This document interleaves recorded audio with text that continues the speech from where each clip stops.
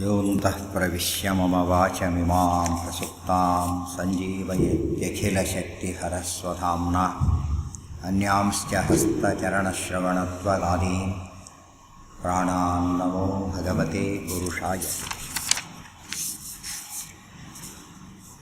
ಯಸ್ಮಾತ್ ಬ್ರಹ್ಮೇಂದ್ರ ರುದ್ರಾದಿದೇವತಾನಾಂ ಶ್ರೀಯೋಪಿ ಚ ಜ್ಞಾನಸ್ಫೂರ್ತಿಃ ಸದಾ ತಸ್ಮೈ ಹರಯೇ ಗುರವೇ ನಮಃ. ವ್ಯಾಸಾಯ ಭವನಾಶಾಯ ಶ್ರೀಶಾಯ ಗುಣರಾಶಯೇ ಹೃದ್ಯಾಯ ಶುದ್ಧವಿದ್ಯಾಯ ಮಧ್ವಾಯ ಚ ನಮೋ ನಮಃ. ರಸತು ಶ್ರೀಮದಾನಂದತೀರ್ಥೇಂದುರ್ನೋ ಹೃದಂಬರೇ ಅಧ್ವಜಶ್ಚಂದ್ರಿಕಾ ಸ್ವಾಂತ ಸಂತಾಪಂ ವಿನಿಗೃಹ್ಣತಿ. ವಾಣಿತೆ ಕರವಾಣ್ಯಂಬ ಚರಣೌ ಹೃತಿ ಸರ್ವದಾ ಮದ್ವಾಕ್ಯ ಸರಣಿರ್ಭೂಯಾತ್ ಶ್ರೀಮದಾಚಾರ್ಯ ಭಾವಕ. ಹರಾಯ ಭಯಕಾನಿಷ್ಟಹರಾಯ ಪುರವೈರಿಣೇ ಭವಾಯ ಭವತೆ ಭೂಯಾತ್ ಶಿವಾಯ ಶಿರಸಾ ನಮಃ. ಉಮೇಶಾದ್ಯಾಸುರಾವೋಹಂ ಈಡೇ ಚೇತೋಭಿಮಾನಿನಃ ಯೂಯಂ ಸರ್ವೇ ಪ್ರಕುರುತಾ ಮನೋ ಮೇ ಮಧ್ವಭಾವಗಂ. ಶ್ರೀಮಧ್ವಃ ಕಲ್ಪವೃಕ್ಷಸ್ತು ಜಯಾರ್ಯಃ ಕಾಮಸುತ್ಸ್ಮೃತಃ ಚಿಂತಾಮಣಿಸ್ತು ವ್ಯಾಸಾರ್ಯಃ ಮುನಿತ್ರಯಮುದಾಹೃತಂ. ವಾದಿರಾಜಗುರೂನ್ ವಂದೇ ರಘುತ್ತಮಗುರೂನ್ ತಥಾ ರಾಘವೇಂದ್ರಾನ್ ತಥಾ ಸರ್ವಾನ್ ಸದ್ಗುರೂನ್ ಪ್ರಣತೋಸ್ಮಿ. ಶ್ರೀಗುರುಭ್ಯೋ ನಮಃ. ಹರಿ ಓಂ. ಇವತ್ತು ಒಂದೇ ಒಂದು ಸ್ತೋತ್ರ, ಲಕ್ಷ್ಮೀ ನೃಸಿಂಹ ಸ್ತೋತ್ರ ಅಂತ ಹೇಳಿ ಒಂದೇ ಶ್ಲೋಕ ಇರೋದು. ಎಲ್ಲರೂ ಹೇಳ್ಬೋದು ಆ ಶ್ಲೋಕನ. ನರಸಿಂಹದೇವರ ಒಳ್ಳೆಯ ಸ್ತೋತ್ರ. ಸತ್ಯಧರ್ಮಸ್ವಾಮಿಗಳು ಅಂತ ಹೇಳಿ ಬಹಳಷ್ಟು ದೊಡ್ಡ ವಿದ್ವಾಂಸರು, ಮಹಾತಪಸ್ವಿಗಳು, ಗ್ರಂಥಕಾರರು, ಅವರು ಬರೆದಿರ್ತಕ್ಕಂತಹ ಒಂದು ನರಸಿಂಹ ಸ್ತೋತ್ರ. ಸತ್ಯಜ್ಞಾನ ಸುಖಸ್ವರೂಪ ಮಮಲಂ ಕ್ಷೀರಾಬ್ಧಿ ಮಧ್ಯಸ್ಥಲಂ ಯೋಗಾರೂಢಂ ಅತಿಪ್ರಸನ್ನವದನಂ ಭೂಷಾ ಸಹಸ್ರೋಜ್ವಲಂ ತ್ರಕ್ಷಂ ಚಕ್ರಪಿನಾಕಸಾಭಯವರಾನ್ ಬಿಭ್ರಾಣಮರ್ಕಚ್ಛವಿಂ ಛತ್ರೀಭೂತಫಣೀಂದ್ರಮಿಂದುಧವಲಂ ಲಕ್ಷ್ಮೀನೃಸಿಂಹಂ ಭಜೆ. ಸತ್ಯಜ್ಞಾನಸುಖಸ್ವರೂಪಂ ಅಮಲಂ ಕ್ಷೀರಾಬ್ಧಿಮಧ್ಯಸ್ಥಲಂ ಯೋಗಾರೂಢಂ ಅತಿಪ್ರಸನ್ನವದನಂ ಭೂಷಾ ಸಹಸ್ರೋಜ್ವಲಂ ತ್ರಕ್ಷಂ ಚಕ್ರಪಿನಾಕಸಾಭಯವರಾನ್ ಬಿಭ್ರಾಣಮರ್ಕಚ್ಛವಿಂ ಛತ್ರೀಭೂತಫಣೀಂದ್ರಂ ಇಂದುಧವಲಂ ಲಕ್ಷ್ಮೀನೃಸಿಂಹಂ ಭಜೆ. ಶ್ರೀ ಸತ್ಯಧರ್ಮ ದೃಷ್ಟಂ ಲಕ್ಷ್ಮೀನೃಸಿಂಹ ಸ್ತೋತ್ರಂ ಪ್ರಸಿದ್ಧ. ಇವತ್ತಿನ ದಿವಸ ಮಹಾಭಾರತ ಧರ್ಮಯುದ್ಧವೇ ಅಂತ ಒಂದು ವಿಚಾರದ ಬಗ್ಗೆ ಗೋಷ್ಠಿ ಇದೆ. ಮಹಾಭಾರತ ಧರ್ಮಯುದ್ಧವೇ. ಮಹಾಭಾರತ ಅಂದ್ರೇನು, ಧರ್ಮ ಅಂದ್ರೇನು, ಯುದ್ಧ ಅಂದ್ರೇನು, ಮೂರು ಗೊತ್ತಾದರೆ ಮಹಾಭಾರತ ಧರ್ಮಯುದ್ಧ ಹೌದೇ ಹೌದು ಅನ್ನೋ ವಿಚಾರ ಮನದಟ್ಟಾಗುತ್ತೆ. ಮಹಾಭಾರತ ಜಗತ್ತು ಕಂಡ ಅತ್ಯಂತ ಶ್ರೇಷ್ಠವಾದಂಥ ಗ್ರಂಥ. ಅದಕ್ಕಿಂತ ಶ್ರೇಷ್ಠವಾದ ಗ್ರಂಥನೇ ಇಲ್ಲ. ಮಹಾಭಾರತ ಅನ್ನೋ ಹೆಸರೇ ಅದರ ಹಿರಿಮೆಯನ್ನು ಹೇಳುತ್ತೆ ಅನ್ನೋದನ್ನು ಶ್ರೀಮದಾಚಾರ್ಯರು ಸ್ಪಷ್ಟವಾಗಿ ಅನೇಕ ಸಲ ನಿರೂಪಣೆ ಮಾಡ್ತಾರೆ. ಮಹತ್ವಾದ್ ಭಾರವತ್ವಾಚ್ಚ ಮಹಾಭಾರತ ಮುಚ್ಯತೆ ನಿರುಕ್ತಿಮಸ್ಯ ಯೋ ವೇದ ಸರ್ವಪಾಪೈ ಪ್ರಮುಚ್ಯತೆ. ಮಹತ್ವಾದ್ ಭಾರವತ್ವಾಚ್ಚ, ಮಹತ್ವ ಮತ್ತು ಭಾರ ಎರಡು ತುಂಬಿರೋದ್ರಿಂದ ಇದಕ್ಕೆ ಮಹಾಭಾರತ ಅಂತ ಹೆಸರು. ಈ ಹೆಸರು ಯಾತಕ್ಕೆ ಬಂತು ಈ ರೀತಿ ತಿಳ್ಕೊಂಡವರಿಗೂ ಕೂಡ ಎಲ್ಲ ಪಾಪ ಪರಿಹಾರ ಅನ್ನೋ ಮಾತನ್ನು ಹೇಳ್ತಾರೆ. ಮಹಾಭಾರತ ಅನ್ನೋ ಮಾತಿನಲ್ಲಿ ಅದರ ಮಹತ್ವ ಅಡಗಿದೆ. ಅದರ ಅಷ್ಟು ದೊಡ್ಡ ಗ್ರಂಥದಲ್ಲಿ ಬಂದಿರೋ ಯುದ್ಧ ಅಧರ್ಮ ಯುದ್ಧ ಆಗೋ ಚಾನ್ಸಸ್ ಇದೆಯಾ ಯೋಚನೆ ಮಾಡಿ. ಅಷ್ಟು ದೊಡ್ಡ ಗ್ರಂಥ ಅಂದಮೇಲೆ ಅದು ಸುಪ್ರೀಂ ಕೋರ್ಟ್ ಅಂತೇಳಿ ಸತ್ಯ ಹೇಳಲಿಲ್ಲ ಅಂದರೆ ಹೇಗೋ ಹಾಗೆ. ಕೋರ್ಟೇ ಸತ್ಯ ಹೇಳಬೇಕು. ಸುಪ್ರೀಂ ಕೋರ್ಟ್ ಅಂತ ಹೇಳಿದರೆ ಸತ್ಯಧರ್ಮಗಳನ್ನೇ ಹೇಳಬೇಕು. ಮಹಾಭಾರತ ಹೇಳಿದ ಯುದ್ಧ, ವರ್ಣನೆ ಮಾಡಿದ ಯುದ್ಧ ಧರ್ಮದಿಂದ ಕೂಡಿದ ಯುದ್ಧವೇ ಎಂಬುದಕ್ಕೆ ಉತ್ತರ. ಇನ್ನು ಧರ್ಮ ಅಂದರೆ ಏನು ಮುಂದಿನ ಪ್ರಶ್ನೆ. ಧರ್ಮ ಅಂತ ತುಂಬ ಜನ ಮಾತಾಡ್ತಾರೆ. ಕೆಲವು ಧರ್ಮ ಬೇಡ ಅಂತಲೂ ಮಾತಾಡ್ತಾರೆ. ಎರಡೆರಡು ವಾದ ಉಂಟು. ಧರ್ಮಾತೀತವಾದಂಥ ರಾಜ್ಯ ಬೇಕು ಅಂತ ಕೆಲವರು ವಾದ, ಧರ್ಮ ಬೇಕೇ ಬೇಕು ಅಂಥೇಳಿ ಇನ್ನೊಂದು ವಾದ. ಧರ್ಮ ಶಬ್ದಕ್ಕೆ ಮತಧರ್ಮ ಅಂತ ಅರ್ಥ ಅಲ್ಲ, ಯಾವುದೋ ಒಂದು ಕೋಮಿನ ಧರ್ಮ ಅಂತ ಅರ್ಥ ಅಲ್ಲ. ಧರ್ಮ ಅಂಬದು ತುಂಬ ಬ್ರಾಡ್ ಟರ್ಮ್. ಅದು ಧಾರಣಾ ಧರ್ಮ ಇತ್ಯಾಹು. ಯಾವುದನ್ನು ಅನುಷ್ಠಾನ ಮಾಡೋದ್ರಿಂದ ಮನುಷ್ಯ ಬದುಕ್ತಾನೆ, ಬೆಳಿತಾನೆ, ಎರಡಾಗಬೇಕು. ಮನುಷ್ಯ ಇರಬೇಕು, ಬೆಳಿಬೇಕು. ಎರಡಕ್ಕೂ ಯಾವುದ ಕಾರಣನೋ ಅದನ್ನು ಧರ್ಮ ಅಂತ ಕರೀತಾರೆ. ನಮ್ಮ ಆಧುನಿಕ ಪರಿಭಾಷೆಯಲ್ಲಿ ಕಾನೂನು ಅಂತೀವಲ್ಲ, ಹಾಗೆ ಕಾನೂನು ಇರೋದು ಯಾವುದಕ್ಕೋಸ್ಕರ?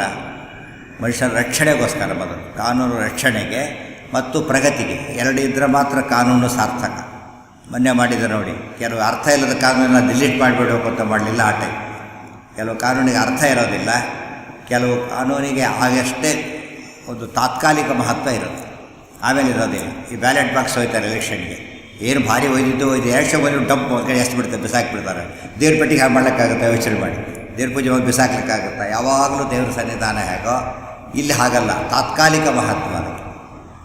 ಇನ್ನು ಊಟಕ್ಕೆ ಹೋದಾಗ ಎಲೆ ಭಾರಿ ಮಹತ್ವ. ಬಿಟ್ಟು ಹೋದ್ಮೇಲೆ ಊಟ ಬಂದು ಯಾರು ಎಲೆ ಒಯ್ಯೋದಿಲ್ಲ, ಪುಣ್ಯಕ್ಕೆ ಲೋಟ ಗಿಟ್ಟ ಹೋಗ್ತಾರೆ, ಎಲೆ ಒಯ್ಯೋದಿಲ್ಲ, ಬಿಟ್ಟು ಹೋಗಿಬಿಡ್ತಾರೆ, ಪರ್ಪಸ್ ಮುಗಿದೋಯ್ತದೆ.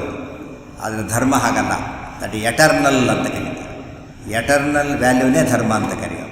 ಅದನ್ನೇ ಭಗವದ್ಗೀತೆ ಮಹಾಭಾರತಾದಿಗಳಲ್ಲಿ ಸನಾತನ ಧರ್ಮ ಅಂತ ಕರೀತಾರೆ. ಸನಾತನ ಅಂದರೆ ರ್ಯಾಷನಲ್, ಸನಾತನ ಯೂನಿವರ್ಸಲ್. ಆ ಧರ್ಮ ಎಂದು ಬದಲಾವಣೆ ಹೊಂದೋದೇ ಇಲ್ಲ, ಅದನ್ನು ಧರ್ಮ ಅಂತ ಕರೆಯೋದು. ಯಾರೋ ಸಾಲ ಇಸ್ಕೊಂಡಿರ್ತಾರೆ, ವಾಪಸ್ ಕೊಟ್ಟಿರೋದಿಲ್ಲ, ಕೊಟ್ಟಿಲ್ಲ ಅಂತ ಹೇಳ್ತಾನೆ, ಅದು ಧರ್ಮ ಅಲ್ಲ, ಕೊಟ್ಟುಬಿಡು ಅಂತ ಹೇಳ್ತಾನೆ. ಧರ್ಮ ಅಲ್ಲ, ಕೊಟ್ಟುಬಿಡು. ಇನ್ನೊಬ್ಬರಿಂದ ಪಡೆದನ್ನು ವಾಪಸ್ ಕೊಡಬೇಕಾದ ಕರ್ತವ್ಯ. ಈ ಅರ್ಥದಲ್ಲಿ ಉಪಯೋಗಿಸಿದಾಗ ಧರ್ಮ ತುಂಬ ವ್ಯಾಪಕವಾದಂಥ ಅರ್ಥ ಹೊಂದಿದೆ. ರಕ್ಷಣೆ ಮತ್ತು ಪ್ರಗತಿ ಎರಡು ಧರ್ಮದ ಮುಖ್ಯ ಉದ್ದೇಶ. ಅದನ್ನು ಅರ್ಥ ಮಾಡಿಕೊಂಡ್ರೆ ಧರ್ಮ ಯುದ್ಧ ಹೌದು ಮುಂದಿನ ಪ್ರಶ್ನೆ. ಆಮೇಲೆ ಯುದ್ಧ ಅಂದರೆ ಏನು? ಫೈಟಿಂಗ್. ಯುದ್ಧ ಅಂದರೆ ಫೈಟ್. ನಾವು ಕೋರ್ಟ್ ನ್ಯಾಯಾಲಯಕ್ಕೆ ಹೋರಾಟ ಅಂತ ಕರೀತಾವಲ್ಲ, ಹಾಗೆ ಧರ್ಮಕ್ಕೋಸ್ಕರ ಮಾಡಿದ ಹೋರಾಟ ಧರ್ಮ ಯುದ್ಧ. ಯುದ್ಧ ಅಂತ ಹೇಳಿದಾಗ ಸಂಘರ್ಷ ಇದ್ದರೆ ಮಾತ್ರ ಯುದ್ಧ ಶುರುವಾಗೋದು. ಸಂಘರ್ಷದಿಂದ ಯುದ್ಧ. ಧರ್ಮಕ್ಕೋಸ್ಕರ ನಡೆದ ಸಂಘರ್ಷ ಧರ್ಮಯುದ್ಧ, ಧರ್ಮಕ್ಕೋಸ್ಕರ ನಡೆದ ಯುದ್ಧವಾದ್ದರಿಂದ ಧರ್ಮಯುದ್ಧ. ಮಹಾಭಾರತದಲ್ಲಿ ಬಂದಂತಹ ಪಾಂಡವ ಕೌರವರ ಯುದ್ಧ ಧರ್ಮಯುದ್ಧವೇ ಎನ್ನುವ ಪ್ರಶ್ನೆಗೆ ಮೊದಲು ಅರ್ಥ ಮಾಡ್ಕೋಬೇಕಾದದ್ದು ಧರ್ಮಕ್ಕೋಸ್ಕರ ನಡೆದ ಯುದ್ಧವೇ ಅಂತ ಪ್ರಶ್ನೆ. ಧರ್ಮಕ್ಕೋಸ್ಕರ ನಡೆದ ಯುದ್ಧವೇ. ಸಾಮಾನ್ಯ ಜನ ಮಹಾಭಾರತವನ್ನು ಸುಮ್ಮನೆ ಓದಿದಾಗ ಅದು ದಾಯಾದಿಗಳಾದ ಕೌರವ ಪಾಂಡವರ ಮಧ್ಯೆ ರಾಜ್ಯಕ್ಕೋಸ್ಕರ ನಡೆದ ಯುದ್ಧ ಕಂಡ ಕಾಣುತ್ತೆ. ರಾಜ್ಯಕ್ಕೋಸ್ಕರ ನಡೆದ ಯುದ್ಧ ಧರ್ಮಯುದ್ಧ ಹೇಗಾಗುತ್ತೆ? ಇವತ್ತು ಎಲೆಕ್ಷನ್ ಅಂತ ಕರಿತೇವೆ, ಪವರಿಗೋಸ್ಕರ ಮಾಡೋದಷ್ಟೇ. ಪವರ್ ಯಾರಿಗೆ ಬೇಕು ಅಂತ ಮಾಡ್ತಾರಲ್ಲ, ಹಾಗೆ ಅಧಿಕಾರಕ್ಕೋಸ್ಕರ ಮಾಡಿದ್ದು ಹೇಗೋ ಅದು ರಾಜ್ಯಕ್ಕೋಸ್ಕರ ಮಾಡಿದ್ದು. ಅದು ರಾಜ್ಯ ದೊಡ್ಡ ರಾಜ್ಯವಾದ್ದರಿಂದ ಹೋರಾಟ ಮಾಡಿದರು, ಪಾಂಡವರಿಗೆ ಗೆಲುವು ಬಂತು. ಅದು ಧರ್ಮಯುದ್ಧ ಹೇಗಾಗುತ್ತೆ ಅನ್ನೋ ಪ್ರಶ್ನೆ ಕೇಳಬಹುದು. ಆದರೆ ಅದೆಲ್ಲ ಪ್ರಶ್ನೆ ಮಹಾಭಾರತದಲ್ಲೇ ಬಂದು ಉತ್ತರ ಬಂದುಬಿಟ್ಟಿದೆ. ಅದಕ್ಕೆ ರಾಜ್ಯಕ್ಕೋಸ್ಕರ ನಡೆದ ಯುದ್ಧವೋ ಧರ್ಮಕ್ಕೋಸ್ಕರ ನಡೆದ ಯುದ್ಧವೋ ಅಂತ ಪ್ರಶ್ನೆ ಮಾಡಿದರೆ ಭಗವದ್ಗೀತೆಯಲ್ಲೇ ಬರುತ್ತೆ. ಅರ್ಜುನ ಹೇಳ್ತಾನೆ, ರಾಜ್ಯ ನನಗೆ ಬೇಕಾಗಿಲ್ಲ. ಕಿಮ್ನೋ ರಾಜ್ಯೇನ ಗೋವಿಂದ ಕಿಂ ಭೋಗೈರ್ ಜೀವಿತೇನವ. ರಾಜ್ಯ ಬೇಡ, ಕೀರ್ತಿ ಬೇಡ. ಇವತ್ತು ಕ್ರಿಕೆಟೆಲ್ಲ ಆಟ ಆಡ್ತಾರೆ, ಅದು ಕೀರ್ತಿ ಬರುತ್ತದೆ.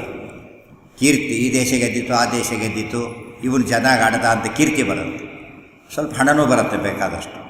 ಆದರೆ ಜಯದಲ್ಲಿ ಕೀರ್ತಿ ಇದೆ. ಮಹಾಭಾರತದಲ್ಲಿ ಏನು ಬರುತ್ತೆ ಅಂತ ಕೇಳಿದರೆ ಅರ್ಜುನ ಯಾವುದು ಬೇಡ ಅಂತ ಹೇಳ್ತಾರೆ. ನನಗೆ ಯಾವುದು ಬೇಕಿಲ್ಲ. ಕಿಮ್ನೋ ರಾಜ್ಯೇನ ಗೋವಿಂದ ಕಿಂ ಭೋಗೈಹಿ ಜೀವಿತೇನವ. ನನಗೆ ಯಾವುದು ಬೇಡ ಅಂತ ಹೇಳಿ ಮಾಡಿದ ಯುದ್ಧ ಅಂದರೆ ಧರ್ಮಯುದ್ಧನೇ ಹೊರತು ಬೇರೆ ಅದು. ಅರ್ಜುನ ಅಲ್ಲಿ ಹೇಳ್ತಾರೆ, ನಾವೀಗ ಪಾಪಮೇವ ಆಶ್ರಯೇ ತಸ್ಮಾನ್ ಹತ್ವೈತಾನ್ ಆತತಾಯಿನಃ. ನಾವೀಗ ಯುದ್ಧ ಮಾಡಿದರೆ ಈ ಪಾಪಿಗಳನ್ನು ಕೊಂದರೆ ನನ್ನ ಪಾಪನೇ ಬರುತ್ತೆ ಅಂತ ಹೇಳ್ತಾರೆ. ಇದು ಪುಣ್ಯ ಪಾಪದ ಪರಿಕಲ್ಪನೆ ಹಿನ್ನೆಲೆಯಲ್ಲಿ ಬಂದಿರೋ ಯುದ್ಧವಾದ್ದರಿಂದ ಅದು ಧರ್ಮಯುದ್ಧ ಹೌದು ಅಂದರೆ ಧರ್ಮಯುದ್ಧವೇ ಹೌದು, ಬರೀ ರಾಜ್ಯಕ್ಕೋಸ್ಕರ ಅಲ್ಲ. ಭಗವಂತ ಉಪದೇಶ ಮಾಡಬೇಕಾದ್ರೆ ರಾಜ್ಯಕ್ಕೋಸ್ಕರ ಯುದ್ಧ ಮಾಡೋಂಥ ಕೃಷ್ಣ ಹೇಳೋದಿಲ್ಲ. ರಾಜ್ಯಕ್ಕೋಸ್ಕರ ಯುದ್ಧ ಅಂತ ಜನ ಏನು ತಿಳ್ಕೊಂಡಿದ್ದಾರೆ, ಅದು ಮಹಾಭಾರತ ಒಪ್ಪಿಲ್ಲ, ಭಗವದ್ಗೀತೆ ಒಪ್ಪಿಲ್ಲ. ಕೃಷ್ಣನೇ ಹೇಳ್ತಾರೆ, ಹತೋ ವಾ ಪ್ರಾಪ್ಸ್ಯಸಿ ಸ್ವರ್ಗಂ ಜಿತ್ವಾ ವಾ ಭೋಕ್ಷಸೇ ಮಹಿ. ಸತ್ತರೆ ಸ್ವರ್ಗ, ಗೆದ್ದರೆ ರಾಜ್ಯ, ಯಾಕೆ ಯೋಚನೆ ಮಾಡ್ತೀಯ? ಯುದ್ಧ ಮಾಡು ಅಂತ ಹೇಳ್ತಾರೆ. ಸೊ ಗೆದ್ದರೆ ರಾಜ್ಯ ಅಂತ ಹೇಳಿದ್ರಿಂದ ಗೆಲ್ಲದೆ ಹೋದರೂ ಪರವಾಗಿಲ್ಲ ಅಂತ ಭಗವಂತ ಹೇಳ್ತಾ, ರಾಜ್ಯಕ್ಕೋಸ್ಕರ ನಡೆದ ಯುದ್ಧ ಅಲ್ಲ ಮತ್ತೆ ಹೇಳ್ತಾರೆ.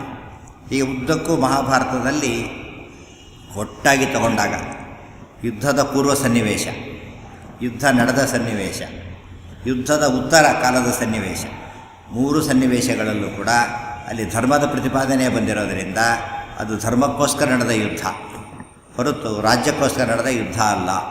ರಾಜ್ಯ ಎಂಬುದು ಸೆಕೆಂಡರಿ. ಅದು ಒಳ್ಳೆಯ ಯೋಧ ಯುದ್ಧ ಮಾಡಿ ಗೆಲ್ತಾನೆ.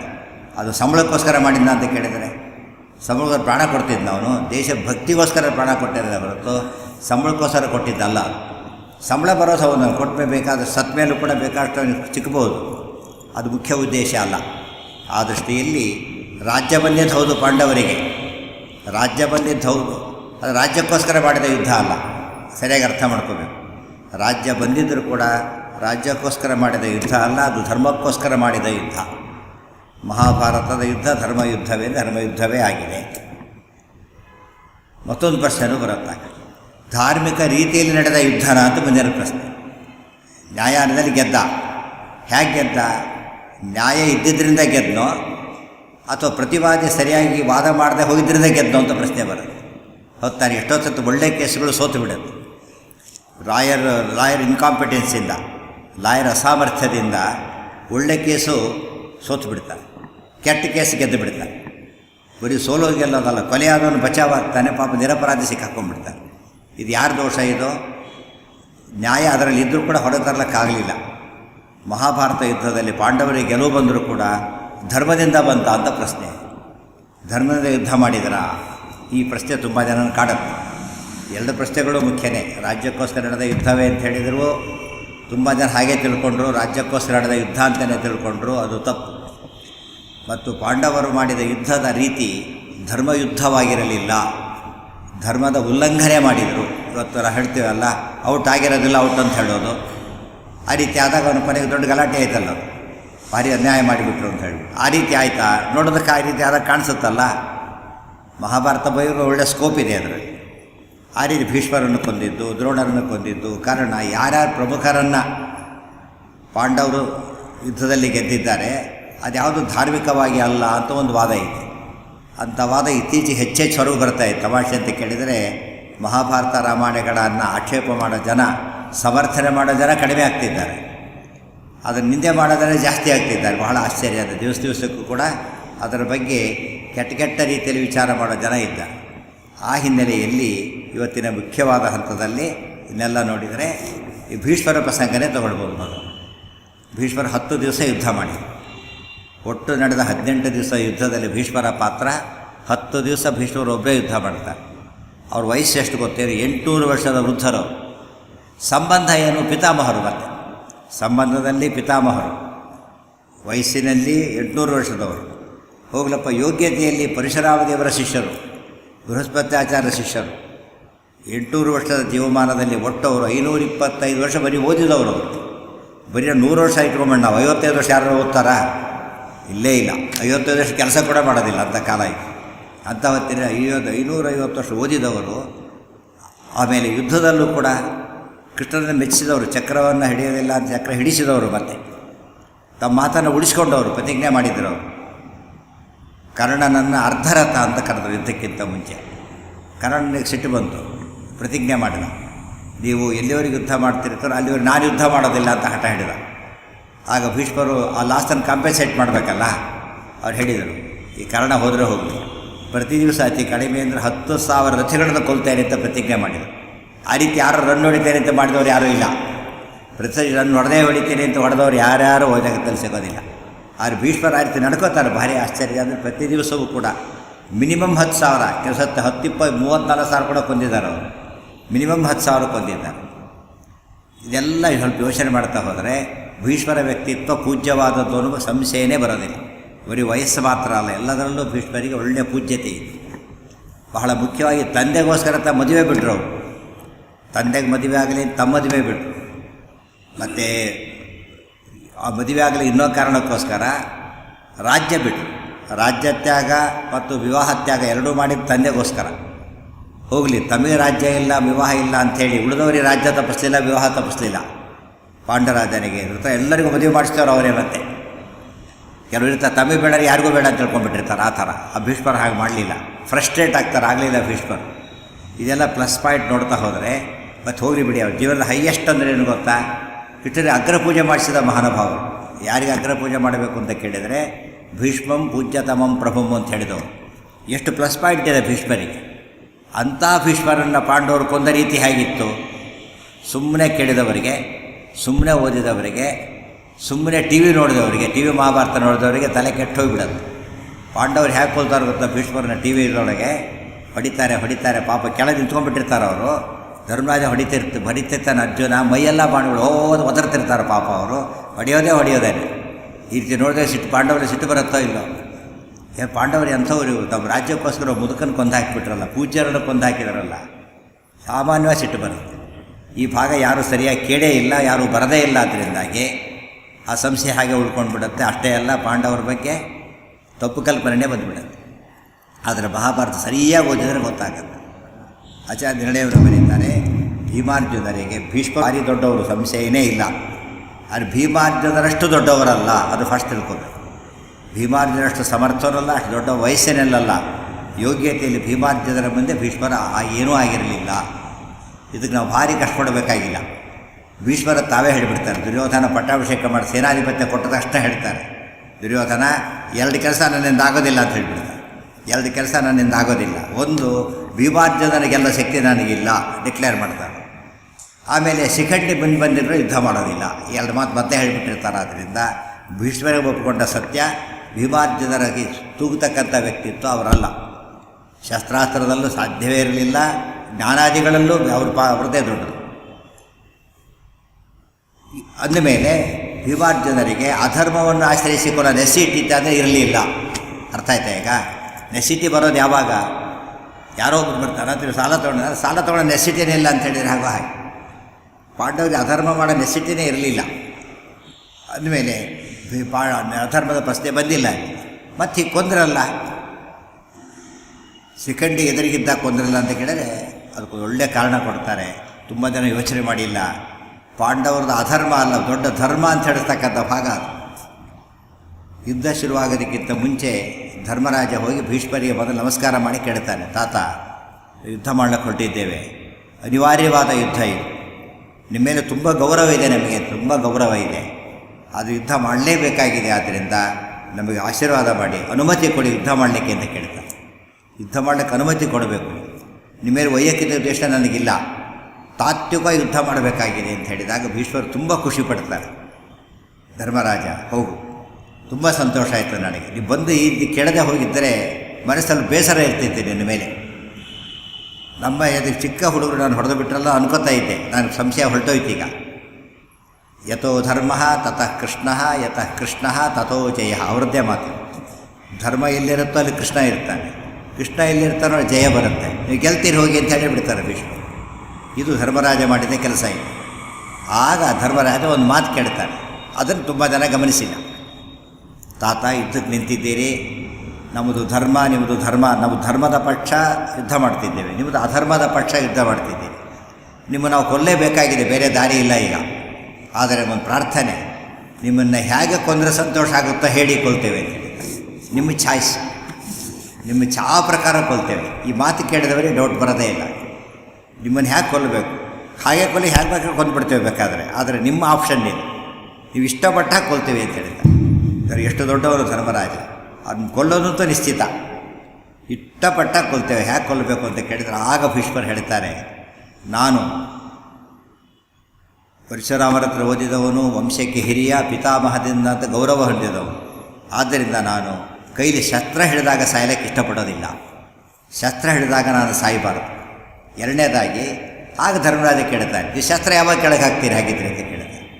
ಶಸ್ತ್ರ ಇದ್ದಾಗ ಹೊಡಿಬಾರ್ದು, ಶಸ್ತ್ರ ಯಾವಾಗ ಕೆಳಗೆ ಹಾಕ್ತೀನಿ, ಶಿಖಂಡಿ ಎದುರುಗಂಡು ನಿಂತ್ಕೊಂಡು ಶಸ್ತ್ರ ಕೆಳಗೆ ಹಾಕ್ತೀನಿ ಅಂತ ಹೇಳ್ತಾರೆ. ಶಿಖಂಡಿ ಅವಾಗ ಕೊಲ್ಲಬಹುದು.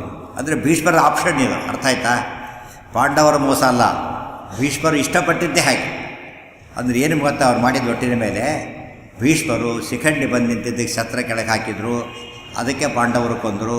ಭೀಷ್ಮರ ಕೀರ್ತಿಗೆ ನಾಶ ಇಲ್ಲ, ಭೀಷ್ಮರು ನಿಜವಾಗಲೂ ಸೋಲ್ತಾ ಇದ್ದಿಲ್ಲ, ಗೆಲ್ತಾ ಇದ್ದಿದ್ರು ಅಂತ ಕೀರ್ತಿ ಬೇಕಿತ್ತು ಅವರಿಗೆ. ಯಾವ ದೃಷ್ಟಿಯಲ್ಲಿ ಪಾಂಡವರಿಗೆ ಅಪಕೀರ್ತಿ ಬಂದರೂ ಪರವಾಗಿಲ್ಲ, ತಮಗೆ ಕೀರ್ತಿ ಬರಬೇಕು ಅಂತೇಳಿದ್ದು ಆಶ್ಚರ್ಯ. ಉಳಿದವ್ರು ಯಾರೂ ಒಪ್ತಿದ್ದಿಲ್ಲ, ಧರ್ಮರಾಜ ಒಪ್ತಾನೆ, ಬಹಳ ಆಶ್ಚರ್ಯ. ಅಂದರೆ ಯಾತಕ್ಕೆ, ನಮಗೆ ಅಪಕೀರ್ತಿ ಬರಲಿ ಪರವಾಗಿ, ನಿಮ್ಮ ಕೀರ್ತಿ ಧಕ್ಕೆ ಬರಬಾರ್ದು. ಇದು ಪಾಂಡವರ ಗ್ರೇಟ್ನೆಸ್, ಇದು ಅವ್ರ ಅಧರ್ಮ ಅಲ್ಲ, ಗ್ರೇಟ್ನೆಸ್ ತೋರಿಸ್ತಾ ಇದ್ದಾರೆ.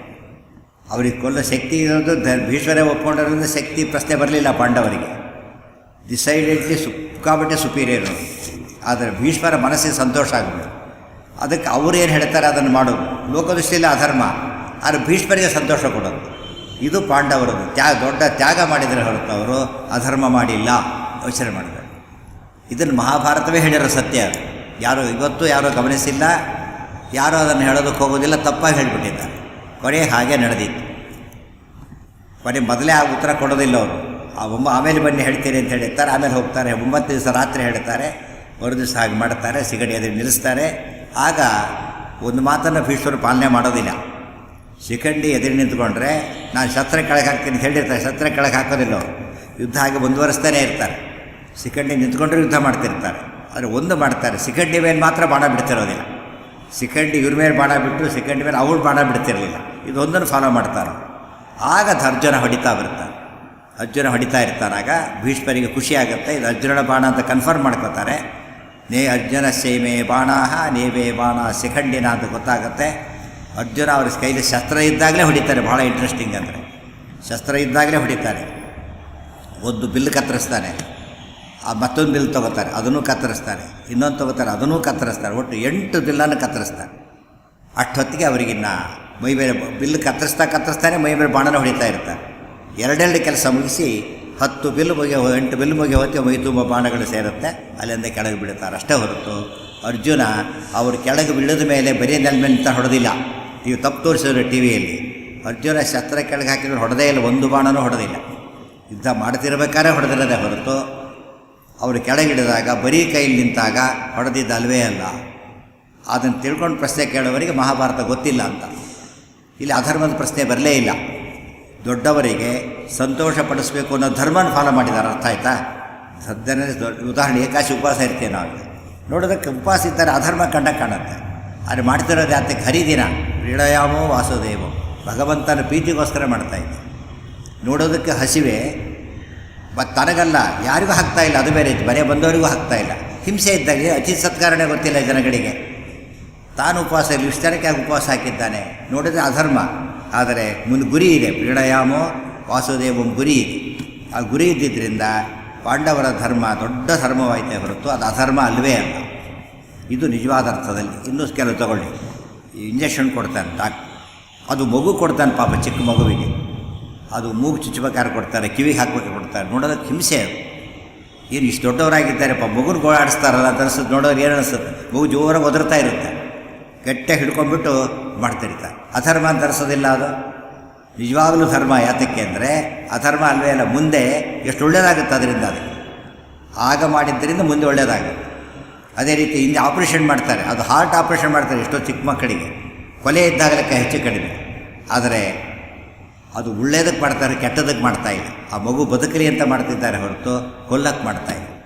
ಅದಕ್ಕೆ ಹೇಳ್ತಾರೆ, ಈಗ ಕೆಲವು ಕಡೆಗೆ ನಮಗೆ ಹಿಂಸೆ ಅಹಿಂಸೆಗೆ ಕಾರಣ ಆಗುತ್ತೆ, ಕೆಲವೊಮ್ಮೆ ಅಹಿಂಸೆ ಹಿಂಸೆಗೆ ಕಾರಣ ಆಗುತ್ತೆ. ಯಾವಾಗ ಮಗು ಒದ್ದಾಡ್ತಾ ಇದೆ, ತುಂಬ ಕಷ್ಟಪಡ್ತಾ ಇದೆ, ಅದಕ್ಕೆ ಔಷಧಿ ಕೊಟ್ಟರೆ ಏನೋ ಮಾಡಿದರೆ ತೊಂದರೆ ಆಗಿ ಜೋಡ್ದಾ ಕೂತಿದ್ದಾರೆ, ಹಾಗೆ ಹೋದರೆ ಸತ್ತೋಗಿಬಿಡುತ್ತೆ. ಇವನು ಹಿಂಸೆ ಮಾಡಲಿಲ್ಲ, ಸತ್ತೋಯ್ತು. ಇವ್ರು ಹಿಂಸೆ ಮಾಡಿದರೆ ಬದುಕ್ತಾಯಿತ್ತು. ಕೆಲವೊಮ್ಮೆ ಹಿಂಸೆ ಅಹಿಂಸೆ ಆಗ್ತದೆ, ಅಹಿಂಸೆ ಹಿಂಸೆ ಆಗುತ್ತೆ. ಸೊ ಪಾಂಡವರು ಮಾಡಿದ ಮೇಲ್ನೋಟಕ್ಕೆ ಕಾಣೋ ಅಧರ್ಮ ಏನಾಗಿದೆ, ಅದು ದೊಡ್ಡ ಧರ್ಮವಾಗಿರೋದರಿಂದ ಭೀಷ್ಮರ ಸಂಹಾರ ಅದು ಅಧರ್ಮದ ಪ್ರಸಂಗ ಅಲ್ವೇ ಅಲ್ಲ, ಧರ್ಮದ ಪ್ರಸಂಗ. ಇನ್ನೂ ಅಧರ್ಮ ಪಾಂಡವರು ಮಾಡೋದು ಅಂತ ಹೇಳಿದ್ರೆ ಅಧರ್ಮ ಪಾಂಡವರು ಮಾಡಿದರು ಅಂತ ಹೇಳಬಾರ್ದು, ಭೀಷ್ಮರು ಮಾಡಿಸಿದ್ರು ಅಂತ ಹೇಳಬೇಕಷ್ಟೇ ಹೊರತು ಬೇರೆ. ಹೀಗೆ ಪಾಂಡವರ ಧರ್ಮ ತಪ್ಪಿದ್ದೇ ಅಲ್ಲ, ಅದು 100ಕ್ಕೆ 100 ಸರಿಯಾದ ಯುದ್ಧ ಆಯಿತು. ಹೋಗಲಿ, ಈ ಮಾತನ್ನು ಯಾರು ಆಕ್ಷೇಪಣೆ ಮಾಡಬೇಕು ಆಮೇಲೆ? ಉದಾಹರಣೆಗೆ ಗಂಡ 2ನೇ ಮದುವೆ ಮಾಡಿಕೊಂಡಿರ್ತಾನೆ ತಿಳ್ಕೊಬೇಡ, ಅದು ಕಾನೂನು ಪ್ರಕಾರ ತಪ್ಪು. ಕೇಸ್ ಯಾರು ಹಾಕಬೇಕು ಗೊತ್ತಾ? ಅದನ್ನು ಮೊದಲೇ ಹೆಂಡತಿ ಹಾಕಬೇಕಾದ್ರೆ. ಉಳಿದವ್ರು ಹಾಕಿದರೆ ಆಕ್ಷೇಪ ಮಾಡೋದಿಲ್ಲ. ಮೊದಲೇ ಹೆಂಡತಿ ಹಾಕಿದರೆ ಮಾತ್ರ ಮಹತ್ವ. ಅದು ಮೊನ್ನೆಲ್ಲ ಆಗಿದೆ ನೋಡಿ, ಎಷ್ಟೋ ಕೆಲವು ಆ ವಿ.ಸಿನ ಇದು ಮಾಡಿದರು, ದೊಡ್ಡ ಆ್ಯಕ್ಷನ್ ತೊಗೊಳಕ್ಕೆ ಅರೆಸ್ಟ್ ಮಾಡಿಲ್ಲ, ಕರ್ಕೊಂಡು ಹೋದರು. ಕೊನೆಗೇನು ಪ್ರೊಸೀಜರ್ ಸರಿ ಇಲ್ಲ ಅಂತ ಬಿಟ್ಬಿಟ್ರು. ಕೊನೆಗೆ ಆತ ನಿರಪರಾಧಿ ಅಂತ ಬಿಡಲಿಲ್ಲ, ಪ್ರೊಸೀಜರ್ ಸರಿ ಇಲ್ಲ ಅಂಥೇಳಿ ಆತ ರಿಲೀಸ್ ಮಾಡಿ ಹಾಕಿಬಿಟ್ರು. ಇನ್ನೂ ಮತ್ತೆ ಒಳಗೆ ಹೋಗೇ ಇಲ್ಲ, ಸುಖವಾಗಿದ್ದುಬಿಟ್ಟಿದ್ದಾರೆ. ಬರೀ ಪ್ರೊಸೀಜರ್ ಎಷ್ಟು ಮಹತ್ವ ಇರ್ತದೆ. ಆದ್ದರಿಂದ ಧರ್ಮ ಇರ್ತದೆ. ಈ ಪಾಂಡವರ ಈ ಪ್ರಸಂಗದೊಳಗೆ ಕೇಸ್ ಹಾಕಬೇಕಾಗಿದ್ದು ಭೀಷ್ಮರು. ಅವ್ರು ಹೇಳಿದ್ರು ನನ್ನನ್ನು ಅಧರ್ಮದಿಂದ ಕೊಂದ್ರಿ ಅಂತ ಹೇಳಬೇಕಾಗಿತ್ತು. ಒಮ್ಮೆನೂ ಈ ಮಾತನ್ನು ಹೇಳೋದಿಲ್ಲ. ಆನ್ ದಿ ಅದರ್ ಹ್ಯಾಂಡ್ ಕೊನೆಗೆ ಬರುತ್ತೆ, ಅದು ಕೊಟ್ಟಿಗೆ ಹೇಳಿಬಿಡ್ತೀರ ಅದಾಗಲಿ ಪ್ರಶ್ನೆ ಅಷ್ಟು ಉಳ್ಕೊಂಡಿರಲಿ ಚೂರಿರಲಿ ಬಿಡದ್ದೆಲ್ಲ ಮುಗಿದೋಗಿದೆ. Next case Dronacharya. ನೋಡಾಗ ನಮಗೇನು ಅನಿಸುತ್ತೆ ಮತ್ತು ಯಥಾಪ್ರಕಾರ ದ್ರೋಣರ ಕಥೆ ಕೇಳಿಬಿಟ್ರೆ 10 ದಿವಸ ಯುದ್ಧ ಮಾಡಿದವ್ರು ಇವರು, 5 ದಿವಸ ಮಾಡಿದವ್ರು ಅವರು. ಅಲ್ಲಿ 15 ದಿವಸದ ಯುದ್ಧ ಇವರಿಬ್ಬರಿಂದಲೇ ಮುಗಿದೋಗ್ಬಿಡೋದು. 5ನೇ ದಿವಸ ಆಗಲೇ ಸಾಯಂಕಾಲ ಆಗ್ತಾಯಿದೆ. ಅಷ್ಟೊತ್ತೆ ಸರಿಯಾಗಿ ದ್ರೋಣರ ಹತ್ರ ದುಷ್ಟದ್ಯುಮ್ನ ಹೋಗಿಬಿಟ್ಟು ನೋಡೋರಿಗೆ ಸುಮ್ಮನೆ ಅವ್ರ ಶಸ್ತ್ರ ಕೆಳಗೆ ಹಾಕಿರ್ತಾರೆ. ಅಶ್ವತ್ಥಾಮ ಹತಃ ಅಂತ ಕೃಷ್ಣ ಹೇಳಿಸಿಬಿಡ್ತಾನೆ. ದ್ರೋಣಾಚಾರ್ಯ ಶಸ್ತ್ರ ಕೆಳಗೆ ಹಾಕಿಬಿಡ್ತಾರೆ. ಧ್ಯಾನ ಮಾಡ್ತಾ ಕೂತ್ಬಿಡ್ತಾರೆ. ಆಗ ದುಷ್ಟದ್ಯುಮ್ನ ಬಂದು ತಲೆ ಕತ್ತರಿಸ್ಬಿಡ್ತಾರೆ. ಇದು ಸುಮ್ಮನೆ ಮಹಾಭಾರತ ನೋಡ್ರಿ ಅನ್ಸೋ ಮಾತಿ. ಈ ತಪ್ಪನ್ನು ಸ್ವತಃ ಅಶ್ವತ್ಥಾಮರು ತಿಳ್ಕೊಂಡ್ರು ಅಂತ ಹೇಳ್ತಾರೆ. ದ್ರೋಣಾಚಾರ್ಯ ಶಸ್ತ್ರ ಕೆಳಗೆ ಹಾಕಿ ಕೂತಿದ್ದಾಗ ಅವರ ತಲೆ ಕತ್ತರಿಸ್ಬಿಟ್ಟ ದುಷ್ಟದ್ಯುಮ್ನ ಅಂತ ಹೇಳಿ ಅಶ್ವತ್ಥಾಮರು ತಿಳ್ಕೊಳ್ಳೋಷ್ಟ್ರ ಮಟ್ಟಿಗೆ ನೋಡೋಕ್ಕೆ ಕಥೆ. ವಸ್ತುಸ್ಥಿತಿ ಅದು ಅಲ್ವೇ ಅಲ್ಲ. ವಸ್ತುಸ್ಥಿತಿಯಲ್ಲಿ 2 ಪ್ರಶ್ನೆ ಇದೆ. ಒಂದು ಸುಳ್ಳು ಹೇಳಿಸಿದರು, ಅಶ್ವತ್ಥಾಮ ಹತ ಅಂತ ಸುಳ್ಳು ಹೇಳಿಸಿಬಿಟ್ರು, ಅದಕ್ಕೆ ಶಸ್ತ್ರ ಕೆಳಗೆ ಹಾಕಿದರು, ಧ್ಯಾನ ಮಾಡ್ತಾ ಕೂತಿದ್ರು, ಆಗ ದುಷ್ಟದ್ಯುಮ್ನ ತಲೆ ತೆಗೆದುಬಿಟ್ಟ. 2 ತಪ್ಪಾಯ್ತು. ಈಗ ಭೀಷ್ಮರಿಗೆ ಒಂದಾಗಿದ್ದರೆ 2 ತಪ್ಪು ಇವರಿಗೆ. ಒಂದು ಸುಳ್ಳು ಹೇಳಿದ್ದೊಂದು, ಆಮೇಲೆ ಅವರು ಧ್ಯಾನಕ್ಕೆ ಕೂತಾಗ ತಲೆ ಕತ್ತರಿಸಿದ್ದೊಂದು. ಇದಕ್ಕೇನು ಉತ್ತರ ಬೇಕು? ಇದಕ್ಕೂ ಮಹಾಭಾರತನೇ ಉತ್ತರ ಕೊಡುತ್ತೆ. ಧರ್ಮರಾಜ ಭೀಷ್ಮರ ಹತ್ರ ಹೋದನಲ್ಲ, ನಿಮ್ಮನ್ನು ಹ್ಯಾಕೆ ಕೊಲ್ಲಬೇಕು ಅಂತ ಕೇಳಿದನಲ್ಲ, ಆಮೇಲೆ ದ್ರೋಣಾಚಾರ್ಯ ಹತ್ರ ಹೋಗ್ತಾರೆ. ಅವ್ರಿಗೆ ನಮಸ್ಕಾರವನ್ನು ಮಾಡ್ತಾರೆ. ಅವರು ಇದೇ ಮಾತನ್ನೇ ಹೇಳ್ತಾರೆ. ಧರ್ಮರಾಜ ನಿಜವಾದ ದೊಡ್ಡವನು ನೀನು, ನಮ್ಮ ಶಿಷ್ಯರು ಯುದ್ಧ ಮಾಡಿದ್ರೆ ಬೇಜಾರಾಗ್ತಿತ್ತೆ ನನಗೆ, ಈಗ ಹೊರಟೋಯ್ತು ಅದು, ನಾವೀಗ ಸೋತವರೇ, ನಾವು ಸಾಯೋರೇ, ನೀವೇ ಗೆಲ್ಲೋರು ಅಂತ ಹೇಳಿದ ತಕ್ಷಣ ಆಗ ಅವ್ರು ಕೇಳ್ತಾರೆ, ನಿಮ್ಮನ್ನು ಹ್ಯಾಕೆ ಕೊಲ್ಲಬೇಕು ಕೇಳ್ತಾರೆ. ಧರ್ಮರಾಜ ಡೈರೆಕ್ಟಾಗಿ ನಿಮ್ಮನ್ನು ಹ್ಯಾಕೆ ಕೊಲ್ಲಬೇಕು ಹೇಳಿ. ಆಗ ದ್ರೋಣರು ಹೇಳ್ತಾರೆ, ನಾನು ಅಷ್ಟೇ, ನೀವೆಲ್ಲ ನನ್ನ ಶಿಷ್ಯರೇ, ಪಾಂಡವರ ಕೌರವರು ಇಬ್ಬರು ದ್ರೋಣಾಚಾರ್ಯ ಹತ್ರ ಓದ್ದವರೇ, ನಿಮಗೆಲ್ಲ ಪಾಠ ಹೇಳಿಕೊಟ್ಟ ನಾನು ಕೈಲಿ ಅಸ್ತ್ರ ಇದ್ದಾಗ ಸತ್ರ ಮರ್ಯಾದೆ ಏನಾಗುತ್ತೆ ಯೋಚನೆ ಮಾಡಿ. ಇವ್ರು ಏನು ಪಾಠ ಹೇಳಿಕೊಟ್ಟಿರಬೇಕು ಅಂತ ಆಗೋದಿಲ್ಲ. ಈಗ ಮೇಷ್ಟ್ರೆ ಕಾಪಿ ಹೊಡೆದ್ರೆ ಆಗೋ ಹಾಗಾಗಿಬಿಡುತ್ತೆ ಅಷ್ಟೇ. ಹುಡುಗರಲ್ಲ, ಮೇಷ್ಟ್ರೆ ಕಾಪಿ ಹೊಡೆದಾಗ ಆಗುತ್ತೆ.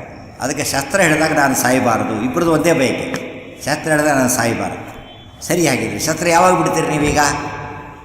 ಧರ್ಮರಾಜ ಕೇಳಿಬಿಟ್ಟು ಶಸ್ತ್ರ ಯಾವಾಗ ಬಿಡ್ತೀರಿ ಹಾಗಿದ್ದರೆ? ಅವ್ರು ಹೇಳ್ತಾರೆ, ತುಂಬ ಅಪ್ರಿಯವಾದ ವಾರ್ತೆ ಕಿವಿ ಬಿದ್ದರೆ ಶಸ್ತ್ರ ಬಿಡ್ತೇನೆ ಅಂತ ಹೇಳ್ತಾರೆ. ತುಂಬ ಅಪ್ರಿಯವಾದ ವಾರ್ತೆ ಕಿವಿ ಬಿಡಬೇಕು, ಅವ ಶಸ್ತ್ರ ಬಿಡ್ತೇನೆ. ಧರ್ಮರಾಜ ಮತ್ತೆ ಪ್ರಶ್ನೆ ಕೇಳ್ತಾನೆ, ತುಂಬ ಅಪ್ರಿಯ ವಾರ್ತೆ ನಿಮಗೆ ಯಾವುದು ಅಂತ ಕೇಳ್ತಾನೆ. ತುಂಬ ಅಪ್ರಿಯ ವಾರ್ತೆ ನಿಮಗೆ ಯಾವುದು? ಆಗ ಹೇಳ್ತಾರೆ ಧರ್ಮರಾಜ, ಅದು ಬಾಯಿ ಬಿಟ್ಟು ಹೇಳೋದಿಲ್ಲ, ನೀನೇ ಅರ್ಥ ಮಾಡ್ಕೋಬೇಕು ಅಂತೇಳಿ, ನೀನೇ ಅರ್ಥ ಮಾಡ್ಕೊಳ್ಳೋ ಹೇಳೋದಿಲ್ಲ ಅಂತ ಹೇಳ್ತಾರೆ. ಇಷ್ಟು ಮೊದಲೇ ಹೇಳಿದ ನಡೆದ ಪ್ರಸಂಗ. ಅದೇ ರೀತಿ ಮುಂದೆ ನಡೀತು. 5ನೇ ದಿವಸ ಯುದ್ಧ ಭಾರಿ ಜೋರ ನಡೀತಾ ಇದೆ. ಆ ಯುದ್ಧದ ಪ್ರಸಂಗದೊಳಗೆ ಈ ದ್ರೋಣಾಚಾರ್ಯರು ಇನ್ನು ವಾಪಸ್ ಹೋಗಬೇಕು, ಭಗವಂತನ ಸಂಕಲ್ಪ, ವಾಪಸ್ ಹೋಗಬೇಕು. ಭೀಮಸೇನದವರು ಕೃಷ್ಣನ ಸಂಕಲ್ಪದ ಕಥೆ ನಡಕ್ತಾ ಇದ್ದಾರೆ. ಆಗಲೇ ಅವ್ರು ಹೇಳಿದ್ದನ್ನು ನಡೆಸಬೇಕು, ಶಸ್ತ್ರ ಕೆಳಗೆ ಹಾಕಬೇಕು. ಶಸ್ತ್ರ ಕೆಳಗೆ ಹಾಕೋದು ಯಾವಾಗ ಅಂತ ಕೇಳಿದರೆ, ಅಪ್ರಿಯವಾದ ವಾರ್ತೆ ಕಿವಿಗೆ ಬೇಕಾ. ಅವ್ರಿಗೆ ಅಪ್ರಿಯವಾದ ವಾರ್ತೆ ಒಂದೇ ಇರೋ ಚಾನ್ಸು. ಅವರಿಗೆ ಒಬ್ಬ ಮಗ ಇದ್ದಾನೆ, ಅಶ್ವತ್ಥ ಅವರ ಮಗ ಇದ್ದಾನೆ, ಅವ್ರ ಮೇಲೆ ಭಾರಿ ಪ್ರೀತಿ ಅವರಿಗೆ. ಅವರು ಸತ್ರು ಅಂತ ಕಿವಿ ವಾರ್ತೆ ಬಿದ್ದರೆ ಆಗ ಶಸ್ತ್ರ ಕೆಳಗೆ ಹಾಕ್ತಾರೆ, ಆಗ ಕೊಲ್ಲಬೇಕು. ಅದನ್ನಿಟ್ಕೊಂಡೇ ಕೃಷ್ಣ ಅಶ್ವತ್ಥಾಮ ಹತಃ ಅನ್ನೋ ಮಾತನ್ನು ಹೇಳಬೇಕು ಅಂತ ಹೇಳಿಸಿದ ತಕ್ಷಣ ಭೀಮಸೇನ ದೇವರು ಅಶ್ವತ್ಥಾಮ ಹತ ಅಂತ ಹೇಳೇ ಬಿಡ್ತಾರೆ. ಆದರೆ ಧರ್ಮರಾಜ ಅವ್ರು ಹೇಳ್ತಾರೆ, ಭೀಮಸೇನ ಮಾತು ನಂಬೋದಿಲ್ಲ ನಾನು. ಯಾಕೆ? ಅದಕ್ಕೆ ಅನೇಕ ಅರ್ಥ ಇರುತ್ತೆ. ಅಪ್ಪ ಹೇಳ್ತಾರಲ್ಲ, ದುರ್ನಿರೂಪ ವಚರಂಚ ಪಂಡಿತಹಿ, ಆದ್ದರಿಂದ ಏನೋ ಅರ್ಥ ಇರ್ಬೋದು. ಅದನ್ನು ನಾನು ಹೇಳಿದೆ, ಧರ್ಮರಾಜ ಹೇಳಬೇಕು. ನಾವು ಹೇಳ್ತೀವಲ್ಲ, ಪುರಂದರದಾಸ ಹೇಳಿದರೆ ಒಪ್ತೀವಿ ಅಂತ, ಮಧ್ವಾಚಾರ್ಯ ಹೇಳಿದರೆ ಒಪ್ಪೋದಿಲ್ಲ, ಪುರಂದರದಾಸ ಹೇಳಿದರೆ ಒಪ್ತೀವಿ ಅಂತ. ಹಾಗೆ ಮಧ್ವಾಚಾರ್ಯದ ಅರ್ಥ ಸಂಸ್ಕೃತ ಬರೋದಿಲ್ವಲ್ಲ ಇವರಿಗೆ. ಪುರಂದರದಾಸ ಹೇಳಿದ್ರೆ ತಕ್ಷಣ ಅರ್ಥ ಆಗಿಬಿಡುತ್ತೆ. ಈ ಪರಿಯ ಸೊಬಗಾವ ದೇವರಲ್ಲಿ ಆ ಕಡೆ ಅರ್ಥ ಆಗಿಬಿಡುತ್ತೆ ತಕ್ಷಣ. ಹರಿದೇವ ಪರ ಅರ್ಥ ಆಗೋದಿಲ್ಲ ಅವರಿಗೆ. ಅದಕ್ಕೆ ದ್ರೋಣಾಚಾರ್ಯ ಬಾಯಿ ವಿಷಯ ಧರ್ಮರಾಜನ ಬಾಯಲ್ಲಿ ಬರಬೇಕು. ಧರ್ಮರಾಜರು ಹೇಳು ಅಂತೇಳಿ ಧರ್ಮರಾಜ ಭಾರಿ ಯೋಚನೆ ಮಾಡ್ತಾನೆ, ಹೇಗೆ ಸುಳ್ಳು ಹೇಳೋದು ಅಂಥೇಳಿ, ಹೇಗೆ ಸುಳ್ಳು ಹೇಳೋದು. ಆಗ ಭೀಮಸೇನ ದೇವರು ಆನೆಯನ್ನು ಕೊಲ್ತಾರೆ. ಅಶ್ವತ್ಥಾಮಾಭಿಧಂ ಗಜಂ ಅಂತ ಹೇಳ್ತಾರೆ. ಒಂದು ಆನೆ ಇತ್ತು ಅಶ್ವತ್ಥಾಮ ಅಂತ, ಆನೆಗೆ ಹೆಸರಿತ್ತು ಅಂತ. ಆನೆಗೆ ಹೆಸರಿಡ್ತಾರೆ ಆನೆಗಳಿಗಿಲ್ಲ ಅಂತ ಕೇಳಿದರೆ, ಈ ನಾಯಿಗಳಿಗೆ ಹೆಸರಿಡ್ತಾರೆ, ಆನೆಗೆ ಯಾಕೆ ಹೆಸರಿಡಬಾರ್ದು?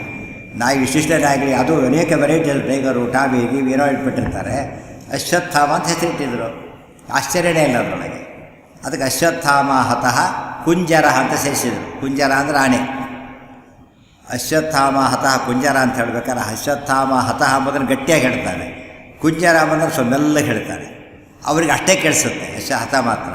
ಆಗ ಅವರಿಗೆ ಭಾರಿ ಆಶ್ಚರ್ಯ ಆಯಿತು. ಅಪ್ರಿಯವಾದ ವಾರ್ತೆಯಲ್ಲ, ಆಗ ಶಸ್ತ್ರ ಕೆಳಗೆ ಹಾಕಬೇಕು ಅಂತ ಹೇಳಿದ್ದು. ಅದು ತಮಾಷೆ, ಭೀಷ್ಮರು ಹೇಳಿದ್ರು ಶಿಖಂಡಿ ಎದುರು ನಿಲ್ಲಿಸ್ಬಿಟ್ರೆ ಶಸ್ತ್ರ ಕೆಳಗೆ ಹಾಕ್ತೇನೆ ಅಂತ ಹಾಕಲಿಲ್ಲ ಅವರು. ಯುದ್ಧ ಮಾಡ್ತಿದ್ದಾಗಲೇ ಪಾಂಡವರು ಕೊಂದಿದ್ದು.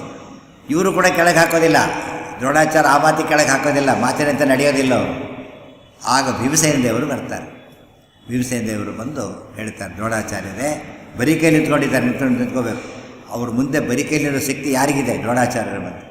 ಅಂಥ ಮಹಾಮೇಧಾವಿಗಳು, ವಿಚಿತ್ರ ಅಸ್ತ್ರ ಗೊತ್ತಿದ್ದವರು. ಬರೀ ಕೈಲಿ ನಿಂತ್ಕೊಂಡು ಕುದುರೆ ರಥದ ಗಾಲಿ ನೊಗ ಹಿಡ್ಕೋತಾರೆ ದ್ರೋಣಾಚಾರ್ಯರೇ. ಎಷ್ಟು ಯುದ್ಧ ಮಾಡಬೇಕು ನೀವಿನ್ನೂ ಕೂಡ? ನೀವು ಅಧರ್ಮದ ಯುದ್ಧ ಮಾಡ್ತಿದ್ದೆ. ಈಗ ನೋಡಿ, ಧರ್ಮದ ಯುದ್ಧ ನಮ್ಮದು, ಧರ್ಮದ ಯುದ್ಧ ನಮ್ಮದು. ನಾವು ಕ್ಷತ್ರಿಯರು, ನಾವು ಯುದ್ಧ ಮಾಡಬೇಕಾದ್ದು ರಾಜ್ಯ ನಮ್ಮದು, ಧರ್ಮ ಉಳಿಸ್ಬೇಕಾದ ಕರ್ತವ್ಯ ನಮ್ಮದು. ಧರ್ಮ ಹೇಳೋರಷ್ಟೇ ನೀವು, ಧರ್ಮ ನಡೆಸೋರಲ್ಲ. ಧರ್ಮ ನಡೆಸೋಕ್ಕೆ ಅನುಕೂಲ ಮಾಡಿಕೊಂಡು ನಾವೀಗ ಕ್ಷತ್ರಿಯ ಧರ್ಮ ಇದು, ಬ್ರಾಹ್ಮಣ ಧರ್ಮ ಅಲ್ಲ.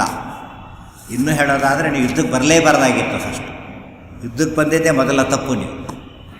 ಅದರಲ್ಲೂ ಕೂಡ ಏನೇನೋ ಮಾಡಿ ಹಾಕ್ಬಿಟ್ಟಿದೆ. 15 ದಿವಸ ಯುದ್ಧ ಮಾಡಿದ್ದೀರಿ, ಒಟ್ಟು 10 ದಿವಸ ಇದಾಗಿ, ಕ್ಯಾಪ್ಟನ್ನಾಗಿ 5 ದಿವಸ, ಬರೀ ಇದಾಗಿ 10 ದಿವಸ, ಈ ಕ್ಯಾಪ್ಟನ್ನಾಗಿ 5 ದಿವಸ ಮಾಡಿದ್ದೀರಿ. ಎಷ್ಟು ಚೆನ್ನಾಗಿ ಕೊಂದಿದ್ದೀರಿ ಯೋಚನೆ ಮಾಡಿ. ವಿರಾಟ, ದ್ರುಪದಲ್ಲಿ ಇವರಿಂದ ಸತ್ತವರು ಪಾಪ. ವಿರಾಟ್ ರಾಜ, ದ್ರುಪದ ರಾಜ, ಆಮೇಲೆ ಜರಾಸಂಧನ ಸಹದೇವ, ಜರಾಸಂಧನ ಮಗ ಸಹದೇವ, ಪಾಂಡವರ ಸಹದೇವ ಅಲ್ಲ, ಶಿಶುಪಾಲ ಮಗ ದೃಷ್ಟಕೇತು, ಇವನ್ನೆಲ್ಲ ಕೊಂದು ಹಾಕಿದ್ದು ದ್ರೋಣಾಚಾರ್ಯ. ಎಷ್ಟು ಚೆನ್ನಾಗಿ ಕೊಂದು ಹಾಕಿದ್ದೀರಿ. ಕುಂತಿ ಭೋಜರಾಜನ ಕೊಂದವರು ಇವರೇ, ಕುಂತಿ ಅಪ್ಪನ್ನ, ಕುಂತಿ ಭೋಜರಾಜ ಅಂತಿಂಥವ್ರು ಕೊಂದು ಹಾಕಿದ್ದೀರಿ. ಆದ್ದರಿಂದ ಅಭಿಮನ್ಯು ಸಾವಿಗೆ ಕಾರಣ ಇವರು ಒಂದು ಗುಂಪೆ, ಇವರು ಸೇರಿದವರೇನೆ. ಮಾಡಬಾರದು ಮಾಡಿ ಯುದ್ಧನೇ ಮಾಡಬಾರದ್ದು, ಕೊಲ್ಲಬಾರ್ದವ್ರನ್ನ ಕೊಂದಿದ್ದೀರಿ. ಮಾಡಬಾರ್ದನ್ನು ಮಾಡಿದ್ದೀರಿ, ಕೊಲ್ಲಬಾರ್ದವ್ರನ್ನ ಕೊಂದಿದ್ದೀರಿ. ಇಂದ ನಾವು ಸುಮ್ಮನೆ ಇರೋದಿಲ್ಲ. ನೀವು ಹೋಗಲೇಬೇಕೀಗ, ನೀವು ಹೋಗಲೇಬೇಕು. ನಾವು ನಿಮಗೆ ಗೌರವ ಕೊಟ್ಟು ಹೇಳ್ತಾ ಇದ್ದೇನೆ ಮಾತನ್ನು. ನೀವು ಹೋಗದೆ ಹೋದರೆ ಅಧರ್ಮ ಜಾಸ್ತಿ ಆಗುತ್ತೆ. ನಾವು ಅನಿವಾರ್ಯವಾಗಿ ಕೊಲ್ಲಬೇಕಾಗತ್ತೆ. ನಿಮ್ಮ ಮಾತಿನಂತ ನಡ್ಕೊಂಡೇ ಬಂದಿದ್ದೀವಿ ನಾವು ಅಂತ ಹೇಳಿದಾಗ ಆಗ ದ್ರೋಣಾಚಾರ್ಯರಿಗೆ ವೈರಾಗ್ಯ ಪೂರ್ತಿ ವೈರಾಗ್ಯ ಬಂದಿದ್ದಾಗ ಇದಿಷ್ಟು ಮಹಾಭಾರತದಲ್ಲಿ ಬದಲಾವಣೆ ಆಗದೆ ಹಾಗೆ ಬಂದಿದೆ. ಬಹಳ ಆಶ್ಚರ್ಯ ಅಂದರೆ ಪ್ರಿಂಟಾಗಿರೋ ಎಲ್ಲ ಮಹಾಭಾರತಲ್ಲೂ ಸಿಗುತ್ತೆ. ಅನುವಾದದಲ್ಲಿ ಬಿಟ್ಟು ಹೋಗಿಬಿಟ್ಟಿದೆ, ಮೂಲದಲ್ಲಿ ಎಲ್ಲೆಲ್ಲೂ ಬಿಟ್ಟು ಹೋಗಿಲ್ಲ. ಆಶ್ಚರ್ಯ, ಎಷ್ಟೋ ಬದಲಾವಣೆ ಮಾಡಿದ ಕುಮಾರವ್ಯಾಸ ಕೂಡ ಈ ಭಾಗವನ್ನು ತೆಗೆದಿಲ್ಲ. ಭೀಮಸೇನ ಬಂದು ಹೇಳಿದ್ದನ್ನು ಬರೀತಾರೆ. ಅಂದಮೇಲೆ ಭೀಮನ ಉಪದೇಶ ಅವರಿಗೆ ವೈರಾಗ್ಯಕ್ಕೆ ಕಾರಣ ಆಯಿತು. ಈ ಮಾತು ತಿಳ್ಕೊಂಡಾಗ ಬರೀ ಅಶ್ವತ್ಥಾಮ ಹತ ಅಂದ ಅವ್ರಿಗೆ ಶಸ್ತ್ರ ಬಿಟ್ಟಿದ್ದಾಗಲಿ ಮಾಡಲೇ ಇಲ್ಲ. ಆದ್ದರಿಂದ ಧರ್ಮ ತಪ್ಪಿದವರು ಅವರು ಪಾಂಡವರಲ್ಲ. ಕೊನೆಗೆ ಆಗ ಧ್ಯಾನ ಕೊಡ್ತಾರೆ. ಭರದ್ವಾಜಾದಿ ಮುನಿಗಳವ್ರ ಅಪ್ಪ ಭರದ್ವಾಜರು ಅವರೆಲ್ಲ ಮೇಲೆ ಕಾಣಿಸ್ಕೋತಾರೆ. ಭೀಮ ಹೇಳಿದ್ದು ಸರಿ, ಬಂದುಬಿಡಿ ಅಂತ ಕರೀತಾರೆ. ಆಗ ಅವ್ರು ಧ್ಯಾನ ಮಾಡ್ತಾ ಮಾಡ್ತಾ ತಮ್ಮ ದೇಹ ಬಿಟ್ಟು ಹೊರಟೋಗ್ಬಿಡ್ತಾರೆ. ದೇಹ ಬಿಟ್ಟು ಹೊರಟೋಗ್ತಾರೆ, ಯೋಗ ಶಕ್ತಿಯಿಂದ ದೇಹ ಬಿಡ್ತಾರೆ. ಅಂಥ ಭಗವದ್ಗೀತೆಯಲ್ಲಿ ಬರುತ್ತಲ್ಲ ಆ ರೀತಿಯಲ್ಲಿ ದೇಹ ಬಿಟ್ಟು ಹೊರಟೋಗ್ತಾರೆ. ಅವ್ರು ಇರೋದು ಬಾಡಿ ಅಷ್ಟೇ. ಅದನ್ನು ದುಷ್ಟದನ್ನ ಕತ್ತರಿಸ್ತಾನೆ ಹೊರತು ಅದು ಪೋಸ್ಟ್ ಮಾರ್ಟಮ್ ಕೇಸ್, ಅದು ಆಪ್ರೇಷನ್ ಕೇಸ್ ಅಲ್ಲ. ಅದ್ರ ತಲೆ ಕತ್ತರಿಸ್ತಾರೆ, ಅದು ಇರೋದೇ ಇಲ್ಲ ಜೀವ. ಅಧರ್ಮ ಬರಲೇ ಇಲ್ಲ ಈಗ. ಹಾಗೆ ಪೋಸ್ಟ್ ಮಾರ್ಟಮ್ ಅಧರ್ಮ ಬಂದಾಗ ಆಗುತ್ತೆ ಅಷ್ಟೇ. ಹಾಗೆ ಹೇಳಿದರು, ಪೋಸ್ಟ್ ಮಾರ್ಟಮ್ ಹೇಗೆ ಕರ್ತವ್ಯನೋ ಅದು ಕರ್ತವ್ಯ ಮಾಡಿದರೆ ಹೊರತು ಪಾಂಡವರು ತಪ್ಪು ಮಾಡೇ ಇಲ್ಲ. ನಿಜವಾಗ್ಲೂ ಹೇಳಿದ್ರೆ ದ್ರೋಣಾಚಾರ್ಯರೇ ತಪ್ಪೇ ಹೊರತು ಪಾಂಡವರ ತಪ್ಪಿಲ್ಲ. ಸರಿಯಾದ ಕಥೆ. ಎಷ್ಟೋ ಸರ್ತಿ ನಮಗೇನು ಅನಿಸ್ಕೊತ ಕೇಸನ್ನು ಸುಮ್ಮನೆ ನೋಡಿಬಿಡ್ತೇವೆ ನಾವು ಅಷ್ಟೇ. ಆದರೆ ನ್ಯಾಯಾಲಯ ಸರಿಯಾದ ರೆಕಾರ್ಡ್ಸ್ ಎಲ್ಲ ನೋಡಿ ತೀರ್ಮಾನ ಮಾಡ್ತಾರೆ. ಸುಮ್ಮನೆ ಕಥೆ ಕೇಳೋದು ಬೇರೆ. ನಾವು ನೋಡ್ತಿರ್ತೀವಿ, ಯಾವುದೋ ಒಬ್ಬರ ಮೇಲೆ ಒಂದು ಕಾರ್ ಹೋಗಿಬಿಡುತ್ತೆ, ಸತ್ತೋಗ್ಬಿಡುತ್ತಾನೆ. ಆದರೆ ಪೋಸ್ಟ್ ಮಾರ್ಟಮ್ ಮಾಡ್ತಾರೆ. ಮತ್ತೆ ಗೊತ್ತಾ ನಿಮಗೆ? ಮತ್ತೆ ಪೋಸ್ಟ್ ಮಾರ್ಟಮ್ ಮಾಡ್ತಾರೆ. ಯಾತಕ್ಕೆ ಗೊತ್ತೇನು? ನಮ್ಮ ಪ್ರಕಾರ ಅವನು ನಿಂತಿದ್ದ, ಕಾರ್ ಬಂತು, ಮೇಲೆ ಹೋಯ್ತು, ಸತ್ತೋದ. ನಮ್ಮ ಪ್ರಕಾರ ಕಾರ್ ಆ್ಯಕ್ಸಿಡೆಂಟ್ ಸತ್ತ ಅಂಥೇಳಿ ಅಲ್ಲ. ಏನಾಗಿರುತ್ತೆ ಮೊದಲೇ ಯಾರೋ ವಿಷ ಪ್ರಯೋಗ ಮಾಡಿರ್ತಾರೆ ಆಗಲೇ ಅವನಿಗೆ. ಅರ್ಥ ಆಯ್ತು? ಮೊದಲೇ ಏನೋ ಹಾಕಿರ್ತಾರೆ, ಅಲ್ಲಿ ನಿಲ್ಲ ಹೊತ್ತಿಗೆ ಆಗಲೇ ಸಾಯ ಸ್ಥಿತಿ ಬಂದಿರ್ತಾನೆ, ನಮಗೆ ಗೊತ್ತಿಲ್ಲ. ಅದು ಪೋಸ್ಟ್ ಮಾರ್ಟಮ್ನೂ ಗೊತ್ತಾಗುತ್ತೆ. ಅವನು ಸತ್ತಿದ್ದಕ್ಕೆ ಕಾರಣ ನಿಜವಾಗ್ಲೂ ಆಕ್ಸಿಡೆಂಟ್ ಆಗಿ ಸತ್ತನೋ ವಿಷ ಪ್ರಯೋಗದಿಂದ ಸತ್ತನೋ ಗೊತ್ತಾಗೋದು ಆಗ, ಇಲ್ಲವರೆಗೆ ಗೊತ್ತಾಗೋದಿಲ್ಲ. ಅದೇ ರೀತಿಯಲ್ಲಿ ಧರ್ಮದಿಂದ ಸತ್ರು ಅದರ ಸತ್ರು ಒಂದು ಸಂಶಯ ಇತ್ತಲ್ಲ, ಮಹಾಭಾರತ ಓದಿದಾಗ ಗೊತ್ತಾಗುತ್ತೆ. ನಿಜವಾಗಲೂ ಕೂಡ ದೇಹ ಬಿಟ್ಟ ಮೇಲೆ ದುಷ್ಟದ್ಮನ ಕೊಂದಿದ್ದರಿಂದ ಅದು ಪಾಂಡವರು ಕೊಂದ ಪ್ರಸಂಗನೇ ಆಗಲಿಲ್ಲ. ಅವರೇ ದೇಹತ್ಯಾಗ ಮಾಡಿದ ಪ್ರಸಂಗ. ಆದ್ದರಿಂದ ಪಾಂಡವರಿಗೆ ಸುಳ್ಳು ಹೇಳಿದ ಪ್ರಸಂಗನೂ ಬರಲಿಲ್ಲ, ಇದೂ ಬರಲೇ ಇಲ್ಲ. ಅವ್ರ ಧರ್ಮ ಯುದ್ಧನೇ ಅಧರ್ಮ ಯುದ್ಧ ಅಲ್ವೇ ಅಲ್ಲ. ಇನ್ನೊಂದು ಪಾಯಿಂಟು ಇದೆ ಅಲ್ಲಿ, ಬಹಳ ಸ್ವಾರಸ್ಯದ ಒಂದು ಮಾತು ಅಂದರೆ, ಅಶ್ವತ್ಥಾಮ ಹತ ಅಂತ ಹೇಳಿದ್ರಲ್ಲ, ಅದನ್ನಾರು ಹೇಳಬಾರ್ದಾಗಿತ್ತು, ಅದ್ಯಾಕೆ ಹೇಳಬೇಕಾಗಿತ್ತು? ಅದು ಎಫೆಕ್ಟ್ ಅಂತೂ ಇಲ್ಲ. ಮಹಾಭಾರತ ಓದಿದಾಗ ಅದಕ್ಕೆ ಅವ್ರು ಶಸ್ತ್ರ ಬಿಟ್ಟೇ ಇಲ್ಲ ಅಂದಮೇಲೆ ಸತ್ಯನೂ ಸುಳ್ಳು ಬಿಟ್ಟುಬಿಡಿ. ದ್ರೋಣಾಚಾರ್ಯ ಸಾವಿಗದ ಕಾರಣ ಆಗಲೇ ಇಲ್ಲ ಕೊನೆಗೆ. ಇನ್ನೂ ಸರಿಯಾಗಿ ವಿಚಾರ ಮಾಡಿದರೆ ಅಶ್ವತ್ಥಾಮ ಹತ ಅನ್ನೋ ಮಾತಿನಲ್ಲಿ ಕೃಷ್ಣ ಹೇಳಿಸ್ತಾ ಕೃಷ್ಣನ ತಪ್ಪು ಅಂತ ಕೆಲವರು ವಾದ, ಭೀಮಸೇನ ಹೇಳಿದ್ದರಿಂದ ಭೀಮಸೇನ ತಪ್ಪು ಅಂತ ಇನ್ನೊಂದು ವಾದ. ಸೊ ಹೇಳಿಸಿದ್ದು ಹರಿ, ಆದ್ದರಿಂದ ಸರ್ವೋತ್ತಮನಲ್ಲ, ತಪ್ಪು ಹೇಳಿಸ್ಬಿಟ್ಟ. ಗಟ್ಟಿಯಾಗಿ ಕೂಗಿದ್ದು ಭೀಮಸೇನ, ಆದ್ದರಿಂದ ಆತ ಜೀವೋತ್ತಮನೂ ಅಲ್ಲ. ಹರಿಗೂ ದೋಷ, ವಾಯುಗೂ ದೋಷ. ಯಾರ ಮೇಲೆ ನಮಗೆ ಭಕ್ತಿ ಬರಬೇಕು ಅವ್ರ ಮೇಲೆ ಭಕ್ತಿ ಹೋಗಾಗ ಮಾಡಿದ್ದಾರೆ ಜನ. ನಿಜವಾಗ್ಲೂ ಯೋಚನೆ ಮಾಡಿದರೆ ಕೃಷ್ಣ ತಪ್ಪು ಹೇಳಿಸಿಲ್ಲ, ಭೀಮಸೇನ ತಪ್ಪು ಹೇಳಿಲ್ಲ. ಅದು ಹೇಗೆ ಅಂತ ಪ್ರಶ್ನೆ ಬರುತ್ತೆ. ಅದು ಹೇಗೆ? ಅಶ್ವತ್ಥಾಮ ಹತಃ ನೋಡೋದಕ್ಕೆ ಅದಕ್ಕೆ ಅರ್ಥ ಏನು? ಅಶ್ವತ್ಥಾಮ ಸತ್ತೋದು ಅಂತ. ಸೊ ಮೇಲ್ನೋಟಕ್ಕೆ ಅದು ತಪ್ಪೇ ಆ ಅರ್ಥದಲ್ಲಿ. ಅಶ್ವತ್ಥಾಮ ಸತ್ತೇ ಇಲ್ವಲ್ಲ, ಸುಳ್ಳಾಯ್ತಲ್ಲ ಅಂತ ಕೇಳಿದರೆ ಅದಕ್ಕೆ ಹೇಳ್ತಾರೆ. ನೀವು ಸಂಸ್ಕೃತ ಬರದೇ ಹೋದವ್ರು ಮಾತಿದೆ ಅಷ್ಟೇ. ಸಂಸ್ಕೃತ ಸರಿಯಾಗಿ ಬಂದರೆ ಅದು ಕನ್ಫ್ಯೂಷನ್ನೇ ಇಲ್ಲ. ಅಶ್ವತ್ಥಾಮ ಅಹತಃ ಅಂತ ಬರುತ್ತೆ. ಅಶ್ವತ್ಥಾಮರು ಸತ್ತಿಲ್ಲ ಅಂತ ಹೇಳ್ತಿರೋರು. ಗಡಿಬಿಡಿಯಲ್ಲಿ ಹೇಗೆ ಕೇಳಿಸ್ಕೊಂಡಿದ್ರು. ಫಸ್ಟ್ ಕ್ಲಾಸ್ ಹೋಗೋದ್ರೆ ಫೇಲ್ ಅಂತ ಕೇಳಿಸ್ಕೊಂಡ್ರೆ ಆಗೋ ಹಾಗೆ. ಬದುಕಿದವರ ಬಗ್ಗೆ ಸತ್ತವರು ಅಂತ ಇವರು ತಪ್ಪಿದೆ ಹೊರತು ಅದು ಅತತ್ವಮಸಿ ಆಗಿದೆಯಲ್ಲ ಹಾಗೆ. ತತ್ವಮಸಿ ಅತತ್ವಮಸಿ ಆಗೋ ಇದು ಕೂಡ ಹಾಗೆ ಆಗಿರೋದು. ಅಶ್ವತ್ಥಾಮರು ಸತ್ತಿಲ್ಲ ಅಂತ ಕೃಷ್ಣ ಹೇಳಿಸಿರೋದು. ಆ ಗಡಿಬಿಡಿಯಲ್ಲಿ ಸತ್ತ ಅಂತ ತಿಳ್ಕೊಂಬಿಟ್ರು ಅಷ್ಟೇ ಹೊರತು ಅವರು ತಪ್ಪು. ಭೀಮಸೇನ ಕನ್ಫರ್ಮ್ ಮಾಡಿದ್ದು ಹೌದು, ಅಶ್ವತ್ಥಾಮರು ಸತ್ತಿಲ್ಲ ಅಂತ ಕನ್ಫರ್ಮ್ ಮಾಡಿದ್ದೆ ಹೊರತು ಅವ್ರು ಸುಳ್ಳು ಹೇಳಿಯೇ ಇಲ್ಲ. ಸಂಸ್ಕೃತದ ವೈಶಿಷ್ಟ್ಯ ಅದು. ಅಶ್ವತ್ಥಾಮ ಶಬ್ದ ಅದು.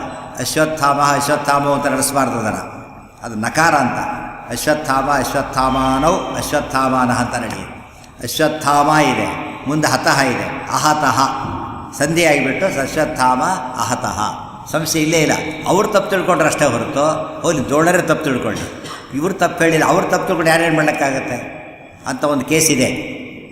ಜರಾಸಂಧ ಕೃಷ್ಣನ ಕೊಲ್ಲಬೇಕು ಅಂತ ಹೇಳಿ ಕೈಯಲ್ಲಿ ಗದೆ ಹಿಡ್ಕೋತಾನೆ. ಇನ್ನೇನು ಎಸಿಬೇಕು ಅಂತ ನಿಂತಿರ್ತಾನೆ. ಆಗ ನಾರದರು ಬರ್ತಾರೆ. ಏನು ಮಾಡ್ತೀವಿ ಜರಾಸಂಧ ಅಂತ ಕೇಳಿದ. ಅವ್ರು ಭಾರಿ ಒಳ್ಳೆ ಕೆಲಸ ಮಾಡೋಣ ಅವನು. ಯಾರ ಕಡೆ ಊಟಕ್ಕೆ ಹೋಗ್ತೀವಿ ಅಂತಾರಲ್ಲ, ಹಾಗೆ ಇನ್ನೇನು ಇಲ್ಲೇ ಇಲ್ಲ. ಅವರು ಆಫೀಸ್ಗೆ ಹೋಗಿ ಎಲ್ಲಿ ಹೋಗಿದ್ದಾರೆ, ಊಟಕ್ಕೆ ಹೋಗಿದ್ದಾರೆ, ಕಾಫಿಗೆ ಹೋಗಿದ್ದಾರೆ, ಇನ್ನೇನು ಹೇಳೋದೇ ಇಲ್ಲ ಅವರು. ಅದೊಂದೇ ಉತ್ತರ. ಅವ್ರು ರಜೆ ಇದ್ದಿದ್ರು ಕೂಡ ಅವ್ರು ಊಟಕ್ಕೆ ಹೋಗಿದ್ದಾರೆ ಹೇಳ್ಬಿಡ್ತಾರೆ ಕೆಲವು ಸಲ. ಅಭ್ಯಾಸ ಆಗಿಬಿಟ್ಟಿರುತ್ತೆ ಹೇಳಿ ಎಲ್ಲಿ ಹೋಗಿದ್ದಾಗಿದ್ದರೆ ಅದಕ್ಕೆ ಹೇಳ್ತಾರೆ. ನಡೆದಿದ್ದ ಹಾಗಲ್ಲ, ನಿಜವಾದ ಅರ್ಥದಲ್ಲಿ ಆ ಪ್ರಸಂಗದಲ್ಲಿ ನಡೆದಿದ್ದಿಷ್ಟೇ. ಅಶ್ವತ್ಥಾಮ ಹತಃ. ಅಲ್ಲಿ ಅಶ್ವತ್ಥಾಮಾಚಾರ್ಯರು ಸತ್ತಿಲ್ಲ. ಅಶ್ವತ್ಥಾಮಾಚಾರ್ಯರು ಸತ್ತಿಲ್ಲ.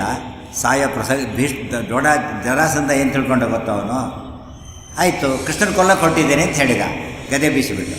ಸರಿ ಹಾಗಿದ್ದರೆ ನಾಳೆ ಒಳ್ಳೆ ಸಮಯಕ್ಕೆ ಬಂದಿದ್ದೀರಿ. ಇಲ್ಲಿಂದ ನಾನು ಮಧುರೆಯಲ್ಲಿ ಕೃಷ್ಣ ಇದ್ದಾನೆ, ಮಧುರೆ ಮೇಲೆ ಗದೆ ಬಿಡಿಸ್ಬಿಡ್ತೇನೆ. ಅಲಾಗಿ ಬಿಟ್ಟು ಮಧುರೆ ಕೃಷ್ಣ ಹೋಗಿಬಿಡ್ತಾನೆ. ಇಲ್ಲಿಂದ ಎಷ್ಟು ದೂರ ಇದೆ ಅಂತ ಕೇಳ್ತಾನೆ. ಮಧುರೆ ಎಷ್ಟು ದೂರ ಇದೆ ಇಲ್ಲಿಂದ? ಈ ಕರೆಕ್ಟ್ ಅರ್ಥ ಮಾಡಿಕೊಂಡ್ರೆ ಲೇಟೆಸ್ಟ್ ಕಾನ್ಸೆಪ್ಟ್ ಅದು. ಮಿಸೈಲ್ಸ್ ಬಿಡ್ತಾರಲ್ಲ, ಡಿಸ್ಟೆನ್ಸ್ ತಕ್ಕಂತೆ ಅದು ಅಡ್ಜಸ್ಟ್ ಮಾಡ್ತಾರೆ. ಕರೆಕ್ಟಲ್ಲಿ ಬಿಡಬೇಕು. ಜರಾಸಂಧ ಮಿಸೈಲ್ ಮಾಡೋ ವಯಸ್ಸಾಗಿ ಎಷ್ಟಿದ್ದಾರೆ ಗದ ನಾವು. ಅದು ಡಿವೈನ್, ಅದು ರುದ್ರದೇವರ ಗದೆ ಅದು ಕೊಟ್ಟಿರೋದು. ಅದಕ್ಕೆ ಏನು ಮಾಡ್ತಾರೆ ಗೊತ್ತಾಗ, ಆ ಕರೆಕ್ಟ್ ಹೊರಟಾಗ ಆ ಡಿಸ್ಟೆನ್ಸ್ ಗೊತ್ತಾದರೆ ಕರೆಕ್ಟಲ್ಲಿ ಬೀಳಕ್ಕೆ ಹೋಗಿ ಎಸಿಬೋದು. ನಾರದ ಹೇಳಿದ ಏಕಶತ ಯೋಜನ ಅಂತ ಹೇಳ್ತಾರೆ. ಏಕಶತ ಯೋಜನ ಅವರೇನು ತಿಳ್ಕೊಂಡ್ಬಿಡ್ತಾನೆ, 100 ಯೋಜನ ಅಂತ ತಿಳ್ಕೊಳ್ತಾರೆ. ಎಸಿತಾನೆ, ಕರೆಕ್ಟಾಗಿ ಬೀಳುತ್ತೆ, ಅದೇನು ತಪ್ಪೋದಿಲ್ಲ. ಅದರಲ್ಲಿ ಗೊಜರೆ ಇರೋದಿಲ್ಲ. ಅದನ್ನು ತಾಯಿ ಕೂತಿರ್ತಾಳೆ ಸರಿ, ಅವ್ರ ತಲೆ ಮೇಲೆ ಬೀಳುತ್ತೆ, ಡಮ್ಮಂದು ಹೋಗಿಬಿಡ್ತಾಳೆ, ಬ್ಲಾಸ್ಟಾಗಿ ಹೋಗಿಬಿಡ್ತಾಳೆ. ಇದು ಯಾರು ತಪ್ಪಿದು? ನಾರದರ ತಪ್ಪಲ್ಲ. ಅದು ಏಕಶತ ಯೋಜನಕ್ಕೆ ಏಕಂಚ ಶತಂಚ ಅಂತ ಇನ್ನೊಂದು ಅರ್ಥ ಇದೆ. ಅವ್ರು ಅರ್ಥ ಮಾಡ್ಕೊಳ್ಳಿಲ್ಲ. 100 ಅಂತ ಮಾಡ್ಕೊಂಡ. ಏಕಂಚ ಶತಂಚ ಮಾಡ್ಕೊಂಡು ಕರೆಕ್ಟ್ ನಾರದರು ಹೇಳಿ ಸರಿ ಇದೆ, ತಪ್ಪರ್ಥ ಮಾಡ್ಕೊಂಡ. ಆದ್ದರಿಂದ ನಾರದರ ತಪ್ಪಲ್ಲ, ಜರಾಸಂಧನ ತಪ್ಪಲ್ಲ. ಅದೇ ಕೇಸು ದ್ರೋಣಾಚಾರ್ಯದಾಯಿತು. ಅಶ್ವತ್ಥಾಮ ಅಹತಃ ಎಂಬುದನ್ನು ಅಶ್ವತ್ಥಾಮ ಹತ ಅಂತ ತಿಳ್ಕೊಂಡಿದ್ದಕ್ಕೆ ಅವರು ತಪ್ಪದು. ಶಾಸ್ತ್ರವು ಎಷ್ಟು ತಪ್ಪು ಭಾಷೆ ಬರೋದಿಲ್ಲ ಆ ಟೈಪ್ ಆಯಿತು ಅಷ್ಟೇ ಹೊರತು ಪಾಂಡವರ ತಪ್ಪು ಅಲ್ಲೇ ಅಲ್ಲ. ಹೋಗಲಿ, ಇನ್ನೂ ತುಂಬ ಇದೆ. ಸಂಸ್ಕೃತ ಮದುವೆ ಚೆನ್ನಾಗಿ ಅರ್ಥ ಆಗುತ್ತೆ ಅವೆಲ್ಲ. ಅಶ್ವತ್ಥಾಮ ಹತಃ ಹಾಗೆ ಇಟ್ಕೊಳ್ಳಿ, ಹೋಗಿ ಆ ಬೇಡ ಅಶ್ವತ್ಥಾಮ ಹತಃ. ಅದರಲ್ಲೂ ಏನೂ ತಪ್ಪಿಲ್ಲ, ಸರಿಯಾಗಿ ಹೇಳಿದ್ದಾರೆ. ಕೃಷ್ಣನು ಸರಿಯಾಗಿ ಹೇಳಿ, ಭೀಮನು ಸರಿಯಾಗಿ ಹೇಳಿದ್ದಾರೆ. ಹತ ಸಂಸ್ಕೃತದಲ್ಲಿ ಹನು ಧಾತುವಿನಿಂದ ಬಂದಿರೋ ಪದ. ಹನು ಅಂತ ಧಾತು, ಅದಕ್ಕೇನರ್ಥ ಗೊತ್ತಾ? ಹಿಂಸಾಗತ್ಯ ಹೊಂದಿರೋದು. ಹಿಂಸಿತ ಅಂತ ಅರ್ಥ. ಹತಃ ಅಂದರೆ ಹಿಂಸಿತ. ನಮ್ಮಲ್ಲೂ ಮಾತು ಉಪಯೋಗಿಸ್ತಾರೆ ಎಲ್ಲಿಗೋ, ಅಯ್ಯೋ ಸತ್ಯ ಅಂತಾರೆ. ಸತ್ರ ಅಯ್ಯೋ ಸತ್ಯ ಅಂತ ಯಾಕಂತವನು, ಸತ್ತೋದ್ರೆ ಅಯ್ಯೋ ಸತ್ಯ ಅಂದರೆ ದೆವ್ವ ಅಂತ ಅರ್ಥ. ಗೊತ್ತಾಯ್ತು, ಯಾರೋ ಓಡೋಗ್ಬಿಡ್ತಾರೆ ಸುತ್ತಮುತ್ತ ಇರೋದು. ಅಯ್ಯೋ ಸತ್ಯ ಅಂದರೆ ತುಂಬ ನೋವಾಗಿದೆ ಅಂತ. ತುಂಬ ನೋವಾದಾಗ ಸತ್ಯ ಅಂದರೆ ಐ ಆಮ್ ಡೆಡ್ ಅಂದುಬಿಡ್ತಾರೆ. ತುಂಬ ಸಂಕಟ ಆದಾಗ ಮಾತಾಡ್ತಾರೆ. ಅಶ್ವತ್ಥಾಮರು ಹತಃ ಅಂದರೆ ಅವ್ರು ಹಿಂಸೆಗೊಳಗಾಗಿದ್ದಾರೆ ಅಂತ ಅರ್ಥ.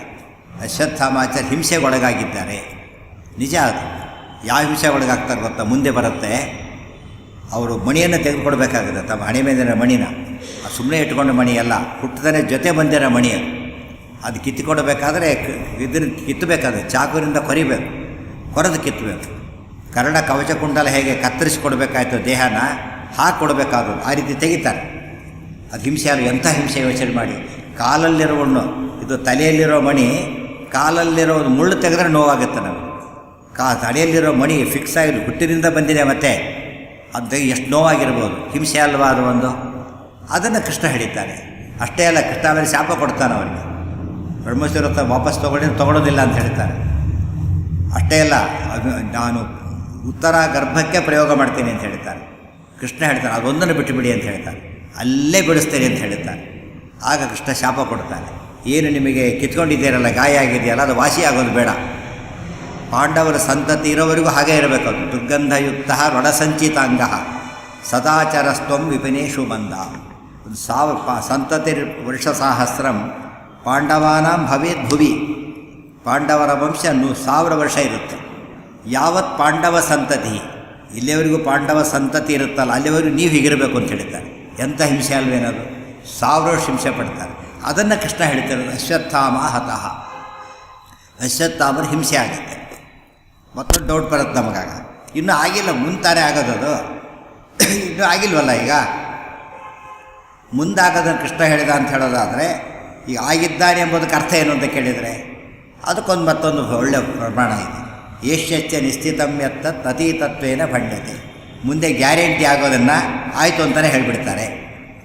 ಮುಂದೆ ಗ್ಯಾರಂಟಿ ಆಗೋದನ್ನು ಆಯಿತು ಅಂತ ಹೇಳಿಬಿಡ್ತಾರೆ. ಓದ್ತಾನೆ ಇಲ್ಲ, ಗ್ಯಾರಂಟಿ ಫೇಲ್ ಅಂದ್ಬಿಡ್ತಾರೆ. ಓದೇ ಇಲ್ಲ ಅವನು, ಗ್ಯಾರಂಟಿ ಫೇಲ್. ನೀವು ನೋಡಿದ್ರೆ ಗ್ಯಾರಂಟಿ ಫೇಲೇ ಆಗಿರುತ್ತೆ. ಇನ್ನು ಯಾರೋ ಕರೀತಾರೆ ಬಂದೆ ಅಂತ. ಬಂದೆ ಎಂಬುದು ಏನದು? ಪಾಸ್ಟ್ ಟೆನ್ಸ್ ಅದು. ನಾನು ಈಗ ಬರುತ್ತೇನೆ ಅಂತ ಯಾರು ಹೇಳೋದಿಲ್ಲ, ಬಂದೆ ಅಂತಲೇ ಹೇಳೋದು. Past tense. ಯಾತಕ್ಕೆ ಬಂದೇ ಬರ್ತೇನೆ ಅಂತ ಅರ್ಥ. 2 ಸರ್ತಿ ಬೇರೆ ಹೇಳ್ತಾರೆ, ಮತ್ತು 1 ಸರ್ತಿ ಅಲ್ಲ, 2 ಸರ್ತಿ ಹೇಳಿದ್ರು ಕೂಡ ಇನ್ನು ಮೇಲೆ ಬರ್ತೇನೆ ಅಂತಲೇ ಹೊರತು ಈಗ ಬಂದಿದ್ದೇನೆ ಅಂತ ಅರ್ಥ ಅಲ್ಲ. ಅದಕ್ಕೆ ಸಂಸ್ಕೃತದಲ್ಲಿ ರೂಢಿಯಲ್ಲಿರೋ ಮಾತಾದ್ದರಿಂದ ಕೃಷ್ಣ ಸರ್ವಜ್ಞ ಅಂತಿದ್ರೆ ಅರ್ಥ ಆಗುತ್ತೆ. ಸರ್ವಜ್ಞ ಸರ್ವವಿತ್ ಆಚಾರ್ಯ ಪೂರ್ಣಪ್ರಜ್ಞರು ಅಂತ ಅರ್ಥ. ಸರಿಯಾಗಿ ಹೇಳಿದ್ದಾರೆ. ಇದೆಲ್ಲ ತಿಳ್ಕೊಳ್ಳದೆ ಹೋಗಿದ್ದು ದ್ರೋಣಾಚಾರ್ಯ ತಪ್ಪೇ ಹೊರತು ಕೃಷ್ಣನ ತಪ್ಪು ಅಲ್ಲ, ಭೀಮನ ತಪ್ಪು ಅಲ್ಲ. ಇದು ಸರಿಯಾಗಿ ತಿಳ್ಕೊಂಡು ಧರ್ಮರಾಜನ ತಪ್ಪು ಕೂಡ ಹೌದು, ಡೌಟ್ ಮಾಡಿದ್ದಕ್ಕೆ. ನಿಜವಾಗ್ರದ್ದು ದ್ರೋಣ ಅಧರ್ಮದ ಹೆಸರಲ್ಲಿ ಬಂದಿದೆ, ಏನೇನು ಅಧರ್ಮನೇ ಇಲ್ಲ, ಅದು ಸಂಶಯನೇ ಬರೋದಿಲ್ಲ. ಹೀಗಾಗಿ ದ್ರೋಣರ ಕೇಸು ಕೂಡ ಅದು ಅಧರ್ಮದ ಕೇಸು ಆಗಲೇ ಇಲ್ಲ. 2 ಆಯಿತು. ಇಲ್ಲ ಮುಂದೆ ಕರ್ಣನ ಪ್ರಸಂಗ ಬರಬೇಕು. ಕರ್ಣನ ಪ್ರಸಂಗ ಎಲ್ಲ ಒಂದೊಂದು ಪರ್ವಕ್ಕೊಂದೊಂದು. ನಮ್ಮಲ್ಲಿ 1 ಔಟ್ ಆದ್ರೇ ತಪ್ಪನ್ನು ಗಲಾಟೆ, 5 ಅಂತ ರಾಗ್ ಔಟ್ ಅಂತ ಹೇಳಿದ್ರೆ ಏನರ್ಥ? ಎಲ್ಲರೂ ಸರಿಯಾಗಿ ಕೊಲ್ಲಲ್ಪಟ್ಟಿದ್ದಾರೆ. ಕರ್ಣ ನಿಂತಿದ್ದಾನೆ. ಕೊನೆಯ ಹಂತ. ಹಾಗೇನು ಒಳ್ಳೆಯ ಕ್ಲೈಮ್ಯಾಕ್ಸಲ್ಲಿದೆ ಯುದ್ಧ. ಬ್ರಹ್ಮಾಸ್ತ್ರ ಪ್ರಯೋಗ ಮಾಡಿದ ಕರ್ಣ, ಅರ್ಜುನ ಪ್ರತಿ ಬ್ರಹ್ಮಾಸ್ತ್ರ ಬಿಟ್ಟ, ನ್ಯೂಟ್ರಲೈಸ್ ಆಗೋಯ್ತು. ಇನ್ನೊಮ್ಮೆ ಬ್ರಹ್ಮಾಸ್ತ್ರ ಬಿಟ್ಟ. ಆ ಕೃಷ್ಣ ರಥವನ್ನು ಪಂಚಾಂಗುಲಂ ಭುವಿ 5 ಅಂಗಲ ಕೆಳಗೊತ್ತಿದ. ಅರ್ಜುನನ ಕಿರೀಟ ಹೋಯ್ತು, ಅರ್ಜುನಿಗೇನೂ ಆಗಲೇ ಇಲ್ಲ. ಅದು ಸರ್ಪಾಸ್ತ್ರ ಕಥೆ ನಮಗೆ ಬೇಡ ಈಗ, ಅದನ್ನೇ ಇದಕ್ಕೆ ಸಂಬಂಧಪಟ್ಟಿಲ್ಲ. ಅಷ್ಟೊತ್ತಿಗೆ ಕರ್ಣನ ರಥದ ಗಾಲಿ ಸಿಕ್ಕಾಕೊಂಡು, ಒಂದು ಕಡೆ ಗಾಲಿ ಒಂದು ಕಡೆ ಹೀಗಿದೆ, ಒಂದು ಕಡೆ ಹೀಗಿದೆ. ಹೇಗೆ ಯುದ್ಧ ಮಾಡೋಕ್ಕೆ ಬರುತ್ತೆ? ಪಿಚ್ಚರ್ ಸರಿ ಇಲ್ಲ ಅಂತ ಆಯ್ತು. ಆ ಸ್ಥಿತಿಗೆ ಬಂದು ಹೇಗೆ ಯುದ್ಧ ಮಾಡಬೇಕಾತ ಈಗ? ಆಗ ಕೆಳಗಿಡಿದು ರಥದ ಗಾಲಿ ಎತ್ತಬೇಕು ಅಂತ ಹೇಳೋದಕ್ಕೋಸ್ಕರ ಕೆಡ್ತಾರೆ. ಇದರಲ್ಲಿ ಹೆಚ್ಚು ಸಂಶಯ ಪಡೋ ಕಾರಣಕ್ಕೆ ಡೈರೆಕ್ಟ್ ಅಲ್ಲೇ ಯುದ್ಧ ಮಾತುಕ ನಡೆದೋಗ್ಬಿಡುತ್ತಾಗಲೇ.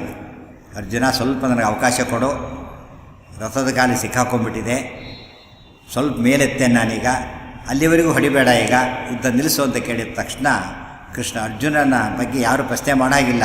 ಕೃಷ್ಣನ ಕೇಳ್ತಾನೆ, ಕೃಷ್ಣ ಏನು ಮಾಡಲಿ ಅಂತ ಕೇಳ್ತಾನೆ. ತಕ್ಷಣ ಕೃಷ್ಣ ಹೇಳ್ತಾನೆ, ಏನು ಯೋಚನೆ ಮಾಡಬೇಡ, ಹೊಡಿ, ಉತ್ತರ ನಾನು ಕೊಡ್ತೇನೆ ಅಂತ ಹೇಳ್ತಾನೆ. ಕರ್ಣ ಏನು ಹೇಳಿದ್ದೀನಿ ನೀನೀಗ?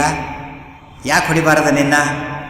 ಕರ್ಣ ಉತ್ತರ ಕೊಡ್ತಾನೆ, ನಾನೀಗ ಶಸ್ತ್ರ ಕೈಯಲ್ಲಿಲ್ಲ, ನೆಲದ ಮೇಲೆ ನಿಂತ್ಕೊಂಡ್ಬಿಟ್ಟಿದ್ದೇನೆ, ಯುದ್ಧ ಮಾಡೋ ಸ್ಥಿತಿಯಲ್ಲಿಲ್ಲ, ಅದಕ್ಕೆ ಹೊಡಿಬೇಡ ಅಂತ ಹೇಳ್ತೀವಿ. ಹೌದಲ್ಲೋ? ಓ, ಎಷ್ಟು ಜ್ಞಾನ ಇದೆ, ಪರವಾಗಿಲ್ಲ ನಿನಗೀಗ, ಸ್ವಲ್ಪ ಹಿಂದೆ ಹೋಗು ಅಂತ ಹೇಳ್ತಾನೆ. ಅಭಿಮನ್ಯು ಒಬ್ಬ ಹುಡುಗ ಒಬ್ಬನೇ ಒಬ್ಬನ ಜೊತೆ ಯಾರ್ಯಾರ್ಯಾರೂ ಇಲ್ಲ, ಒಬ್ಬನೇ ಒಳಗೆ ಬಂದಿದ್ದಾನೆ. ಇಡೀ ದಿವಸ ಯುದ್ಧ ಮಾಡಿದ್ದಾನೆ. ಸಾಯಂಕಾಲದ ಸಮಯ ಏನು ಮಾಡಿದೆ ನೀವೆಲ್ಲ ಸೇರಿ? ಹಿಂದಿನಿಂದ ಹೋಗಿ ಒಬ್ಬ ಬಿಲ್ ಕತ್ತರಿಸೋನು, ಒಬ್ಬ ಬತ್ತಡಿಕೆ ಕತ್ತರಿಸೋನು, ಒಬ್ಬ ಕವಚ ಕತ್ತರಿಸೋನು, ಒಬ್ಬ ರಥ ಹೊಡೆಯೋನು, ಒಬ್ಬ ಸಾರಥಿನ ಕೊಲ್ಲೋನು, ಒಬ್ಬ ಧ್ವಜ ಕೊಲ್ಲೋನು. ಇದು ಯಾವ ಧರ್ಮ ಕರ್ಣ ಹೇಳು ಅಂತ ಕೇಳ್ತಾನೆ ಕೃಷ್ಣ. ಒಬ್ಬ ಹುಡುಗ ನೀವು ಕೊಂದು ಹಾಕಿದ್ರಲ್ಲ, ಧರ್ಮ ಏನಾಗಿತ್ತು ನಿಮ್ಮದಾಗ? ಕನ್ನಡ ಉತ್ತರಗೊಳ್ಳಕ್ಕೆ ಬರ್ತಾ ಇಲ್ಲ ಈಗ. ಕನ್ನಡ ಅದು ಧರ್ಮನೋ? ಅದು ಧರ್ಮ ಅಂದರೆ ನಿಂದು ಹೊಡೆಯೋದು ಧರ್ಮನೇ. ನಿನಗೂ ಈಗ ಏನಿಲ್ಲ, ಯಾವುದಿಲ್ಲ ನಿನಗೀಗ. ನಿನಗೂ ರಥಲ್ಲಿ ಕೂತಿಲ್ಲ, ಕೈಯಲ್ಲಿ ಏನೂ ಇಲ್ಲ, ಹೊಡಿಬೇಡ ಅಂತ ಕೇಳ್ತೀಯ. ಇವತ್ತು ಹೊಡೆದಿದ್ದಿ, ಇನ್ನು ಹೊಡಿಲೇಬೇಕಾಗುತ್ತೆ. ಇಲ್ಲಿ ಅಧರ್ಮ ಎಲ್ಲ ಆಗುತ್ತೆ. ನೀನು ಮಾಡಿದ್ದು ಸರಿ ಆದರೆ ಅರ್ಜುನ ಮಾಡೋ ತಪ್ಪು ಯಾಕಾಗತ್ತೆ? ತಮಾಷೆ, ಯಾರ ಮಗನ ಹಾಕ್ಕೊಂಡ್ಯೋ ಅವ್ರ ಅಪ್ಪನನ್ನು ಕೊಲ್ತಿದ್ದಾನೆ ಅಷ್ಟೇ, ಬೇರೆ ಏನೂ ಇಲ್ಲ. ಈಗ ಅಭಿಮನ್ಯುನ ಕೊಂದಿದ್ದೆ, ಅವ್ರ ಅಪ್ಪನನ್ನು ಕೊಲ್ತಿದ್ದಾನೆ. ಧರ್ಮ ಎಲ್ಲೋಗಿದೆ ಈಗ ನಿನಗೀಗ? ಉತ್ತರ ಇಲ್ಲ. ಇಲ್ಲ ಅಧರ್ಮ ಅಂದರೆ ಸರಿ, ಅದು ಅಧರ್ಮ, ಇದು ಅಧರ್ಮನೇ, ಹೋಗಲಿ, ನ್ಯೂಟ್ರಲೈಸ್ ಆಗುತ್ತೆ ಅಷ್ಟೇ. ನಿಕೃತ್ಯಂ ಹನ್ಯಾತ್ ನಿಕೃತ್ಯ ನೈವ ಧಾರ್ಮಿಕ. ಅಧರ್ಮವನ್ನು ಅಧರ್ಮದಲ್ಲಿ ಹೊಡಿಬೇಕು ಅಂತ ನೇಮ ಇದೆ ಕಾರಣ. ಅರ್ಥ ಆಯ್ತಾ ಈಗ? ಅರ್ಜುನ ಹೊಡಿ ಅಂತ ಹೇಳ್ತಾರೆ. ಉತ್ತರ ಅಲ್ಲೇ ಬಂದೋಗ್ಬಿಟ್ಟಿದೆ. ಇದು ಒಳ್ಳೆ ಇಂಪಾರ್ಟೆಂಟ್ ಪಾಯಿಂಟ್ ಕೂಡ ಹೌದು. ಇಡೀ ಮಹಾಭಾರತ ಯುದ್ಧದಲ್ಲಿ ನಾವೇನೋ ಅಧರ್ಮದ ಕಾನ್ಸೆಪ್ಟ್ ತರೋದಾದರೆ ಫಸ್ಟ್ ತಂದಿದ್ದು ಕೌರವರು. ಅಭಿಮನ್ಯುವಿನ ವಧೆಯಲ್ಲಿ ಶುರುವಾಯಿತು. ಅವತ್ತಿನಿಂದ ಶುರುವಾದ ಅಧರ್ಮ ಮುಂದುವರಿಸ್ತಾ ಹೋಯಿತು. ಅಂದಮೇಲೆ ಪಾಂಡವರದ ಅಧರ್ಮ ಅಲ್ಲ, ಕೌರವರದ ಅಧರ್ಮ ಮಾಡಿತ್ತು. ಇಷ್ಟೆಲ್ಲ ಜನ ಮಾತಾಡ್ತಾರೆ ಭೀಷ್ಮರ ಬಗ್ಗೆ, ದ್ರೋಣರ ಬಗ್ಗೆ. ಅಭಿಮನ್ಯುವನಿಗೆ ಒಬ್ಬರು ಮಾತಾಡೋದಿಲ್ಲ. ಒಬ್ಬ ಹುಡುಗ ಅಭಿಮನ್ಯು, ಚಿಕ್ಕವನು ಪಾಪ. ಇಡೀ ದೊಡ್ಡ ಅಕ್ಷೋಹಿಣಿಗಟ್ಟಲೆ ಸೈನ್ಯದ ಮಧ್ಯೆ ಒಬ್ಬ ನಿಂತ್ಕೊಂಡಿದ್ದಾನೆ. ಯಾವ ಸಿನಿಮಾದಲ್ಲೂ 10-20 ಜನ 100 ಜನ ಇರ್ತಾರೆ ಹೊರತು ಅಕ್ಷೋಹಿಣಿಗಟ್ಟಲೆ ಯಾರು ಇರೋದಿಲ್ಲ. ಒಬ್ಬ ಹುಡುಗ ಬರೀ ನಿಂತಿದ್ದಾನೆ, ಬರೀ ಏನೇನೂ ಇಲ್ಲ. ಆಗ ಹೊಡೆದು ಕೊಲ್ತಾರಲ್ಲ, ಯಾವ ನ್ಯಾಯ ಇದು? ಇದನ್ನು ಕೇಳಿದವ್ರು ಯಾರು ಮತ್ತೆ ಮಾತಾಡೋಕ್ಕೆ ಬರೋದಿಲ್ಲ, ಎಂದೂ ಪ್ರಶ್ನೆ ಕೇಳೋದಕ್ಕೆ ಬರೋದಿಲ್ಲ. ಇದನ್ನು ಮುಚ್ಚಿಟ್ಟು ಪ್ರಶ್ನೆ ಮಾಡ್ತಾರೆ. ಅಂದಮೇಲೆ ಅದು ಅರ್ಥನೇ ಇಲ್ಲ. ಕೃಷ್ಣನೇ ಕೊಟ್ಟ ಉತ್ತರ. ಆದ್ದರಿಂದ ಶುರುವಾಗಿದ್ದು ಕೌರವರಿಂದ ಅಧರ್ಮ. ಪಾಂಡವರು ಮಾಡಿದ್ದೆಲ್ಲ ಧರ್ಮದ ಹಿಂದೆ. ನೋಡೋದಕ್ಕೆ ಅಧರ್ಮ, ಅವ್ರು ನಿಜವಾಗ್ಲೂ ಅಧರ್ಮ ಅವ್ರು ಮಾಡಿದ್ದಾರೆ. ನೋಡೋದಕ್ಕೆ ಅಧರ್ಮ ಕಂಡ ಪಾಂಡವರು ಕಾಣಿಸ್ತಾ ಇದೆ ಅಷ್ಟೇ. ವಸ್ತುತಃ ಪಾಂಡವರದ ಅಧರ್ಮನೇ ಅಲ್ಲ, ಧರ್ಮವೇ ಆಗಿದೆ. ಅಂದಮೇಲೆ ಕರ್ಣನ ಪ್ರಸಂಗ ಬರಲೇ ಇಲ್ಲ. ಕರ್ಣನಲ್ಲೂ ಕೂಡ ಪಾಂಡವರು ಕೊಂದಿದ್ದು ಅತ್ಯಂತ ಧಾರ್ಮಿಕ ರೀತಿಯಲ್ಲಿ, ಯೋಗಿ ರೀತಿಯಲ್ಲೇ ಕೊಂದಿರೋದ್ರಿಂದ ಸಮಸ್ಯೆನೇ ಬರಲಿಲ್ಲ. ಇನ್ನು ಕೊನೆಗೆ ಬಿಡಿದ್ದು ದುರ್ಯೋಧನ. ಅವನನ್ನು ಕೊಂದಿದ್ದ ಅಧರ್ಮ ಅಂತ ದೊಡ್ಡ ಗುಂಪಿದೆ. ಅಧರ್ಮ, ಭಾರಿ ಅಧರ್ಮ, 2 ಅಧರ್ಮ. ಒಂದೇನೋ ಅವನಿಗೆ ಪಾಪ ಏನೂ ಇರಲೇ ಇಲ್ಲ, ಸೋತೋಗಿಬಿಟ್ಟಿದ್ದ. ಅವನ ಪಾಪಿ ಬಗ್ಗೆ ಪಾಪ ಅನ್ನೋ ಸ್ಟೈಲ್ ಇವರು, ಪಾಪಿನ ಪಾಪ ಅಂತ ಕರೀತಾರೆ. ಪಾಪ ಭಾರಿ ಅನ್ಯಾಯ. ಅವನಿಗೇನೂ ಇರಲೇ ಇಲ್ಲ, ಒಂಟಿಯಾಗಿದ್ದ. ಅವನ್ನ ಹಿಡಿದು ಕೊಂದು ಬಿಡೋದ ಅಂತ ಕೇಳಿದರೆ ದುರ್ಯೋಧನನೇ ಪ್ರಶ್ನೆ ಮಾಡ್ತಾನೆ. ಆ ವೈಶಂಪಾಯನ ಸರೋವರ ಅಂತ ಬರೀತಾರೆ, ತಪ್ಪದು, ದ್ವೈಪಾಯನ ಸರೋವರ. ಅದರೊಳಗೆ ಕೂತಿರ್ತಾನೆ.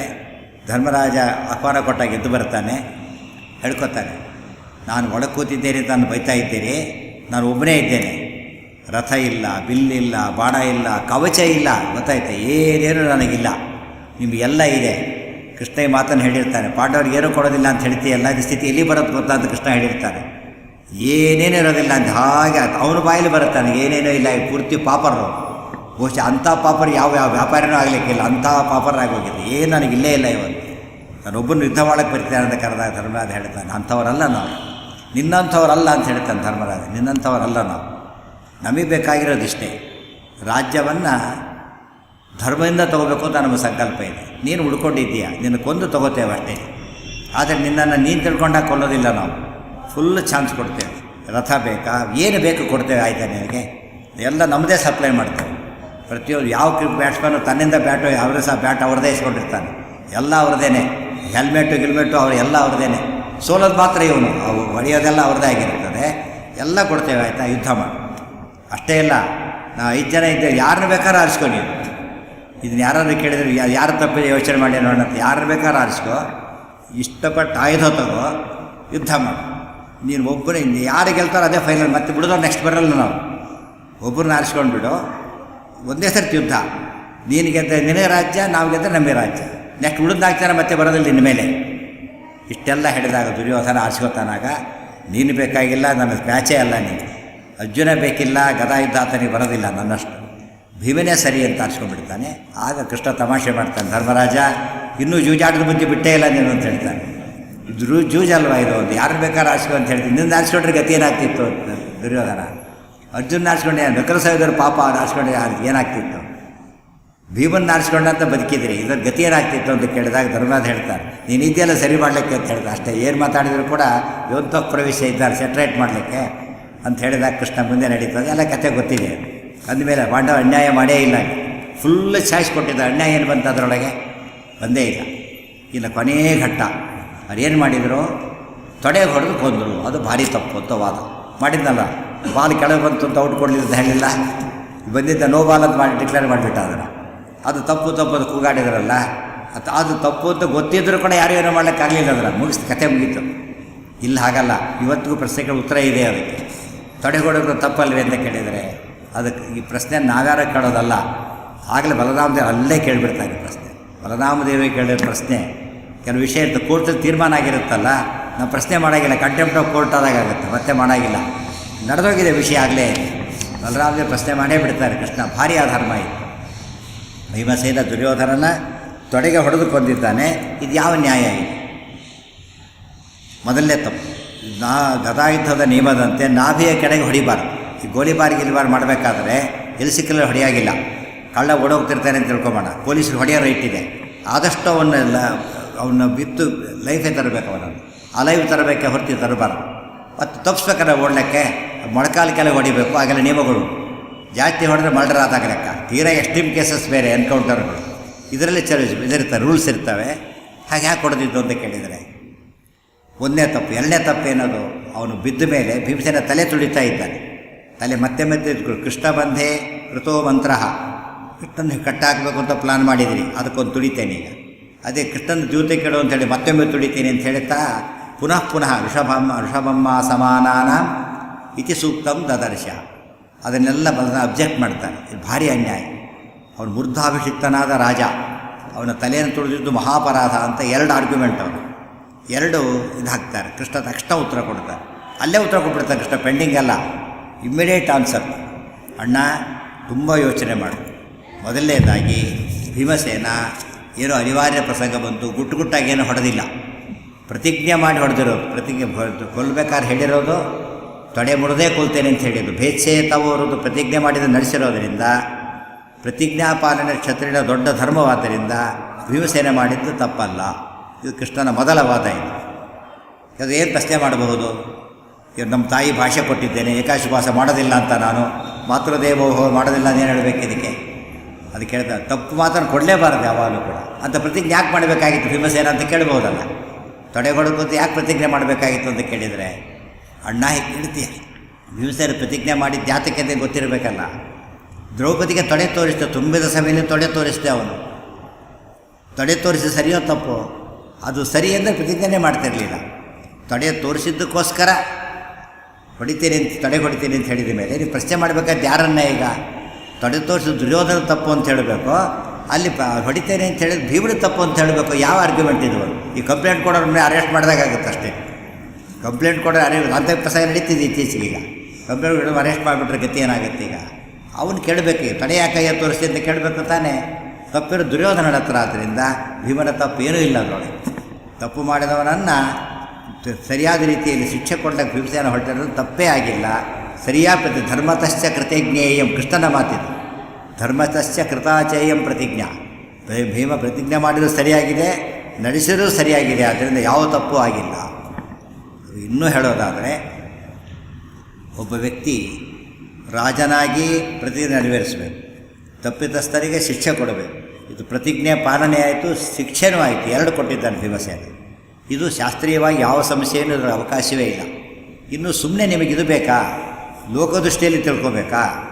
ಆಗಲೂ ಭೀಮಸೇನ ತಪ್ಪು ಮಾಡಿಯೇ ಇಲ್ಲ. ಕೃಷ್ಣನ ವಾದ ಭೀಮಸೇನ ತಪ್ಪು ಮಾಡಿಯೇ ಇಲ್ಲ. ಯಾತಕ್ಕೆ ಗೊತ್ತಾ? ಹೇಳ್ತೇನೆ ಕೇಳು. ಗದಾಯುದ್ಧದಲ್ಲಿ ನಾಭಿಯ ಕೆಳಗೆ ಹೊಡಿಬಾರ್ದು. ನಿಮ್ಮ ವಾದ ಅಷ್ಟೇ ತಾನೇ? ಸರಿ ಹಾಗಿದ್ದಾರೆ. ಭೀಮಸೇನ ತೊಡೆ ಹೊಡೆದಿದ್ದಾನೆ, ನಾಭಿ ಕೆಳಗೆ ಹೊಡೆದಿರ್ತಾನೆ, ಮೇಲೆ ಹೊಡೆದೇ ಇಲ್ಲ. ಕೃಷ್ಣನ ವಾದ ನಾಭಿ ಕೆಳಗೆ ಹೊಡೆದಿರೋದು ಭೀಮಸೇನ, ನಾಭಿ ಮೇಲೆ ಹೊಡೆದೇ ಇಲ್ಲ. ಇದು ಭಾಳ ಒಗಟಿದು. ತೊಡೆ ಹೊಡೆದಿದ್ದು ಒಪ್ಕೊಂಡ ಮೇಲೆ ನಾಭಿ ಮೇಲೆ ಹೇಗಾಗುತ್ತದು? ನಾಭಿ ಕೆಳಗೆ ಅಂತ ಹೇಳಲೇಬೇಕಲ್ಲ. ಇದು ಪ್ರಶ್ನೆ. ಕೃಷ್ಣ ಉತ್ತರ ಕೊಡ್ತಾನೆ, ಇಲ್ಲ, ಭೀಮಸೇನ ತೊಡೆಯ ಕೆಳಗೆ ನಾಭಿ ಕೆಳಗೆ ಹೊಡೆದಿದ್ದಾನೆ ಅಂತ ಆರೋಪ ಮಾಡೋಕ್ಕೆ ಸಾಧ್ಯತೆಯೇ ಇಲ್ಲ. ಮೇಲೆ ಹೊಡೆದಿದ್ದಾನೆ. ಆದರೆ ಯಾವಾಗಲೂ ತೊಡೆಗಳು ನಾಭಿ ಕೆಳಗೆ ಇರುತ್ತೆ ಅನ್ನೋ ಸಂಶಯ ಇಲ್ಲ, ಅದು ನಿಜನೇ. ಆದರೆ ಭೀಮಸೇನ ಹೊಡೆದಾಗ ಮಾತ್ರ ದುರ್ಯೋಧನ ತೊಡೆಗಳು ನಾಭಿ ಮೇಲೇ ಇದ್ವು ಅಂತ ಕೃಷ್ಣ ಹೇಳಿದ್ದಾನೆ. ನಾಭಿ ಮೇಲೇ ಇದ್ವು. ಈ ಉಳಿದವ್ರು ಯಾರೂ ಗಮನಿಸಿಲ್ಲ. ಕೃಷ್ಣನ ಗಮನಿಸ್ತಾ ಇರೋದು ಯಾವುದಿದೆ? ವಿಶ್ವತಶ್ಚಶ್ರುತ ವಿಶ್ವತೋ ಮುಖ. ದುರ್ಯೋಧನ ದೊಡ್ಡ ತಪ್ಪು ಮಾಡ್ತಾನೊಂದು ತಪ್ಪನ್ನು, ಜೀವನ ಪೂರ್ತಿ ತಪ್ಪು ಮಾಡಿದವನು ಅಲ್ಲೊಂದು ತಪ್ಪು ಮಾಡ್ತಾನೆ. ಅವನಿಗೆ ಗೊತ್ತಾಗ್ತಾನೆ. ಕೊನೆಯ ಭೀಮಸೇನ ಇನ್ನೊಮ್ಮೆ ಹೇಳ್ತಾನೆ, ನೋಡು ದುರ್ಯೋಧನ, ಯುದ್ಧ ಶುರು ಮಾಡಬೇಕು, ಹೊಟ್ಟು ತೊಡೆ ಹೊಡೆದೇ ಕೊಲ್ತೇನೆ, ಆಧಾರ ಮಾಡಿ ಪಿಕ್ ಪ್ಯಾಕೆಟ್ ಮಾಡಿಯೇ ಮಾಡ್ತೇನೆ. ಯಾರು ಮಾಡ್ತಾರಾ? ಸಾಧ್ಯ ಇಲ್ಲ. ಧರ್ಮ ಇದ್ದಾಗ ಮಾತ್ರ ಮಾಡೋದ ಕೆಲಸ. ಧರ್ಮ ಇದ್ದಾಗಲೇ ಮಾಡ್ತಿರೋದು. ಕೊನೆ ಹೊಡಿಬೇಕಾದ್ರೂ ತೊಡೆಗೆ ಹೇಳೇ ಹೊಡಿತಿರೋದು. ಹೇಳಬೇಕಾ? ದುರ್ಯೋಧನಕ್ಕೆ ಅರ್ಥ ಆಯ್ತು. ಇನ್ನು ತಾನು ಉಳ್ಕೊಳ್ಳೋದಲ್ಲಿ ಗ್ಯಾರಂಟಿ ಗೊತ್ತಾಯಿತು. ಹೊಡೆದೇ ಹೊಡಿತಾರೆ, ಸತ್ಯ ಸಾಯ್ತೀನಿ ಅಂತ ಗೊತ್ತಾಯಿತು. ತಪ್ಪಿಸ್ಕೊಳ್ಳೋಕೆ ಸಾಧ್ಯ ಇಲ್ಲ ಅಂತ ಗೊತ್ತಾಯಿತು. ಆಗ ಮೋಸ ಮಾಡಿ ಯೋಚನೆ ಮಾಡ್ತಾರೆ. ಭೀಮಸೇನ ಪ್ರತಿಜ್ಞೆ ಮಾಡಿರೋದೇನು? ತೊಡೆ ಹೊಡೆದು ಕೊಲ್ತೀನಿ ಅಂಥೇಳಿ. ನನ್ನ ಕೊಲ್ಲಿ, ತೊಡೆಗೆ ಹೊಡೆದು ಕೊಲ್ತೀನಿ ಪ್ರತಿಜ್ಞೆ ಸುಳ್ಳಾಗಿಬಿಡ್ಬೇಕು. ಅದು ಯಾವಾಗ ಸುಳ್ಳಾಗುತ್ತೆ? ನಾನು ಹೀಗೆ ನಿಂತಿದ್ದರೆ ತೊಡೆಗೆ ಹೊಡೆದೇ ಹೊಡಿತಾನೆ, ನಾನು ಸತ್ತು ಹೋಗ್ತೇನೆ. ಆದರೆ ನಾನು ಪಲ್ಟಿ ಹೊಡೆದ್ಬಿಟ್ರೆ, ಈಗ ಉಲ್ಟಾ ನಿಂತ್ಕೊಂಡ್ಬಿಟ್ರೆ ಭೀಮಸೇನ ಹೊಡಿತಾನೆ, ಹೊಟ್ಟೆ ಬೀಳುತ್ತೆ, ತಲೆ ಬೀಳೋದಿಲ್ಲ, ಆವಾಗ ನಾನು ಸಾಯ್ತೇನೆ. ಆದರೆ ಭೀಮನ ಪ್ರತಿಜ್ಞೆ ಸುಳ್ಳಾಯ್ತಲ್ಲ, ಭೀಮನ ಪ್ರತಿಜ್ಞೆ ತೊಡೆ ಹೊಡಿತೇನೆ ಅಂತ ಪ್ರತಿಜ್ಞೆ ಸುಳ್ಳಾಯ್ತಲ್ಲ ಅಂತ ಯೋಚನೆ ಮಾಡಿ ಪಲ್ಟಿ ಹೊಡೆದ್ಬಿಡ್ತಾರೆ. ಆಗ ಭೀಮಸೇನ ಎಷ್ಟು ಜ್ಞಾನಿ, ಯೋಚನೆ ಎಷ್ಟು ಆ್ಯಂಟಿಸಿಪೇಷನ್ ಎಷ್ಟು ಸ್ಟ್ರಾಂಗ್ ಇರಬೇಕು, ಎಂಥ ನಾಲೆಡ್ಜ್ ಇರಬೇಕು, ಪೂರ್ಣ ಪ್ರಜ್ಞೆ ಅನ್ನೋದಕ್ಕೆ ಅದೇ ಕಾರಣ. ಆ ರೀತಿ ಗುರಿ ಚೇಂಜ್ ಮಾಡೋದು ಭಾರಿ ಕಷ್ಟ. ಹೊರಗಿಟ್ಟು ಇದಕ್ಕಿಂತ ಬ್ರೇಕ್ ಹಾಕ್ಲಿಕ್ಕೆ ಬರಲ್ಲ, ಗೊತ್ತಾಯ್ತಾ? ತಮ್ಮವರೇ ಎದುರು ಬಂದು ಸ್ಟಾಪ್ ಮಾಡೋಕ್ಕಾಗೋದಿಲ್ಲ ಕೆಲವು ಸಲ. ಎಷ್ಟೊಂದು ಹಾಗಾಗಿಬಿಟ್ಟಿದೆ ಆ್ಯಕ್ಚುಲಿ. ಅಂಥ ಹೊತ್ತಲ್ಲಿ ಭೀಮಸೇನ ಸ್ಟ್ರೋಕ್ ಚೇಂಜ್ ಮಾಡಿಬಿಟ್ಟು ಹೊಡೆಯೋದನ್ನು ಕರೆಕ್ಟಾಗಿ ಅವ್ನಿಗೆ ಉಲ್ಟಾ ಮಾಡಿದ್ದಲ್ಲ, ಕೆಳಗೆ ಹೊಡಿಬೇಕು, ಮೇಲನ್ನು ಎಷ್ಟು ಡಿಫರೆನ್ಸ್ ಇದೆ, ಸ್ವಲ್ಪ ಅಲ್ಲ ಡಿಫರೆನ್ಸ್ ತುಂಬ ಇದೆ. ಕರೆಕ್ಟಾಗಿ ಹೊಡೆದಾಗ ಭೀಮಸೇನನ ಬಲ ಎಷ್ಟಿರಬೇಕು, ಬುದ್ಧಿ ಎಷ್ಟಿರಬೇಕು, ಪರ್ಫೆಕ್ಟಾಗಿದೆ. ತಡೆ ಕಡೆ ಹೊಡೆದೇ ಇಲ್ವಲ್ಲ, ಆಗ ದುರ್ಯೋಧನಿಗೆ ಇವರು ಸರಿಯಾಗಿ ನಿಂತಿದ್ದರೆ ವಾಸಿ ಅಂತ ಆಗ ತಿಳ್ಕೊಂಡಿರ್ಬೇಕು. ಸರಿಯಾಗಿ ನಿಂತಿದ್ದರೆ ಪ್ರತಿಜ್ಞೆ ಹೋಗಿ ನಡೆದಿದ್ದರೂ ಕೂಡ ಒಂದು ಕ್ಲೇಮಾರ್ ಇರ್ತಿದ್ದು ಕೊನೆ ಪಕ್ಷ, ಅದೂ ಇಲ್ಲ. ಈಗ ಎಷ್ಟು ತಪ್ಪು ಮಾಡ್ತಾನೆ ದುರ್ಯೋಧನ, ಅಷ್ಟು ಸರಿ ಮಾಡಿರೋದು ಭೀಮಸೇನ. ಅಣ್ಣ ಎಲ್ಲಿ ತಪ್ಪಿದೆ ಉತ್ತರ ಕೊಡಿದ್ದಕ್ಕೆ? ಇಷ್ಟು ಮಹಾಭಾರತದಲ್ಲೇ ಬಂದಿರೋ ವಿಚಾರಗಳು, ಒಂದು ಬೇರೆ ಅಲ್ಲ. ಕೃಷ್ಣ ಸ್ಪಷ್ಟವಾಗಿ ಕೃಷ್ಣನ ಗೀತೆ ಒಪ್ಪೋದಾದರೆ ಇದು ಒಪ್ಪಲೇಬೇಕು. ಮತ್ತು ಭಗವಾನ್ ವಾಚ, ಬೇರೆಯವ್ರ ಮಾತೇ ಅಲ್ಲ. ಈ ಭಗವಾನಲ್ಲ, ಮತ್ತೆ ಆ ಭಗವಾನ್ ವಾಚ ಅಷ್ಟು ಸ್ಪಷ್ಟವಾಗಿ ಹೇಳಿರೋ ಮಾತುಗಳು, ಸಂಶಯಕ್ಕೆ ಕಾರಣನೇ ಇರೋದಿಲ್ಲ. ಆಗ ಏನು ಉತ್ತರ ಕೊಡ್ಲಿಕ್ಕೆ ಬರಲಿಲ್ಲ ಕೃಷ್ಣನ ಮಾತಿಗೆ, ಅಲ್ಲಿಗೆ ಹೊರಟೋಗ್ಬಿಡ್ತಾರೆ. ಧರ್ಮಚ್ಛಲ ಮಿತಿ ಬುರೋ ಹೊರಟುಬಿಟ್ಟಿರುತ್ತೆ. ಇಷ್ಟೆಲ್ಲ ಕ್ಲಾರಿಟಿ ಇರಬೇಕಾದ್ರೆ ಇನ್ನೇನು ಯೋಚನೆ ಮಾಡಬೇಕು? ಅಂದಮೇಲೆ ಪಾಂಡವರಿಂದ ಎಂದೆಂದೂ ಅಧರ್ಮದ ಪ್ರಸಕ್ತಿ ಬಂದಿಲ್ಲ, ಧರ್ಮಕ್ಕೋಸ್ಕರ ಮಾಡಿದ್ದಾರೆ. ಧರ್ಮ ಯುದ್ಧನ ಹೊರತು ಬೇರೆ ಅಲ್ಲ. ಈ ಸ್ವಲ್ಪ ವಾಪಸ್ ಹೋಗಿ ನಿಜವಾಗ್ಲೂ ಅಧರ್ಮ ಮಾಡಿದ್ಯಾರು ಅಂದರೆ ಮೊದಲಿಂದ ಶುರುವಾಗುತ್ತೆ. ದುರ್ಯೋಧನ ಯುದ್ಧದ ಕಾನ್ಸೆಪ್ಟೇ ಅಧರ್ಮ. ಫಸ್ಟ್ ಯುದ್ಧ ಮಾಡಿದ್ದೇ ಅಧರ್ಮ. ಯಾಕೆ? ಪಾಂಡವರ ರಾಜ್ಯ ಅದು, ಅವರು ಪರಾಕ್ರಮ ಸಂಪಾದನೆ ಮಾಡಿದ ರಾಜ್ಯ, ರಾಜಯಾಗ ಮಾಡಿದಂಥ ರಾಜ್ಯ.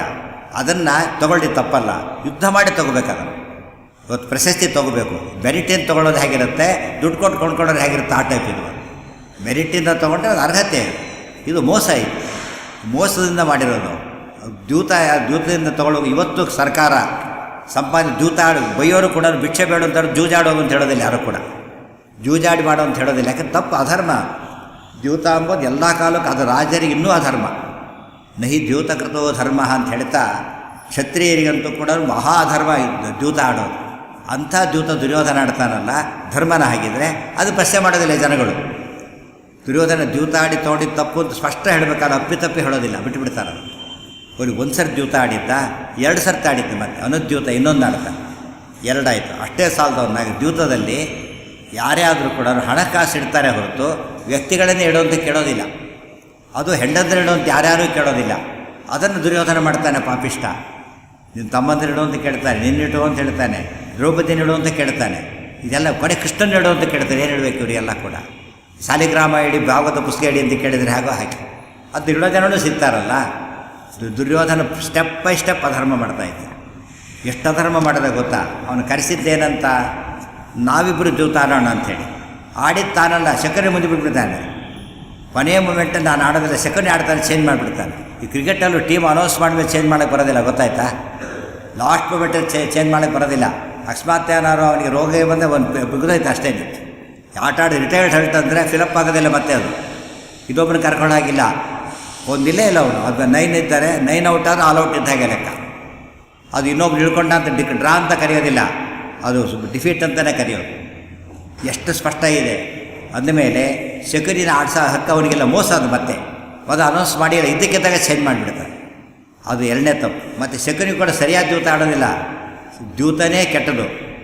ಅದರಲ್ಲೂ ಹಾಕ್ತಾರಲ್ಲ, ಭಯಂಕರ ಕೊಲೆ ಅಂತಾರಲ್ಲ, ಕೊಲೆಯಲ್ಲಿ ಸಾತ್ವಿಕ ಕೊಲೆ ಬೇರೆ ಇರ್ತಾವ, ಭಾಳ ಒಳ್ಳೆ ಕೊಲೆ ಅಂತ ಯಾರು ಕರೀತಾರ, ಭಯಂಕರ ಕೊಲೆ, ದುರ್ಮರಣ ಏನೇನೋ ಕರೀತಾರೆ. ಅದು ತಪ್ಪದು, ದ್ಯೂತನೇ ಕೆಟ್ಟದ್ದು. ಅದರಲ್ಲಿ ಶಕುನಿ ಮೋಸದ ದ್ಯೂತ ಬೇರೆ ಆಡ್ತಾರೆ. ಇದೆಲ್ಲ ಪ್ರಶ್ನೆ ಮಾಡೋದಿಲ್ಲ ಜನಗಳೆಲ್ಲ. ಅರಗಿನ ಮೇಲೆ ಕೆಡ್ತಾರೆ ದುರ್ಯೋಧನ. ಯಾವ ಧರ್ಮ ಅದು? ಅರಗಿನ ಮನೆಯಲ್ಲಿ ಸುಳಿಸಕ್ಕೆ ಹೋಗಿದ್ದ ಧರ್ಮನ ಹಾಗಿದ್ರೆ ಒಂದೊಂದು ಯೋಚನೆ ಮಾಡ್ತಾ ಹೋಗಿ ವಿಷ ಹಾಕ್ತಾರೆ ಭೀಮಸೇನ. ಧರ್ಮನ ಅದು? ಅಧರ್ಮಗಳ ಸೀರೀಸ್ ಅದು ತುಕ್ಕು. ಮೊದಲಿಂದ ಬಂದರೆ ಅಧರ್ಮದ A to Z ಅಧರ್ಮ ದುರ್ಯೋಧನೊಳಗೆ. ಧರ್ಮದ ಹೆಸರೇ ಅವನಲ್ಲಿಲ್ಲ. ಅಂಥದ್ದನ್ನು ಅವನ ಪರ ಯಾರೂ ವಿರೋಧ ಮಾಡೋದೇ ಇಲ್ಲ. ಪಾಂಡವ್ರ ಬಗ್ಗೆ ಮಾತ್ರ ವಿರೋಧ ಮಾಡ್ತಾರೆ. ಎಷ್ಟು ಮೂರ್ಖರಿದ್ದಾರೆ ಮೊದಲಿಗೆ ಸಾಕ್ಷಿ. ಸೊ ಧರ್ಮರಾಜನದು ಎಲ್ಲೂ ತಪ್ಪಿಲ್ಲ, ಪಾಂಡವರು ತಪ್ಪೇ ಇಲ್ಲ. ಇನ್ನೂ ಮುಂದೆ ಬಂದರೆ ಅವನು ರಾಜ್ಯ ತಗೊಳ್ಳೋಕೆ ಹೊರಟ. ಆಮೇಲೆ ವನವಾಸ ಅದು ಹೋಗಲಿ, ಅದು ಮೊದಲೇ ತಪ್ಪು ಮುಗಿದೋಯ್ತು. ಅದು ರಾಜ್ಯ ಕೊಡಬೇಕೋ ಬಿಡುವ. ಆಮೇಲೆ 12 ವರ್ಷ ವನವಾಸ ಆಯಿತು, 1 ವರ್ಷ ಅಜ್ಞಾತವಾಸ ಆಯಿತು, ರಾಜ್ಯ ಕೊಡಬೇಕು ಅಂತ ಕರಾರಿತ್ತು. ಕೊಡಬೇಕಾ? ಕೊಡಲಿಲ್ಲ ಅವರು. ಇಲ್ಲ, ಸರಿಯಾಗಿ ಮುಗಿಸಿಲ್ಲ ಅಂತ ಶುರು ಮಾಡಿದ. ಅಜ್ಞಾತವಾಸ ಕಾಲಕ್ಕೆ ಗುರುತು ಸಿಕ್ಕರು ಪಾಂಡವರು. ಮತ್ತೆ 12 ವರ್ಷ ವನವಾಸ, ಮತ್ತೆ 1 ವರ್ಷ ಅಜ್ಞಾತವಾಸ ಶುರು ಮಾಡ್ತಾನೆ. ಎಷ್ಟು ತಪ್ಪದು. ಆ್ಯಕ್ಚುಲಿ ಕರಾರಿನ ಪ್ರಕಾರ ಮುಗಿದ ಮೇಲೆ ಕೊಡಬೇಕೋ ಇಲ್ಲವೋ? ಕೊಡೋದಿಲ್ಲ. ಅಗ್ರಿಮೆಂಟಿನ ವೈಲೇಟ್ ಮಾಡೋ ಕಾನ್ಸೆಪ್ಟ್ ಇದೆ ಅವನಲ್ಲಿ, ವೈಲೇಟ್ ಮಾಡ್ತಾನೆ. ಅವನ ವಾದ ಏನು ಗೊತ್ತೇನು? ನೀವು 12 ವರ್ಷ ವನವಾಸ, 1 ವರ್ಷ ಅಜ್ಞಾತವಾಸ ಮಾಡಿದ್ದೀರಿ, ಅದು ಸೂರ್ಯಮಾನದ ಪ್ರಕಾರ ಮಾಡಿ, ಸೌರಮಾನ ಅಲ್ಲ, ಅದು ಚಂದ್ರಮಾನದ ಪ್ರಕಾರ ಮಾಡಿದ್ದೀರಿ. ನಾನು ಹೇಳಿ ಸೌರಮಾನದ ಪ್ರಕಾರ ಅಂತ ಶುರು ಮಾಡ್ತಾನೆ. ಹೇಳಿ ಬೇಡ, ಮೊದಲೇ ಹೇಳಬೇಕಾದ್ರೆ, ಈಗಲ್ಲ. ನಾಳೆ ಕೊಡ್ತೀನಿ ಅಂತ, ನಾಳೆ ಕೊಡ್ತೀನಿ ಇಲ್ಲಿ ಹೇಳಿದ್ದಿಲ್ಲ ಅಂತ ಹೇಳಿದರೆ ಹಾಗೆ ನಾಳೆ ಕೊಡ್ತೀನಿ, ಪ್ರತಿ ದಿವಸ ನಾಳೆ ಕೊಡ್ತೀನಿ, ಚೇಂಜ್ ಮಾಡೋದಿಲ್ಲ, ಅದೇನರ್ಥ ಅದಕ್ಕೆ? ನಾಳೆ ಅಂದಮೇಲೆ ನಾಳೆ ಆಗಬೇಕಲ್ಲ ಅದು. ಇಲ್ಲ, ಯಾವಾಗಲೂ ನಾಳೆ ಕೊಡ್ತೀನಿ ಅಂತ ಹಾಗೆ ದುರ್ಯೋಧನ ಆಂಬಿಗಸ್ ಆಗಿಟ್ಟಿದ್ದ ಅದನ್ನು. ಯಾಕೆ ಆಂಬಿಗಸ್ ಮಾಡಿದ್ದ ಅಂದರೆ ಮುಂದೆ ಗಲಾಟೆ ಮಾಡಲಿಕ್ಕೆ ಇರಲಿ ಅಂತಲೇ ಮೊದಲೇ ಪ್ಲ್ಯಾನ್ ಮಾಡಿದ್ದ. ದುರ್ಯೋಧನ ನ್ಯಾಯವಾಗಿ ಕೊಡಬೇಕಾದ ರಾಜ್ಯವನ್ನು ಕೊಡದೇನೆ ಸುಳ್ಳು ಕಾರಣವನ್ನು ಕೊಟ್ಟು ಕೊಡೋದಿಲ್ಲ ಅಂತ ಹೇಳಿದ. ಹೋಗಲಿ. ಆಮೇಲೆ ಕೃಷ್ಣ ಬಂದು ಹೇಳ್ತಾನೆ. ಎಷ್ಟು ಜನ ಹೇಳ್ತಾರೆ, ವೇದವ್ಯಾಸ ಹೇಳ್ತಾರೆ, ಪರಶುರಾಮ ದೇವರು ಹೇಳ್ತಾರೆ, ನಾರದಾದಿ ಋಷಿಗಳು ತಂದೆ ತಾಯಿ ಗುರುಗಳು ಹಿರಿಯರು ಪ್ರತಿಯೊಬ್ಬರು ಹೇಳ್ತಾರೆ. ಯಾರ ಮಾತನ್ನು ಕೇಳೋದಿಲ್ಲ. ಅದು ಧರ್ಮನ ಅಧರ್ಮನ ಯೋಚನೆ ಮಾಡಿ ನೋಡಂತೆ. ಇವತ್ತು ಕೂಡ ಎಷ್ಟೋ ಸಲ ಹೋದ ಕಾಲಕ್ಕೆ ಕೋರ್ಟು ಕಚೇರಿ ವಾದನ ಇಷ್ಟ ಇರಲಿ ಹೋಗ್ತಾರೆ ಎಷ್ಟೋ ಜನಗಳು. ತನಗೆ ಬೇಕೆಲ್ಲ ಹೋದರೂ ಹೋಗ್ತಾರೆ. ದುರ್ಯೋಧನ ಒಪ್ಪೋದೇ ಇಲ್ಲ, ಯಾವ ಕಾಲಕ್ಕೂ ಒಪ್ಪೋದಿಲ್ಲ. ಅಷ್ಟು ಜನದ ಮಾತನ್ನು ಮೀರ್ತಾನೆ. ಇದು ಯಾವ ಧರ್ಮ ಇದು ಒಂದು? ಆಯಿತು, ಕೃಷ್ಣ ಸಂಧಾನಕ್ಕೆ ಬಂದಿದ್ದಾನೆ. ಕೃಷ್ಣನ ಕಟ್ಟಬೇಕು, ಕಿಡ್ನ್ಯಾಪ್ ಮಾಡಲಿಕ್ಕೆ ಟ್ರೈ ಮಾಡ್ತಾನಲ್ಲ, ಇದು ಯಾವ ಧರ್ಮ? ಹಾಗಿದ್ದರೆ ಕೃಷ್ಣನನ್ನು ಕಿಡ್ನ್ಯಾಪ್ ಮಾಡಬೇಕು, ಕೃಷ್ಣನ ಕಟ್ಟಿ ಹಾಕಿಬಿಡಬೇಕು. ನಾವು ಮಹಾಭಾರತಕ್ಕೆ ಹೋಗಿ ಹನುಮಂತನ ಕಟ್ಟಿ ಹಾಕಬೇಕು ಅಂತ ರಾವಣ ಪ್ಲ್ಯಾನ್ ಮಾಡ್ತಾನೆ. ಇಲ್ಲಿ ಕೃಷ್ಣನ ಕಟ್ಟಿ ಹಾಕಿ ಇವನು ಪ್ಲ್ಯಾನ್ ಮಾಡ್ತಾನೆ. ಅಲ್ಲಿ ಹನುಮಂತ ರಾಮದೇವರ ರಾಯಭಾರಿ, ಇಲ್ಲಿ ಕೃಷ್ಣ ಪಾಂಡವರ ರಾಯಭಾರಿ. ರಾಯಭಾರಿಗಳನ್ನು ಕಟ್ಟಿ ಹಾಕೋ ಪದ್ಧತಿ ಎಂದೂ ನಿಷಿದ್ಧ. ಅದು ಗೊತ್ತಾಯ್ತಾ? ಈ ಪೋಸ್ಟ್ಮ್ಯಾನ್ನ ಒಳ್ಳೆಕ್ಕೆ ಹೋದರೆ ಯಾವಾಗ ಬಂದುಬಿಟ್ರೆ ಪೋಸ್ಟ್ ಕೊಟ್ಟಾಗ ಅವ್ರಿಗೆ ಪಟ ಹೊಡೆದುಬಿಟ್ರೆ ನಾನು ಬ್ಯಾಡ್ ನ್ಯೂಸ್ ತಂದಿ ಅಂತ ಕೇಳಿದರೆ ಮೊದಲೇ ಪೋಸ್ಟ್ ಸರಿಯಾಗಿ ಕೊಡೋದಿಲ್ಲ, ಇನ್ನೂ ಕೊಡೋದೇ ಇಲ್ಲ ಅದು ಯಾರು ಕೂಡ. ಅದೆಲ್ಲ ತಪ್ಪದು. ಮೆಸೇಜ್ ಕೊಡೋರ ಮುಂದೆ ಏನು ಅಟ್ಯಾಕ್ ಮಾಡೋಂಗಿಲ್ಲ ಅವರು. ಇಷ್ಟು ಕಾಮನ್ ಸೆನ್ಸ್ ಕೂಡ ದುರ್ಯೋಧನನಿಗಿಲ್ಲ. ಅದು ಪೂರ್ತಿ A to Z ಅವನು ಪಾಪಗಳ ರಾಶಿ ಅಂತ ಕರೀತಾರಲ್ಲ, ಅಷ್ಟು ಮಾಡ್ಕೊಂಡಿದ್ದಾನೆ. ಆಮೇಲೆ ಕೃಷ್ಣ ಅಲ್ಲಿ ಯುದ್ಧ ಶುರುವಾಯ್ತಲ್ಲ, ಅಲ್ಲಿಂದ ಪ್ರತಿ ಸತ್ಯ ಅನ್ಯಾಯ ಶುರು ಮಾಡ್ದ. ಫಸ್ಟ್ ಭಾರಿ ಎದ್ದ ಕಂಡ ಕೇಸು ಅಂದರೆ ಅಭಿಮನ್ಯುವಿನ ವಧೆಯಲ್ಲಿ ಕೌರವರ ದೌರ್ಜನ್ಯದ ಪರಾಕಾಷ್ಠೆ. ಕೌರವರ ದೌರ್ಜನ್ಯ ಅಭಿಮನ್ಯುವಿನ ನಡೆದಿದ್ದು ತೀರಾ ಕೆಟ್ಟದ್ದು. ದ್ರೌಪದಿ ವಸ್ತ್ರಾಪರಣದ ಪ್ರಸಂಗ, ಒಬ್ಬ ಮಹಿಳೆಯ ಮೇಲೆ ಮಾಡಿದ ಅನ್ಯಾಯ, ಇಲ್ಲಿ ಒಬ್ಬ ಚಿಕ್ಕ ತರುಣನ ಮೇಲೆ ಮಾಡಿದ ಅನ್ಯಾಯ. ಕೃಷ್ಣನ ಭಗವಂತನ ಮೇಲೆ ಮಾಡಿದ ದ್ರೋಹ ಅದು. ಭೀಮನಿಗೆ ಮಾಡಿದ ವಾಯುದೇವರ ಮೇಲೆ ಮಾಡಿದ ದ್ರೋಹ. ಭೀಮನಿಗೆ ಮಾಡಿದ್ದೆಲ್ಲ ವಾಯುದ್ರೋಹ, ಕೃಷ್ಣನಿಗೆ ಮಾಡಿದ್ದೆಲ್ಲ ಹರಿದ್ರೋಹ, ದ್ರೌಪದಿಗೆ ಮಾಡಿದ್ದು ಸರಸ್ವತಿ ದ್ರೋಹ, ಅಭಿಮನ್ಯುಗೆ ಮಾಡಿದ್ದು ಒಬ್ಬ ತರುಣ ವರ್ಗಕ್ಕೆ ಮಾಡಿದ ದ್ರೋಹ ಅದು. ದುರ್ಯೋಧನ ಇಷ್ಟೆಲ್ಲ ಕೆಲಸ ಮಾಡ್ತಾನೆ. ಇದ್ರ ಬಗ್ಗೆ ಅಧರ್ಮ ಅಂತ ಹೇಳೋದಕ್ಕೆ ಹೋಗಲಪ್ಪ. ಇದು ಕಾಸು ಏನಿತ್ತು ಅವನಿಗೆ? ರಾಜ್ಯ ಬೇಕಷ್ಟೇ, ಇನ್ನೇನು ಇಲ್ಲ, ಬೇರೆ ಉದ್ದೇಶ ಇಲ್ಲ. ಪಾಂಡವರು ರಾಜ್ಯ ಬೇಡ, ಕಿಮ್ನೋ ರಾಜ್ಯೇನ ಗೋವಿಂದ, ರಾಜ್ಯ ಒಂದೇ ಬೇಕು ಇವನಿಗೆ. ದುರ್ಯೋಧನಿಗೆ ಬೇಕಾಗಿದ್ದ ರಾಜ್ಯ ಅಧರ್ಮದ ಯುದ್ಧ. ಇದಕ್ಕೆ ಭಾಳ ಬೆಸ್ಟ್ ನಿಮಗೆ ಉತ್ತರ ಸಿಗೋದು ಎಲ್ಲಿ ಅಂದರೆ, ಒಬ್ಬನೇ ಕೃಷ್ಣ ತುಂಬಿದ ಸಭೆಯಲ್ಲಿ ದುರ್ಯೋಧನನಿಗೆ ಉಪದೇಶವನ್ನು ಮಾಡ್ತಾನೆ. ಅದೇ ಕೃಷ್ಣ ರಣಾಂಗಣದಲ್ಲಿ ಅರ್ಜುನ ಒಂದು ಉಪದೇಶ ಮಾಡ್ತಾನೆ. ಒಬ್ಬನೇ ಕೃಷ್ಣ, ಶ್ರೋತೃಗಳು ಬೇರೆ, ವಕ್ತೃ ಒಬ್ಬನೇ. ದುರ್ಯೋಧನ ಕೃಷ್ಣ ಅರ್ಜುನ ಹೇಳಿದ್ದು ನಮಗೆ ಗೊತ್ತು. ತಸ್ಮಾತ್ ಯುದ್ಧಸ್ವ ಭಾರತ. ಕೃಷ್ಣ ಹೊಗಳ್ತಾನೆ, ಇಂಥ ಯುದ್ಧ ಮಾಡೋ ಯೋಗ ಸಿಗಬೇಕಾದ್ರೆ ತುಂಬ ಪುಣ್ಯ ಮಾಡಿರಬೇಕು ಅಂತ ಹೇಳ್ತಾನೆ. ಸುಖಿನ ಕ್ಷತ್ರಿಯ ಪಾರ್ಥ ಲಭಂತೆ ಯುದ್ಧ ಮೀದೃಶಂ. ಇಂಥ ಒಂದು ಒಳ್ಳೆ ಅವಕಾಶ ಸಿಗಬೇಕಾದ್ರೆ ಭಾರಿ ಪುಣ್ಯ ಮಾಡಿರಬೇಕು ಗೊತ್ತಾ. ಇಂಥದಕ್ಕೆ ಯೋಚನೆ ಮಾಡ್ತಾರೆ ಅರ್ಜುನ, ಯುದ್ಧ ಮಾಡೋ. ತಸ್ಮಾತ್ ಯುದ್ಧಸ್ವ ಭಾರತ. ಅರ್ಜುನ ಕೃಷ್ಣ ಕೊಟ್ಟ ಸಂದೇಶ ಇದೆ. ಅದೇ ಕೃಷ್ಣ ದುರ್ಯೋಧನ ಹೇಳಬೇಕಾದ್ರೆ ಇದಕ್ಕಿಂತ ಅಧರ್ಮ ಮತ್ತೊಂದು ಯುದ್ಧ ಮಾಡಬೇಡ ಅಂತ ಹೇಳ್ತಾರೆ. ಎರಡನ್ನು ಹೇಗಿದೆ ನೋಡಿ. ದುರ್ಯೋಧನನ ಯುದ್ಧ ಅಧರ್ಮದ ಯುದ್ಧ, ಅದೇ ಭಗವಂತನ ಬಾಯಲ್ಲಿ ಬಂದ ಮಾತೆ. ಪಾಂಡವರ ಧರ್ಮ ಯುದ್ಧ, ಅದೇ ಭಗವಂತನ ಬಾಯಲ್ಲಿ ಬಂದ ಮಾತೆ. ಅದ್ಮೇಲೆ ಕೃಷ್ಣ ಡೈರೆಕ್ಟಾಗಿ ಡಿಕ್ಲೇರ್ ಮಾಡಿರಬೇಕಾದ್ರೆ ಕುರುಕ್ಷೇತ್ರದ ಯುದ್ಧ ಎಂಥ ಯುದ್ಧ ಅದು? ಮಹಾಭಾರತ ಯುದ್ಧ, ಅತ್ಯಂತ ಧಾರ್ಮಿಕವಾದ ಯುದ್ಧ. ದುರ್ಯೋಧನಂದು ಎಂಥದ್ದು? ಅಧಾರ್ಮಿಕವಾದ ಯುದ್ಧ. ನಾವು ಪ್ರಶ್ನೆ ಹೀಗೆ ಮಾಡ್ಕೋಬೋದು, ಮಹಾಭಾರತ ಯುದ್ಧ ಧಾರ್ಮಿಕವೇ? ಪ್ರಶ್ನೆ ಹಾಕೋಬೋಣ. ಹೌದು. ಪಾಂಡವರು ಮಾಡಿದಾಗ ಅಧರ್ಮ, ದುರ್ಯೋಧನ ಮಾಡಿದಾಗ ಒಂದೇ ಪ್ರಶ್ನೆ, ಅದೇ ಉತ್ತರ. ಯಾರು ಮಾಡಿದ್ದಾರೆ ಅಂತ ಇಟ್ಕೊಂಡ್ಬಿಟ್ರೆ, ಪಾಂಡವರ ಬಗ್ಗೆ ಕೇಳಿದರೆ ಅಧರ್ಮದ ಯುದ್ಧ ಅಲ್ಲ, ಧರ್ಮದ ಯುದ್ಧ. ದುರ್ಯೋಧನ ಬಗ್ಗೆ ಕೇಳೋದಾದರೆ ಅಧರ್ಮದ ಯುದ್ಧ. ಕೃಷ್ಣ ಹೇಳ್ತಾರೆ ಸರ್ವನಾಶವಂತೆ, ಹಾಗೆಲ್ಲ ಮಾಡಬಾರ್ದು ನೀವು. ತುಂಬ ತಪ್ಪು ಮಾಡ್ತೀನಿ ಅಂತ ಕೃಷ್ಣ ಹೇಳ್ತಾನೆ. ಒಂದೇ ಇದರ ಬಗ್ಗೆ ಹೇಳೋ ಮಾತನ್ನು ಅರ್ಥ ಮಾಡಿಕೊಂಡಾಗ ಪ್ರಶ್ನೆ ಕೇಳೋರ ಮನಸ್ಸಿಗೆ ಉತ್ತರ ಅದೇನೆ. ಯಾರ ಮನಸ್ಸಿಗೆ ಕೇಳ್ತಾ ಇದ್ದೀರಿ ಅಂತ ಕೇಳಬೇಕು. ಮಹಾಭಾರತ ಯುದ್ಧ ಧರ್ಮಯುದ್ಧನೋ ಅಥವಾ ಅಲ್ವೋ ಅನ್ನೋ ಪ್ರಶ್ನೆ ನೀವು ಯಾರನ್ನು ಕೂತು ಕೇಳ್ತಾ ಇದ್ದೀರಿ? ಪಾಂಡವರ ಬಗ್ಗೆ ಕೇಳೋದಾದರೆ ಧರ್ಮಯುದ್ಧನೇ, ಸಂಶಯವೇ ಇಲ್ಲ. ಕೌರವರ ಬಗ್ಗೆ ಕೇಳೋದಾದ್ರೆ ಅಧರ್ಮ ಯುದ್ಧನೇ, ಸಂಶಯವೇ ಇಲ್ಲ. ಆ ರೀತಿಯೇ ಮಹಾಭಾರತ ಯುದ್ಧ ನಡೆದಿರೋದು. ಮತ್ತು ಎರಡೂ ಪಾರ್ಟಿ ಸರಿ ಇದ್ದರೆ ಯುದ್ಧವೇ ಆಗೋದಿಲ್ಲ. ಈ ಮತ್ತೆ ಎರಡೂ ಪಾರ್ಟಿ ಸರಿ ಇದ್ದರೆ ಕೋರ್ಟಿಗೆ ಹೋಗಿ ರೆಸಿಟಿನೇ ಬರೋದಿಲ್ಲ. ಕೋರ್ಟ್ಗೆ ಹೋದಾಗ ಒಬ್ಬನು ತಪ್ಪಿರಲೇಬೇಕು, ಒಬ್ಬನು ಸರಿ ಇರಬೇಕು. ಇವತ್ತು ಪಾಂಡವರ ಧರ್ಮಯುದ್ಧ ಆಯಿತು ಅಂದರೆ ಕೌರವರ ಅಧರ್ಮ ಯುದ್ಧ ಅಂತಲೇ ಅರ್ಥ. ಕೌರವರ ಅಧರ್ಮ ಯುದ್ಧ ಅಂದರೆ ಪಾಂಡವ ಧರ್ಮಯುದ್ಧ ಅಂತಲೇ ಅರ್ಥ. ಇದೆಲ್ಲ ಒಂದು ಘಟ್ಟ ಮುಗಿದೋಗಿದೆ. ಈಗ ದುರ್ಯೋಧನ ಬಗ್ಗೆ ಇನ್ನೂ ತುಂಬ ಜನ ಗೊತ್ತಿರೋದಿಲ್ಲ. ಅಧರ್ಮ ಸತ್ತ ಮೇಲೂ ಬಿದ್ದ ಮೇಲೆ ಕೆಳಗೆ ಬಿಡ್ತಾನಲ್ಲ, ಸುಮ್ಮನೆ ಆಗೋದಿಲ್ಲ, ಕಂಟಿನ್ಯೂ ಮಾಡ್ತಾನೆ. ಫಸ್ಟ್ ಮಾಡಿದ್ದೇನು ಗೊತ್ತಾ, ಅವನು ಕೃಷ್ಣನ ಬೈಲಿಕ್ಕೆ ಶುರು ಮಾಡ್ತಾನೆ. ಕೃಷ್ಣ, ಪಾಂಡವರು ಒಳ್ಳೆಯವರು, ನೀನೇ ಪರಮ ಪಾಪಿ. ಕೃಷ್ಣನ ಬೈಯೋದು, ನೀನು ಪಾಂಡವರನ್ನು ಮಿಸ್ಲೀಡ್ ಮಾಡಿಬಿಟ್ಟಿದ್ದೀನಿ. ನೀನೀಗ ನಿನ್ನ ಉಪದೇಶ ಕೇಳಿ ಕೇಳಿ ಪಾಂಡವರು ಹಾಳಾಗೋದ್ರು ಅಂತ ಹೇಳ್ತಾನೆ. ಶಕುನಿ ಉಪದೇಶ ತನ್ನ ಭಾರಿ ಒಳ್ಳೆಯದಾಗಿತ್ತು ಅವನಿಗೆ. ಆದರೆ ಪಾಂಡವರು ಕೃಷ್ಣನ ಉಪದೇಶ ಕೇಳಿದ್ದು ಭಾರಿ ತಪ್ಪು. ಅದಕ್ಕೆ ಎಷ್ಟು ಜನ ಸತ್ತೋಗಿದ್ದಾರೆ ಯುದ್ಧದಲ್ಲಿ. ಯುದ್ಧ ಏನು ನಡೆದಿದೆಯಲ್ಲ, ಇದಕ್ಕೆಲ್ಲ ಹೊಣೆಗಾರ ನೀನೇ ಅಂತ ಕೃಷ್ಣನ ಆರೋಪಣೆ ಮಾಡ್ತಾನೆ ಅವನು. ಮಹಾಭಾರತ ಮೂರದಲ್ಲೂ ಬರುತ್ತೆ, ನಿರ್ಣಯದಲ್ಲೂ ಆಚಾರ್ಯ ಹೇಳ್ತಾನೆ. ಆಗ ಕೃಷ್ಣ ಹೇಳ್ತಾನೆ, ದುರ್ಯೋಧನ ಹೆಸರಿಗೆ ಯಾರನ್ನು ಕೊಂದರು ಅಂತಿದೆ ಇಲ್ಲಿ. ಕೊನೆ ನಾನು ಹೇಳ್ತೇನೆ ಕೇಳು. ಯುದ್ಧದಲ್ಲಿ ಎಷ್ಟು ಜನ ಸತ್ತಿದ್ದಾರೆ, ಎಷ್ಟು ಜನಕ್ಕೆ ತೊಂದರೆಯಾಗಿದೆ, ಎಲ್ಲದರ ಹೊಣೆ ನಿನಗೂ ನೀರು ಹೊರಬೇಕು ಅಂತ ಹೇಳ್ತಾನೆ. ನಿನ್ನಿಂದ ಆದ ಯುದ್ಧ ಇದೆ ದುರ್ಯೋಧನ, ನಿನ್ನ ಒಂದು ಪಾಪದಿಂದಾಗಿ ನಡೆದ ಯುದ್ಧವಾದ್ದರಿಂದ ಭೀಷ್ಮಾದಿ ಹತ್ಯಾಪಿ ತವೈವ ಶಾತ್ ಅಂತ ಹೇಳ್ತಾನೆ. ಅರ್ಜುನ ಹೊಡೆದಿರ್ಬೋದು, ಯಾರೋ ಹೊಡೆದಿರ್ಬೋದು, ಆದರೆ ಪಾಪ ನಿನಗೇ ಬರುತ್ತೆ ಅಂತೇಳಿ ಸ್ಪಷ್ಟ ಹೇಳ್ತಾ ದುರ್ಯೋಧನ ಪರಮ ಪಾಪಿ ಅಂತ ಕೃಷ್ಣ ಡಿಕ್ಲೇರ್ ಮಾಡ್ತಾ ಇದ್ದಾನೆ. ಇಲ್ಲಿ ಆಗಲಾರು ದುರ್ಯೋಧನ ಬದಲಾದ್ನ ಇಲ್ಲ, ಕೃಷ್ಣ ತಪ್ಪಿದು. ನನ್ನಂಥ ಸುಖಪುರುಷನೇ ಇಲ್ಲ ಅವನ ವಾದ. ನನ್ನಂಥ ಸುಖಪುರುಷನೇ ಇಲ್ಲ. ಎಷ್ಟು ದಿವಸ ರಾಜ್ಯ ಆಡಿದ್ದೇನೆ ಗೊತ್ತಾ, ನಾನು ಎಷ್ಟು ಸುಖವಾಗಿದ್ದೇನೆ, ಹೇಗೆ ಎಂಜಾಯ್ ಮಾಡಿದ್ದೇನೆ ಭೋಗಗಳನ್ನು. ಪಾಂಡವರು ರಾಜ್ಯ ಆಡ್ತಾರೆ. ಈಗ ಎಂಥ ರಾಜ್ಯ ಗೊತ್ತಾ, ಅದು ಏನಿಲ್ಲ ರಾಜ್ಯದೊಳಗೆ, ಎಲ್ಲ ಹಾರಿಸ್ಬಿಟ್ಟಿದ್ದೇನೆ ಅಂತ ಹೇಳ್ತಾನೆ.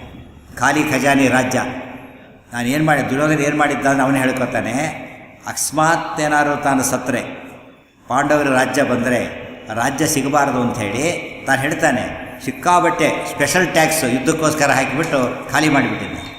ಅದು ಆಮೇಲೂ ಪಾಂಡವರಿಗೆ ಏನೂ ಸಿಗಬಾರ್ದು. ಏನಿದೆ ಪಾಂಡವರಿಗೀಗ, ಆಡ್ಕೊಂಡು ಹೋಗಲಿ, ನನ್ನಂಥ ಸುಖ ಎಲ್ಲಿ ಬಂತು ಅಂತ ಕೇಳ್ತಾನೆ.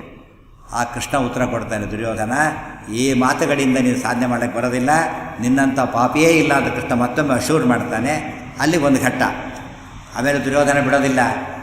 ಒಬ್ಬ ಅಶ್ವತ್ಥಾಮರು ಬರ್ತಾರಲ್ಲ, ಅವಾಗ ಹೇಳ್ತಾನೆ, ಪಾಂಡವರನ್ನು ಕೊಲ್ಲಬೇಕು, ಅವರ ಸಂತತಿ ನಾಶ ಆಗಬೇಕು, ನನ್ನ ಪತ್ನಿಯಲ್ಲಿ ವಂಶ ಬೆಳೆಸಬೇಕು. ದುರ್ಯೋಧನ ಈ ಅಧರ್ಮನ ಧರ್ಮ ಯೋಚನೆ ಮಾಡಿ ನೋಡೋಣ.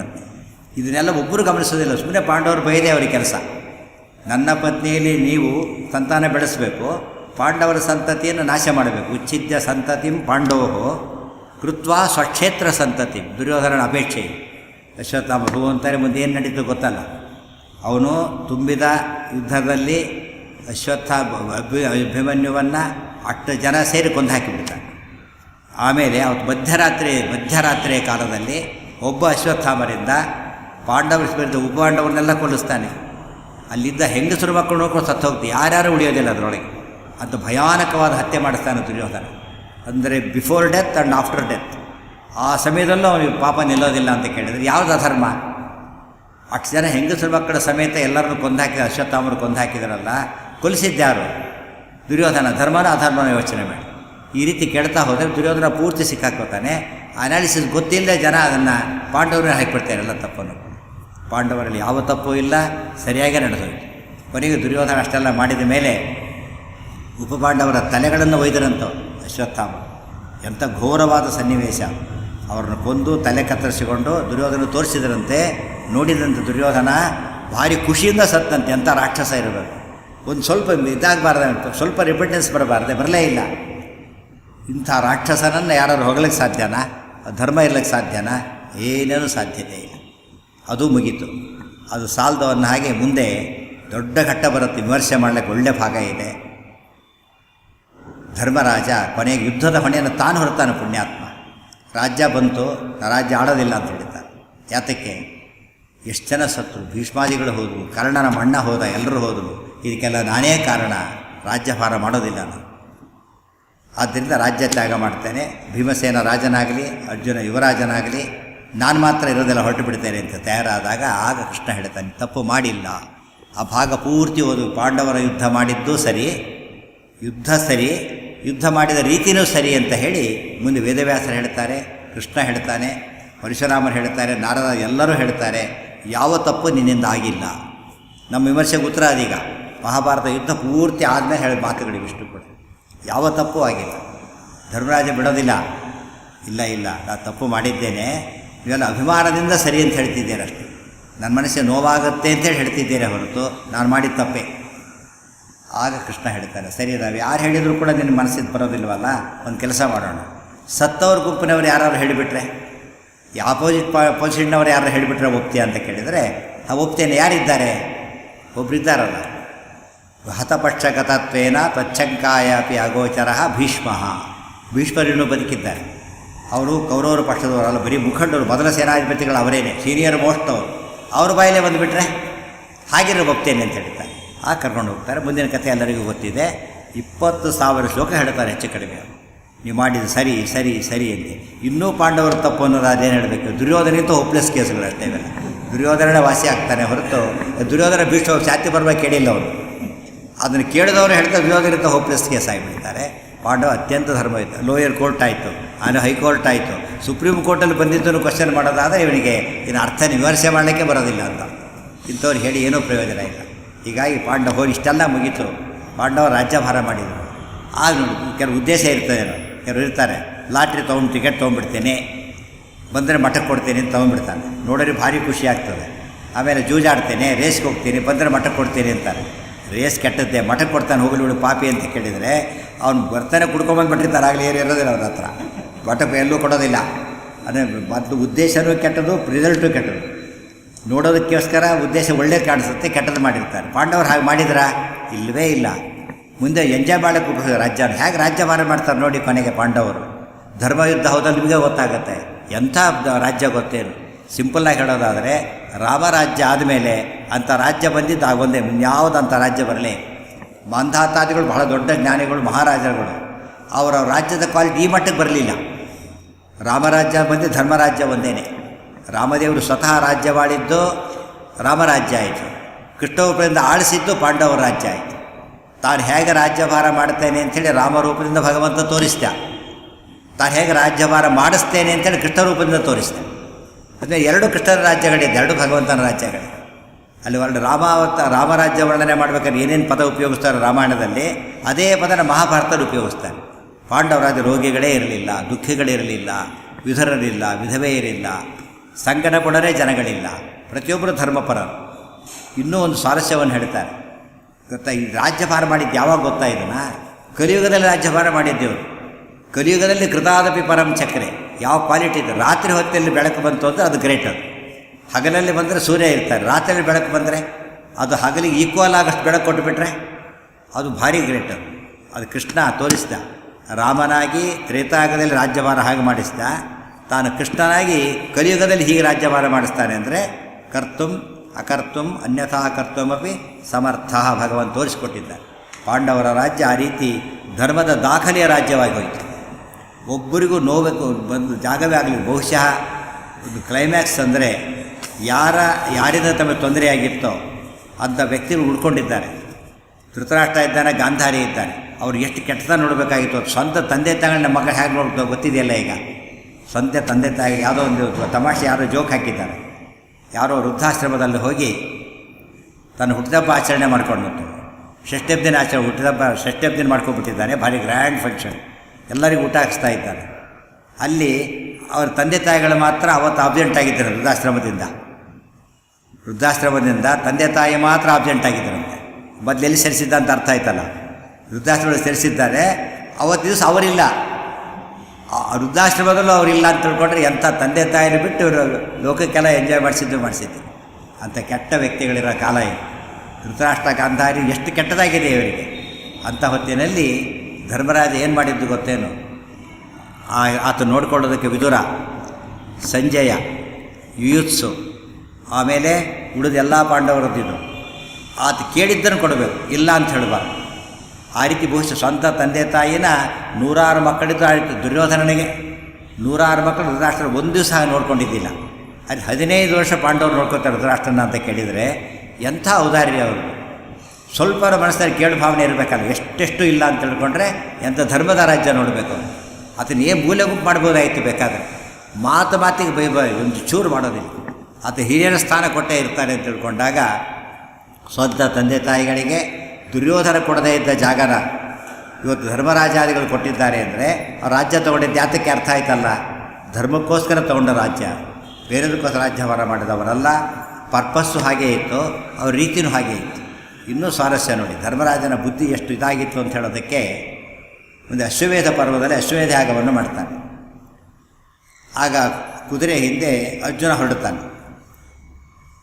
ಧರ್ಮರಾಜನ ಕರೀತಾನೆ, ಸಂದೇಶವನ್ನು ಕೊಡ್ತಾನೆ. ಅರ್ಜುನ, ನಾವೀಗ ಅಶ್ವಮೇಧ ಯಾಗ ಮಾಡ್ತಾ ಇರೋದು ಯಾತಕ್ಕೆ ಗೊತ್ತೇನೋ, ಮಹಾಭಾರತ ಯುದ್ಧದೊಳಗೆ ಅಷ್ಟು ಜನ ಕೊಂದ ನೋವು ನನ್ನನ್ನು ಕಾಡ್ತಾ ಇದೆ, ಅದು ಪರಿಹಾರ ಆಗಬೇಕು ಅಂತ ಮಾಡ್ತಾ ಇದ್ದೇನೆ. ಅದಕ್ಕೆ ನೀನು ಹೇಳೋದಿಷ್ಟೇ, ನೀನು ಹೋಗಿ ಕುದುರೆಯಿಂದ ಹೋಗಿ ಬರ್ತೀಯಲ್ಲ, ಒಬ್ಬನ್ನೂ ಕೊಲ್ಲಬಾರ್ದು, ಆ ರೀತಿ ನೋಡ್ಕೊಂಬರ್ಬೇಕು ಅಂತ ಹೇಳ್ತಾನೆ. ಯುಧಿಷ್ಠಿರಾಜ್ಞೆಯ ತೇನ ನಕಶ್ಚಿನ್ ನಿಹತಸ್ತನ, ಒಬ್ಬನ್ನೂ ಕೊಲ್ಲದೆ ಕುದುರೆ ವಾಪಸ್ ಬರಬೇಕು. ಇಷ್ಟು ಎಚ್ಚರಿಕೆ ಯಾರ್ಯಾರು ಇರುತ್ತಾ, ಧರ್ಮರಾಜನ ರೀತಿ ಅರ್ಥ ಮಾಡ್ಕೊಂಡು ಅದೊಂದು ಸಾಕು. ಥ್ರೂಔಟ್ ಆತ ಧರ್ಮವನ್ನು ಮೇಂಟೈನ್ ಮಾಡ್ತಾನೆ. ಅಲ್ಲಿ ಯಾತಕ್ಕೆ ಕೊಲ್ಲಬೇಕಾಯಿತು, ಅನಿವಾರ್ಯವಾಗಿತ್ತು. ಇಲ್ಲಿ ಪ್ರಸಂಗ ಬಂದಿಲ್ಲ. ಆ ರೀತಿ ಯುದ್ಧ ಮಾಡೋ ಅರ್ಜುನ ಹಾಗೆ ಮಾಡ್ಕೊಂಡು ಬರ್ತಾನೆ. ಒಬ್ಬರನ್ನೂ ಕೊಲ್ಲೋದು. ಈ ಸಿನಿಮಾ ನಾಡದಲ್ಲಿ ಕೊಂದು ಹಾಕಿಬಿಡ್ತಾರೆ. ಒಬ್ಬರು ವಾರ ನಿಜವಾದ ಕಥೆಗಳೆಲ್ಲ ಸುಳ್ಳು ಕಥೆಗಳವೆಲ್ಲ. ಒಬ್ಬರು ಇದ್ದಿದ್ದು ಹೌದು, ತೋರಿಸಿದ್ದೆಲ್ಲ ಸುಳ್ಳು ಕಥೆಗಳು. ನಿಜವಾದದ್ರಲ್ಲಿ ಒಬ್ಬರನ್ನೂ ಜನ ಕೊಲ್ಲೋದಿಲ್ಲ. ಆ ರೀತಿ ಬರ್ತಾರೆ. ಕೊನೆಗೂ ಭಗವಂತನ ಸ್ಮರಣೆ ಮಾಡಿಕೊಂಡೇ ಮುಂದೆ ಹೋಗ್ತಾರೆ ಹೊರತು ಕೆಡುಕಿನ ಹೆಸರೇ ಪಾಂಡವರಲ್ಲಿ ಕಾಣೋದಿಲ್ಲ. ಅಂದರೆ ಯಾವ ಉದ್ದೇಶಕ್ಕೋಸ್ಕರ ಯುದ್ಧನೋ ಅದು ನಡೆದೋಯ್ತು, ಹೇಗೆ ನಡಿಬೇಕಾಗಿತ್ತು ಹಾಗೇ ನಡೀತು. ಸರಿ ಅಂತ ಕೃಷ್ಣ ಸರ್ಟಿಫೈ ಮಾಡಿಬಿಡ್ತಾನೆ. ಇನ್ನೇನು ಬೇಕು, ಕೃಷ್ಣನೇ ಸರ್ಟಿಫೈ ಮಾಡ್ತಾನೆ. ಭೀಷ್ಮಾದಿಗಳು ಅದನ್ನು ಸಾವಿರಾರು ಶ್ಲೋಕಗಳು ಕನ್ಫರ್ಮ್ ಮಾಡ್ತಾನೆ. ಅದು ಯಾವ ಹಂತದಲ್ಲೂ ಕೂಡ ಪಾಂಡವರ ಮಾಡಿದ ಮಹಾಭಾರತ ಯುದ್ಧ ಅತ್ಯಂತ ಧಾರ್ಮಿಕವಾದ ಯುದ್ಧ. ಇನ್ನು ಧರ್ಮ ಅಂದರೆ ಏನು, ಧರ್ಮೋ ಧರ್ಮವಿದುತ್ತಮ, ಧರ್ಮ ಅಂದರೆ ವಿಷ್ಣು ಅಂತ ಅರ್ಥ. ಅವರು ಪ್ರೀಣಯಾಮ ವಾಸುದೇವಂತ ಯುದ್ಧ ಮಾಡಿದ್ದಾರೆ, ಕೃಷ್ಣ ಹೇಳಿದಾಗ ಯುದ್ಧ ಮಾಡಿದ್ದಾರೆ. ಧರ್ಮ ಯುದ್ಧ ಆಗಲಿಲ್ಲ. ಆಗ ಗೀತೆ ಪೂರ್ತಿ ಯುದ್ಧದ ಪರ್ಪಸ್ ಹೇಳೋ ಕೃತಿ ಅದು. ಯುದ್ಧದ ಪರ್ಪಸ್ ಬಂದಿರೋದು ಧರ್ಮ ಭಗವದ್ಗೀತೆಯೊಳಗೆ. ಆ ರೀತಿ ಪಾಂಡವರು ಯುದ್ಧ ಮಾಡಿದ್ದಾರೆ. ಕೃಷ್ಣ ನಿಂತು ಮಾಡಿಸಿದ್ದಾನೆ, ಬೇರೆ ಜೊತೆಗೆ ತಾನು ಮುಂದೆ ಕೂತು ಮಾಡಿಸಿದ್ದಾನೆ ಅಂದಮೇಲೆ ಮತ್ತೇನೂ ಮಾತಾಡೋಂಗಿಲ್ಲ. ಕೃಷ್ಣ ತಾನೇ ಕೂಡಿಸಿ ಮಾಡಿಸಿದಾಗ ಅಧರ್ಮದ ಸಂಖ್ಯೆ ಬರೋದಿಲ್ಲ. ಈ ದೃಷ್ಟಿಯಿಂದ ಕೂಡ ನಾವು ಕೃಷ್ಣ ಪಾಂಡವರ ಯುದ್ಧ ಧರ್ಮ ಪ್ರೀತ್ಯರ್ಥವಾದ ಯುದ್ಧ ಅಂದ್ರೆ ಒಂದೇ, ವಿಷ್ಣು ಪ್ರೀತ್ಯರ್ಥವಾದ ಯುದ್ಧ ಅಂದ್ರೆ ಒಂದೇ. ಇನ್ನು ಮಾಡಿದವರು ಮುಖ್ಯವಾಗಿ ಭೀಮಸೇನ. ಅವ್ರು ಯಾರು, ಪವನ. ಪವನ ಮುಟ್ಟಿದ್ದೇ ಪಾವನ. ಪವನ ಇದ್ದಾಗ ಅಪಾವನ ಎಲ್ಲಿ ಆಗುತ್ತದು, ಅಪಾವಿತ್ರ ಎಲ್ಲಿ ಬರುತ್ತಲ್ಲಿ. ಪುಣ್ಯ ಗಾಳಿನ ತೊಳೆದು ಯಾರು ತಗೋತಾರೆ ಮತ್ತೆ, ಸಾಧ್ಯ ಇಲ್ಲ. ಆದಮೇಲೆ ಪಾಂಡವರು ಮಾಡಿದ ಯುದ್ಧ, ಭೀಮ ಮಾಡಿದ ಯುದ್ಧ ಅಂದರೆ ಪರಮ ಪಾವನವಾದ ಯುದ್ಧ. ಕೃಷ್ಣ ಮಾಡಿಸಿದ ಯುದ್ಧ ಪವಿತ್ರಾಣಾಂ ಪವಿತ್ರಂ ಯೋ ಮಂಗಲಾನಾಂಚ ಮಂಗಲಂ, ಅದಕ್ಕೋಸ್ಕರ ಪವಿತ್ರವಾದ ಯುದ್ಧ. ಅದರಲ್ಲಿ ಕೆಡಕಿನ ಹೆಸರೇ ಇಲ್ಲ ಅಂತ ತಿಳ್ಕೊಂಡ್ರೆ ಅದು ಮಹಾಭಾರತ ಯುದ್ಧದ ಒಂದು ಸಂಕ್ಷಿಪ್ತವಾದ ಪರಿಚಯ. ಇದು ಅರ್ಥ ಮಾಡಿಕೊಂಡು ಇನ್ನೇನಾದ್ರು ಪ್ರಶ್ನೆ ಇದ್ದರೆ ಕೇಳಬಹುದು. ಯಾವುದಾದ್ರು ಒಂದು ಪ್ರಶ್ನೆಗಳ ಬಗ್ಗೆ ವಿರೋಧ ಕಾಣೋದಾದರೆ ಖಂಡಿತ ಕೇಳಬಹುದು. ಒಟ್ಟಿನ ಮೇಲೆ ಧರ್ಮೋ ವಿವರ್ಧತೆ ಯುಧಿಷ್ಠಿರ ಕೀರ್ತನೇನ, ಪಾಪಂ ಪ್ರಣಶ್ಯತಿ ವೃಕೋದರ ಕೀರ್ತನೇನ, ಶತ್ರುರ್ವಿನಶ್ಯತಿ ಧನಂಜಯ ಕೀರ್ತನೇನ, ಮಾದ್ರೀಸುತವು ಕಥಯತಾಂ ನಭವಂತಿ ರೋಗಾ. ಪಾಂಡವರ ಯುದ್ಧದ ಬಿಟ್ಟು ಅವರ ಹೆಸರೇ ಅತ್ಯಂತ ಪಾವನ ಅಂಥೇಳಿ ಮಹಾಭಾರತ ಮುಕ್ತಾಯವಾಗ್ತಾ ಇದೆ. ಆ ಹಿನ್ನೆಲೆಯಲ್ಲಿ ಇಷ್ಟೊತ್ತು ಕೂಡ ನೋಡಿದ್ದೇವೆ. ಎಲ್ಲರೂ ಕೂಡ ಯಾವುದೇ ಸಂಕೋಚದ ಪ್ರಶ್ನೆ ಕೇಳಬಹುದು. ನಿಮಗೇನೋ ಅಧರ್ಮ ಅಂತೆಲ್ಲರೂ ಅನಿಸಿದರೆ ಅಧರ್ಮ ಅಲ್ಲ, ಅದು ಪ್ರಶ್ನೆ ಉತ್ತರ ಪಡೋ ದೃಷ್ಟಿಯಿಂದ ಕೇಳಬಹುದು. ಸರ್ವೇಂದ್ರಿಯ ಪ್ರೇರಕೇಣ ಶ್ರೀ ಪ್ರಾಣಪತಿನೇರಿತಃ ಯದವೋಚಮಹಂ ತೇನ ಪ್ರಿಯತಾಂ ಕಮಲಾಲಯ. ಹಾಂ, ಏನು ಬಂತು ತಲೆ ಯಾತಕ್ಕೆ ಬಂತು, ಅದು ಯುದ್ಧಕ್ಕೆ ಸಂಬಂಧಪಟ್ಟ ಪ್ರಶ್ನೆ ಅಲ್ಲ. ಅದು ಪ್ರಶ್ನೆ ಒಂದು ಮಾತು, ನಮ್ಮ ವಿಷಯಕ್ಕೆ ಸಂಬಂಧಪಟ್ಟ ಪ್ರಶ್ನೆ ಮಾತ್ರ ಕೇಳಬೇಕು ಡೈರೆಕ್ಟಾಗಿ. ಆಮೇಲೆ ಬೇರೆಯವ್ರನ್ನ ಕೇಳ್ಬೋದು, ತಪ್ಪೇನೇ ಇಲ್ಲ. ಫಸ್ಟ್ ಇದಕ್ಕೆ ಪ್ರಿಫರೆನ್ಸ್ ಇದಕ್ಕೆ. ನೀವು ಕೇಳಿದ್ದೀರಿ ಹೇಳಿಬಿಡ್ತೇನೆ. ಕಳ್ಳನೇ ಕವಚ ಕುಂಡಲ ಹೇಗೆ ಬಂದಿತ್ತು, ಹುಟ್ಟುತ್ತಾನೆ ಹಾಗೆ ಮಣಿ ಬಂದಿತ್ತು. ಆದ್ದರಿಂದ ಮಧ್ಯೆ ಇಟ್ಕೊಂಡು ಮಣಿ ಅಲ್ಲ, ಹುಟ್ಟುತ್ತಾನೆ ಬಂದಿತ್ತು. ಆ ರೀತಿ ಕೆಲವರಿಗೆ ಇರ್ತಾಯಿತ್ತು. ಶಂಖಚೂಡ ಅಂತ ಒಬ್ಬ ಕುದುರೆ ಬರುತ್ತೆ ದೈತ್ಯಾಕಾರದಲ್ಲಿ ಭಾಗವತದಲ್ಲಿ, ಅವನ ತಲೆ ಮೇಲೆ ಒಂದು ಮಣಿ ಇದ್ದ ಕಥೆ ಹೇಳ್ತಾರೆ. ಆ ರೀತಿ ಆಶ್ಚರ್ಯ ಏನೂ ಅಲ್ಲ, ಎಲ್ರಿಗಿರೋದಿಲ್ಲ, ಕೆಲವರಿಗೆ.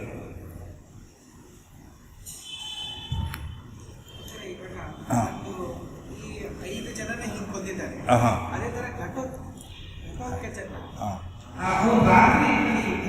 ಹೌದು. ಅದೇ ಯಾರ ಆ್ಯಂಗಲ್ ಕೇಳ್ತಿರೋದು ಈಗ? ರಾತ್ರಿ ಯುದ್ಧದಲ್ಲಿ ರಾತ್ರಿ ಯುದ್ಧ ಮಾಡಿದ ಧರ್ಮ ಅಂತಾನೋ ಅಥವಾ ಅಲ್ಲ ಅಂತಾನೋ? ಹಾಂ first day and night match ಬಂತು ಅಷ್ಟೇ. First day and night match ಇದ್ದಾಗ ಪಾಂಡವರು ಗೊತ್ತಾಯ್ತು, ಶುರುವಾಗಿದೆಯಲ್ಲ, ಫಸ್ಟ್ ನಡೀತು. ನಿಮ್ಗೆ ಆಶ್ಚರ್ಯ ಅಂದರೆ ಪ್ರಸಂಗ ಬಂತು ಅಂತ ಹೇಳ್ತಾ ಇದ್ದೇನೆ. ಇವತ್ತು ಡೇ ಆ್ಯಂಡ್ ನೈಟ್ ಮ್ಯಾಚ್ ರಾತ್ರಿಯೆಲ್ಲ ಫ್ಲಡ್ ಸೈಡೆಲ್ಲ ಲೈಟ್ ಹಾಕಿ ಮಾಡ್ತಾರಲ್ಲ ಈಗ, ಈ ರೀತಿ ಆಟ ಆಡ್ಸೋಕೆ ಎಷ್ಟು ಕಷ್ಟ. ಪಾಂಡವರು ರಾತ್ರಿ ಯುದ್ಧ ಹಾಗೆ ಮಾಡಿದ್ರು ಅಂತ, ಅದು ಎಷ್ಟೊತ್ತು ಸ್ವಲ್ಪ ಹೊತ್ತಲ್ಲ, ಏನು ಸ್ವಲ್ಪ ಹೊತ್ತು 12 ಅವರ್ಸ್ ಏನೂ ಆಗಲ್ಲ ಇದು. ಮಧ್ಯೆ ಒಂದು 2 ಅವರ್ಸ್ ಗ್ಯಾಪ್ ಬಿಟ್ಟರೆ ಇಡೀ ರಾತ್ರಿ ಯುದ್ಧ ನಡೆದಿದೆ. ಆ ಲೈಟಿಂಗ್ ಅರೇಂಜ್ಮೆಂಟ್ ವರ್ಣನೆ ಮಾಡ್ತಾರೆ ಮಹಾಭಾರತದಲ್ಲಿ. ಲೈಟಿಂಗ್ ಹೇಗೆ ಮಾಡಿದ್ರು ಅಂದರೆ, ಆನೆ ಇದ್ದಲ್ಲಿ ಎಷ್ಟು ಪಂಜೆಗಳು, ಕುದುರೆಗೆ ಎಷ್ಟು ಪಂಜೆಗಳು, ಮಹಾರಥರಿಗೆ ಎಷ್ಟು ಪಂಜೆಗಳು ಅಂತ ಆ ರೀತಿ ವ್ಯವಸ್ಥೆ ಅಂದರೆ ಎಷ್ಟು ಎಕ್ವಿಪ್ಮೆಂಟ್ ಹೇಗಿರಬೇಕು. ಅದು ಸಡನ್ ಮೊದಲೇ ಡಿಕ್ಲೇರ್ ಆಗಿದ್ದಲ್ಲ ಅದು. ಆ್ಯಕ್ಚುಲಿ ಪ್ರಶ್ನೆ ಏನು, ಪಾಂಡವರು ಮಾಡಿದ ಧರ್ಮ ಅಂತ ಹೇಳೋದಾದರೆ, ಅಧರ್ಮ ಅಂತ ಹೇಳೋದಾದರೆ, ಪಾಂಡವರು ಮಾಡಿದ ಯುದ್ಧ ಅಲ್ಲ ಅದು. ಯಾರು ಮಾಡಿದ್ದು ಗೊತ್ತೇನದು? ದ್ರೋಣಾಚಾರ್ಯ ಡಿಕ್ಲೇರ್ ಮಾಡಿದ್ದ ಯುದ್ಧ. ಯಾವಾಗ ಜಯದ್ರಥರನ್ನು ಕಾಪಾಡ್ತೇನೆ ಅಂತ ಮಾತು ಕೊಟ್ಟಿದ್ರಲ್ಲ, ಅದಾಗಲಿಲ್ಲ. ಅರ್ಜುನ ಕೊಂದು ಹಾಕಿಬಿಡ್ತಾನೆ, ದುರ್ಯೋಧನ ಬರ್ತಾನೆ, ಬಾಯಿ ಬಂದ ಬೈತಾನೆ ದ್ರೋಣಾಚಾರ್ಯರನ್ನು, ನಿಮ್ಮನ್ನು ನಂಬಿ ನಾನು ಕೆಟ್ಟೆ, ಹಾಗೆ ಹೀಗೆ ಸಿಕ್ಕಾಬಟ್ಟಿ ಬೈತಾನೆ. ಆಗ ದ್ರೋಣಾಚಾರ್ಯ ಹೇಳ್ತಾರೆ, ನೋಡು ನಾನು ಕೈಲಾದ ಮಾಡಿದ್ದೇನೆ, ನಾನು ಸುಮ್ಮನೆ ಅನ್ಲಕ್ಕೆ ಹೋಗಬೇಡ, ಒಂದು ಕೆಲಸ ಮಾಡು, ವರ್ಮಬದ್ಧಂ ನಮೋಚಯಿ, ಇಂದ ನಾನು ಕಟ್ಟಿಕೊಂಡ ಕವಚ ಮಚ್ಚ ಬಿಚ್ಚೋದಿಲ್ಲ, ಯುದ್ಧ ಮುಂದುವರಿಸಿಬಿಡ್ತೇನೆ, ಮನೆಗೆ ಹೋಗೋದಿಲ್ಲ ವಾಪಸ್ಸು, ನಾನು ಸಾಯೋವರೆಗೂ ಹಾಗೆ ಯುದ್ಧ ಮಾಡ್ತೇನೆ, ಗೆಲ್ಲೋವರೆಗೂ ಅಲ್ಲ ಸಾಯೋವರೆಗೂ ಯುದ್ಧ ಮಾಡ್ತೇನೆ ಅಂತೇಳಿ ಯುದ್ಧ ಮುಂದುವರಿಸಿಬಿಡ್ತಾರೆ. ಸೊ ಯಾರ ಕಡೆಯಿಂದ ಬಂದ ಆಹ್ವಾನ ಇದು? ಅದ್ಮೇಲೆ ಪಾಂಡವರದಲ್ಲ ಇದು ಆಫರ್, ಇವ್ರದ್ದು. ಪಾಂಡವ್ರನ್ನ ಅಕ್ಸೆಪ್ಟ್ ಮಾಡಿದ್ದು ಗ್ರೇಟ್ ಅಷ್ಟೇ ಹೊರತು ಬೇಕಾದ್ರೆ ರಿಜೆಕ್ಟ್ ಮಾಡಿ ಬಂದು ನಿಮ್ಗೆ ಗೊತ್ತಿಲ್ಲ. ಇದು ಆರಂಭದಲ್ಲಿ ಕೆಲವು ರೂಲ್ಸ್ ಆ್ಯಂಡ್ ರೆಗ್ಯುಲೇಷನ್ಸ್ ಫಾರ್ಮ್ ಮಾಡ್ತಾರೆ, ವಿಷ್ಣುಬ್ರು ಬರುತ್ತೆ, ರಾತ್ರಿ ಯುದ್ಧ ಮಾಡಬಾರದು ಅಂತ ಕಂಡೀಷನ್ ಹಾಕ್ಕೊಂಡಿರ್ತಾರೆ. ಅದ್ರ ವೈಲೇಟ್ ಮಾಡಿದ್ದು ಯಾರು? ಮತ್ತೆ ಕೌರವರೇ ಅಕ್ಸೆಪ್ಟ್ ಮಾಡಿ ಪಾಂಡವ್ರು ಮಾಡ್ತಾರೆ, ಪಾಂಡವ್ರು ಮಾಡ್ಕೊಂಡಿದ್ದಲ್ಲ ಅದು. ದೇರ್ಫರ್ ತಪ್ಪು ಅಲ್ಲವೇ ಅಲ್ಲ, ಸರಿಯಾಗಿ ನಡೆದಿದೆ. ಪಾಂಡವರು ಆಶ್ರಮಿದ್ದು ತಪ್ಪಾಗಿರೋದು. ನಿಮ್ಮ ಪ್ರಕಾರ ಏನು ಮಾಡ್ತಿತ್ತು ನೋಡಿದ್ರೆ, ಘಟೋತ್ಕಚ ಇದೆ ನಮ್ಮ ಕಡೆ ಅಂತೇಳಿ ಪ್ಲಾನ್ ಮಾಡಿದರು ಅಂತೇಳಿ. ಹಾಗೇನೂ ಇಲ್ಲ. ದುರ್ಯೋಧನ ಇವರು ಆಫರ್ನ ಅಕ್ಸೆಪ್ಟ್ ಮಾಡಿದ್ದು ಅಷ್ಟೇ. ಹಾಂ ಎರಡು ಅನುಮಾನ ಇದೆ. ಹೇಳಿ. ಒಂದು, ಇವರನ್ನ ಏಕಲವ್ಯನ ಕೃಷ್ಣನೇ ಕೊಂದ ಅಂತ ಹೌದು ಕರೆಕ್ಟ್. ಒಂದು ಕಡೆ ಅಲ್ಲ, ಮಹಾಭಾರತಲ್ಲೇ ಬರುತ್ತೆ, ಮಹಾಭಾರತಲ್ಲೇ ಬರುತ್ತೆ. ಹೌದು ಕೃಷ್ಣನೇ ಕೊಂದ. ಹಾಂ, ಅದರಲ್ಲಿ ಏನು ತಪ್ಪಿದೆ? ಕ್ಲಾರಿಫೈ. ಹೌದು ಕರೆಕ್ಟ್, ಕೃಷ್ಣನೇ ಕೊಂದ. 15 ವರ್ಷ ಪಾಂಡವರು ಧೃತರಾಷ್ಟ್ರ ಹೌದು. ಭೀಮ ಸ್ವಲ್ಪ ಇಲ್ಲ, ಭೀಮ ಕುಯುಕ್ತಿ ಮಾಡೋದು 15 ವರ್ಷವರು ಸರಿಯಾಗೇ ಇರ್ತಾರೆ. ಧೃತರಾಷ್ಟ್ರ ಗಾಂಧಾರಿಗೆ ಏನು ಮಾಡ್ತಾರೆ ಅಂದರೆ, ಭೀಮಸೇನ ಉಳಿದವರೆಲ್ಲ ಏನು ಮಾಡ್ತಾರೆ ಅಂದರೆ, ಅವ್ರು ಓವರ್ ಸಿಂಪತಿಕ್ ಆಗಿಬಿಡ್ತಾರೆ. ಭೀಮಸೇನ ನೋಡ್ತಾನೆ, ಈಗ ನೋಡ್ಕೊಂಡ್ರೆ ಮುದುಕರು ಇವರು ಉದ್ಧಾರಣೆ ಆಗೋದಿಲ್ಲ, ಕೊನೆಗೆ ಗೊತ್ತಾಯ್ತಿಲ್ಲ. ಯಾವಾಗಲೂ ಲೆಕ್ಕ ಮಾಡಿಸ್ತಾ ಕೂತ್ಕೊಂಡು ಹುಡುಗ ಓದೋದೇ ಇಲ್ವಲ್ಲ, ಆ ಟೈಪ್ ಕೆಲಸ ಟ್ರೈನಪ್ ಮಾಡಬೇಕು ಅವ್ರಿಗೆ ವೈರಾಗ್ಯ ಬರಬೇಕಾಗಿತ್ತು ನ್ಯಾಯವಾಗಿ. ಅಷ್ಟೆಲ್ಲ ತೊಗೊಂಡ್ರಲ್ಲ, ಯೋಚನೆ ಮಾಡಬೇಕಾಗಿತ್ತು. ನನ್ನ ಮಕ್ಕಳಿಂದ ಎಷ್ಟು ತೊಂದರೆ ಆಯಿತು, ನನ್ನಿಂದ ಎಷ್ಟು ತೊಂದರೆ ಆಯಿತು, ಇಷ್ಟೆಲ್ಲ ಮಾಡ್ತಾಯಿದ್ದ ಅಂತ ಪಶ್ಚಾತ್ತಾಪ ಪಡೋದೇ ಇಲ್ಲ. ಅದು ಎಂಜಾಯ್ ಮಾಡ್ಕೊತಾ ಎದ್ದು ಬಿಡ್ತಾರೆ. ಆಗ ಭೀಮಸೇನರು ಯೋಚನೆ ಮಾಡ್ತಾರೆ, ಇವು ಹೀಗಿದ್ದರೆ ಉದ್ಧಾರ ಆಗೋದಿಲ್ಲ. ಇದು ಅಜಾಮೇಳ ರಿಪೆಂಟ್ ಮಾಡಬೇಕು ಫಸ್ಟ್, ತಪ್ಪಿಗೋಸ್ಕರ ರಿಪೆಂಟ್ ಮಾಡಿ ತಪಸ್ಸು ಮಾಡಬೇಕು. ತಪಸ್ಸು ಮಾಡಿದ್ರೆ ಪ್ಯೂರಿಫೈ ಆಗ್ತಾನೆ. ಆಮೇಲೆ ತಾನು ಮೂಲ ರೂಪಕ್ಕೆ ಹೋಗ್ತಾ ಇಲ್ವೋ ನರಕಕ್ಕೆ ಹೋಗಬೇಕಾಗತ್ತೆ ಅಂಥೇಳಿ ಅದು ಬುದ್ಧಿ ಕೊಂಡ ವೈರಾಗ್ಯಕರ ಆಡಿ ಚಕ್ರೆ. ವೈರಾಗ್ಯ ಬರ್ಸಕ್ಕೆ ಮಾಡಿದ್ದೆ ಹೊರತು ಬೇರೆ ಅಲ್ಲ. ನಮ್ಮಲ್ಲಿ ಹೇಗೆ ಅಂದರೆ, ಸಂಧ್ಯಾವಂದನೆ ಮಾಡಿ ರಾತ್ರಿ ಊಟ ಹಾಕಬೇಡ ಅಂದರೆ ಹಾಗೋ ಹಾಕಿ, ಸಂಧ್ಯಾವಂದನೆ ಮಾಡಿಲ್ಲ ಇವನು, ರಾತ್ರಿ ಊಟ ಹಾಕಬೇಡ ಅಂದರೆ ಹಾಗೆ ಯಾರೋ ಒಂಬಲ್ಲ ಮಾತು ಅಂದುಬಿಟ್ರೆ ಭಾರಿ ಒಳ್ಳೆಯದಾಗಿರುತ್ತೆ ಅಷ್ಟೇ. ಅವಾಗೇನಾಗುತ್ತೆ ನೋಡೋದು ಕ್ರಿಯಲ್ ಕಾಣೋದು. ಸಂಧ್ಯಾವಂದನೆ ಮಾಡಲಿಂದ ಪಾಯಿಂಟೇ ಹೊರತು ಊಟ ಹಾಕಬಾರ್ದು ಪಾಯಿಂಟ್ ಅಲ್ಲ. ಅದೇ ರೀತಿಯಲ್ಲಿ ಭೀಮಸೇನ ಉದ್ದೇಶ ಬೈಯೋದಲ್ಲ, ಆತನಿಗೆ ರಿಪೆಂಟೆನ್ಸ್ ಬರಲಿ, ಒಂದು ಇಂಟ್ರಾಸ್ಪೆಕ್ಷನ್ ಕ್ರಿಯೇಟ್ ಆಗಿ ಉದ್ಧಾರವಾಗಲಿ ಅಂತ ಮಾಡ್ತಾನೆ. ಪರ್ಪಸ್ ಸರ್ವ್ ಆಯ್ತದೆ. ಆಮೇಲೆ ಅದು ಭೀಮನ ಥ್ಯಾಂಕ್ಸ್ ಹೇಳ್ತಾನೆ, ಹೊರತು ಸಿಟ್ಟಾಗೋದಿಲ್ಲ. ಸರಿಯಾಗಿದೆ, ಏನು ತಪ್ಪಲ್ಲ. ಕೆಲವರಿಗೆ ಒಂದು ಮಾತಿದೆ ನಮ್ಮಲ್ಲಿ, ಯಾರಿಗೆ ಯಾವ ರೀತಿ ಅರ್ಥ ಆಗುತ್ತೋ ಆ ರೀತಿಯೇ ಹೇಳಬೇಕು ಅಂತೇಳಿ, ಗೊತ್ತಾಯ್ತಾ? ಧೃತರಾಷ್ಟ್ರನಿಗೆ ಗೀತೆ ಹೇಳಿದಾಗ ತಿಳಿಯೋದಿಲ್ಲ ಆತನಿಗೆ. ಕೆಲವು ಒದ್ದು ಹೇಳಬೇಕು ಅಂತಾರಲ್ಲ, ಆ ಟೈಪ್ ಅದು. ಕೆಲವು ಬೈದು ಹೇಳಿದರೆ ತಿಳಿಯುತ್ತೆ, ಕೆಲವರು ನೋಡಿದರೆ ತಿಳಿಯುತ್ತೆ, ಕೆಲವರಿಗೆ ಆ ಕಡೆ ಸೊನ್ನೆ ಮಾಡಿದರೆ ತಿಳಿಯುತ್ತೆ, ಕೆಲವರಿಗೆ ಹೊಡೆದು ಕೈಕಾಲು ಬರೆದ್ರು ಗೊತ್ತಾಗೋದಿಲ್ಲ. ಅಂಥಕ್ಕೆ ಸಾಗ್ಬೋದು. ದುರ್ಯೋಧನ ಕೊಂದರೂ ಬುದ್ಧಿ ಬರಲಿಲ್ಲ, ಹುಟ್ಟುಗುಣ ಸುಟ್ಟರು ಹೋಗೋದಿಲ್ಲ ಅಂತಾರದ ಹಾಗೆ. ಧೃತರಾಷ್ಟ್ರನಿಗೆ ಆ ಸ್ಟೇಜಲ್ಲಿ ಅರ್ಥ ಆಯಿತು. ಅವ್ರಿಗೆ ಹಾಗೆ ಹೇಳಬೇಕು, ನೀವು ಹೇಳ್ದೆ ಹೋದ್ರೆ ಮಾಡಿದ್ದೇನೆ ಅಂತ ಹೇಳ್ತಾ ಆ ಸ್ಥಿತಿ ಭೀಮಸೇನ ಮಾಡಿದ್ರು. ಇನ್ಫ್ಯಾಕ್ಟ್ ಹೇಳೋದಾದರೆ ಭೀಮಸೇನ ಹಿತೈಷಿ ಆದ. ಅವ್ರು ಏನು ಮಾಡಿದರು, ಆ ಪಾರ್ಟ್ ಇಗ್ನೋರ್ ಮಾಡಿಬಿಟ್ಟು ಒಂದು ಸೈಡ್ ಮಾತ್ರ ತೋರಿಸಿದ್ರು. ಭೀಮಸೇನ ಹಾಗೆ ಮಾಡಲಿಲ್ಲ. 15 ವರ್ಷ ಚಾನ್ಸ್ ಕೊಟ್ಟು ಆಗ ಮಾತ್ರ ಮಾಡಿದ್ದಷ್ಟೇ. ಮೊದಲೆಲ್ಲ ಭೀಮಸೇನ ಮಾಡಿಲ್ಲ ಹಾಗೆ. ವೈರಾಗ್ಯ ಬರಲಿಕ್ಕೆ ಅಷ್ಟೇ ಮಾಡಿದ್ದು. ಅದರಿಂದ ಏನೂ ತಪ್ಪಿಲ್ಲ, ಒಳ್ಳೆಯ ಕೆಲಸ ಮಾಡಿದ್ದು ಭೀಮನೇ. ಅದು ವಿದುರ ಹೇಳ್ತಾನೆ, ಇವರೆಲ್ಲ ನಿನಗೆ ಸುಮ್ಮನೆ ಸಂತೋಷಪಡಿಸೋಕ್ಕೆ ಏನೇನೋ ಮಾಡ್ತಾ ಇದ್ದಾರೆ, ತಪ್ಪದು. ಭೀಮಸೇನ ಮಾತ್ರ ಹಿತೈಷಿ, ಅದರಿಂದ ಉದ್ಧಾರ ಆಗ್ತಿದೆ ಅನ್ನೋ ವಿದುರ ಹೇಳ್ತಾನೆ. ಧೃತರಾಷ್ಟ್ರನಿಗೆ ಅರ್ಥ ಆಗುತ್ತೆ. ಪ್ರಸಂಗ ಏನಂತ ಕೇಳಿದರೆ, ಅವನು ದುಷ್ಟ, ಅವನು ಸ್ವಭಾವತಃ ದುಷ್ಟ, ಗೊತ್ತಾಯ್ತಾ? ಅವನು ಕೊನೆಗೆ ಕೃಷ್ಣ ಮೇಲೆ ಯುದ್ಧಕ್ಕೆ ಹೋಗ್ತಾನೆ, ದ್ವಾರಕೆಗೆ ಹೋಗ್ತಾನೆ. ಯುದ್ಧ ಮಾಡಲಿಕ್ಕೆ ಕೃಷ್ಣ ಅವನು ಕೊಂದು ಹಾಕ್ತಾನೆ. ಹೌದು, ಜರಾಸಂಧನ ಅವನವನು ಸಪೋರ್ಟರು, ಜರಾಸಂಧನ ಸಪೋರ್ಟರ್ ಏಕಲವ್ಯ. ಯಾವ ಜರಾಸಂಧನಿಗೆ 18 ಸರ್ತಿ ಕೃಷ್ಣನ ಮೇಲೆ 18 ಸರ್ತಿ ಯುದ್ಧಕ್ಕೆ ಬರ್ತಾನೆ ಜರಾಸಂಧ. ಪ್ರತಿ ಸರ್ತಿಯೂ ಜರಾಸಂಧನಿಗೆ ಸೇರಿರ್ತಾನೆ. ಆದ್ದರಿಂದ ಅವನು ಕೊಲ್ಲಲೇಬೇಕಾಗುತ್ತೆ, ದುಷ್ಟ ಅವನು. ಆದ್ದರಿಂದ ಅದ್ರಲ್ಲಿ ಯಾವ ತಪ್ಪು ಇಲ್ಲ. ಯಾರೋ ದಾನ ಭಾರಿ ಮಾಡಿಬಿಟ್ರು ಅಂತ ಟ್ಯಾಕ್ಸ್ ಮಾಡೋಕ್ಕಾಗುತ್ತಾ? ಅದು 80 ಜಿಗಿದ್ರೆ ಸರಿ, 2 ವಾರ ಸುಮ್ಮನೆ ದಾನ ಮಾಡಿದೆ ಅಂತ ಕೊಡೋಕ್ಕಾಗೋದಿಲ್ಲ. ಅವ್ರು ನೋಡೋದಕ್ಕೆ ಹೆಬ್ಬಟ್ಕೊಂಡು ಬೆಳಗ್ಗೆ ಹೆಬ್ಬಟ್ಕೊಂತ ಕಾಣಿಸುತ್ತೆ. ಅದರ ಅಡ್ವಾಂಟೇಜ್ ಒಳಗೆ ಬರೋದಿಲ್ಲ. ಅದರಿಂದ ಅಷ್ಟು ತ್ಯಾಗನ ಇನ್ನೊಂದಕ್ಕೆ ಅಪ್ಲೈ ಮಾಡೋಕ್ಕೆ ಬರೋದಿಲ್ಲ. ಹುಡುಗ ಮನೆ ದಿವಸ ಹಾಲು ಉತ್ಪ ತಂದ್ಕೊಡ್ತಾನೆ ಅಂತೇಳಿ ಪರೀಕ್ಷೆಯಲ್ಲಿ ಪಾಸ್ ಮಾಡೋಕ್ಕೆ ಸಾಧ್ಯನಾ? ಇದು ಗ್ರೇಟ್ ಇರ್ಬೋದು, ಬಟ್ ಅದು ಸಬ್ಸ್ಟ್ಯೂಟ್ ಅಲ್ಲ. ಇದು ಅದು ಹೆಬ್ಬಟ್ಟು ಕೊಟ್ಟು ಮಾತ್ರಕ್ಕೇ ಅವನು ಕೃಷ್ಣನ ವಿರೋಧಿಯಾಗಿದ್ದನ್ನು ಪನಿಷ್ ಮಾಡದೇ ಇರಲಿಕ್ಕಾಗೋದಿಲ್ಲ. ಪನಿಷ್ ಮಾಡಲೇಬೇಕಾಗಿತ್ತು.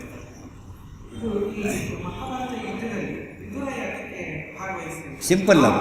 ನೀವು ಕೇಳಿ, ಕರೆಕ್ಟ್ ಅದು ಹೇಳ್ತೀನಿ ಕೇಳಿ. 2 ಪಾಯಿಂಟ್ ಇದೆ ಈಗ. ನಿಜವಾದ ಅಧರ್ಮ ಯುದ್ಧ ಕೌರವರದ್ದು. ಯಾತಕ್ಕೆ ಅಂದರೆ 3 ಜನ ಬ್ರಾಹ್ಮಣರು ಸೇರಿಸ್ಕೋತಾರೆ ಅದರಲ್ಲಿ. ದ್ರೋಣಾಚಾರ್ಯ, ಅಶ್ವತ್ಥಾಮಾಚಾರ್ಯ, 3 ಜನ ಬ್ರಾಹ್ಮಣರನ್ನು. ಪಾಂಡವ ಕಡೆ ಒಬ್ಬ ಬ್ರಾಹ್ಮಣರು ಇಲ್ಲ. ಯಾಕೆಂದ್ರೆ ಧರ್ಮ ಬಿಡಿಸ್ಬಾರ್ದು. ಅವರದ್ದು ಸ್ವಧರ್ಮೇ ನಿಧನಂ ಶ್ರೇಯ. ಅರ್ಥ ಆಯ್ತಾ? ಇದು ಮತ್ತೆ ಅದು ಉತ್ತರ. ವಿದುರ ಕ್ಷತ್ರಿಯ ಅಲ್ಲ, ಅದು ಯುದ್ಧದಲ್ಲಿ ಸೇರಲಿಲ್ಲ. ಇವತ್ತು ಇವರಿಗೇನು ಸೇರಿದ್ದು ಏನು ತಪ್ಪೋ, ಇದರ ಸೇರಿದೋಗಿದ್ದು ಸರಿ. ಇವ್ರದ್ದು ಪಾಂಡವರು ಎಷ್ಟು ಧರ್ಮ ಆಚರಣೆ ಮಾಡ್ತಾರೆ ಅಂದರೆ ತಮ್ಮ ಪರ್ಪಸ್ಗೋಸ್ಕರ ಉಳಿದವರು ಧರ್ಮ ಬಿಡಿಸೋಕೆ ಹೋಗಲಿಲ್ಲ ಅವರು. ಅರ್ಥ ಆಯ್ತಾ? ಯಾರನ್ನ ಕರೆದು ಬರ್ತಿದ್ರು ಬೇಕಾರೆ, ಅವ್ರು ಹೋಗಲಿಲ್ಲ ಆ ಕಡೆ. ದುರ್ಯೋಧನ ಮಾತ್ರ ದಾರಿ ತಪ್ಪಿಸ್ತಾರೆ. ಬ್ರಾಹ್ಮಣನ ಹಾಕ್ಕೊಂಡೆ ತಾವು ಧರ್ಮ ಬಿಡಿಸಿದ ಪಾಪನ ಕಟ್ಟಿಕೊಂಡೆ. ಅರ್ಥ ಆಯ್ತಾ? ಆದ್ದರಿಂದ ನೀವು ಕೇಳಿದ ಪ್ರಶ್ನೆ ನಿಮ್ಮಲ್ಲೇ ಉತ್ತರ ಇದೆ. ಹಾಂ,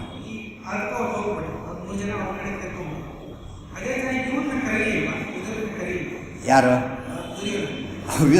ಔಟ್ ಆ್ಯಂಡ್ ಔಟ್ ಅಪೋಸಿಟ್ ಬರ್ತಿದ್ದಲ್ಲ. ಔಟ್ ಆ್ಯಂಡ್ ಔಟ್ ಹೇಳ್ತೀನಿ, ಮಾಡ್ತಾರೆ ತಪ್ಪು ತಪ್ಪು ಅಂಥೇಳಿ. ಅದರಿಂದ ಬರೋ ಪ್ರಸಂಗನೇ ಬರಲಿಲ್ಲ. ಹೇಗೆ ಕರೀತಾರೆ? ಸಾಧ್ಯನೇ ಇಲ್ಲ. ಕರೆದ ದಿವಸದ ಬಯಸೋತಿದ್ದ ಅಷ್ಟು ದುರ್ಯೋಧನಕ್ಕೆ. ಇನ್ನೊಂದು ವಿಧಾನ ಬಯಸೋದು ಬೈದು ಹೋಗ್ತಿದ್ದ ಅಷ್ಟೇ.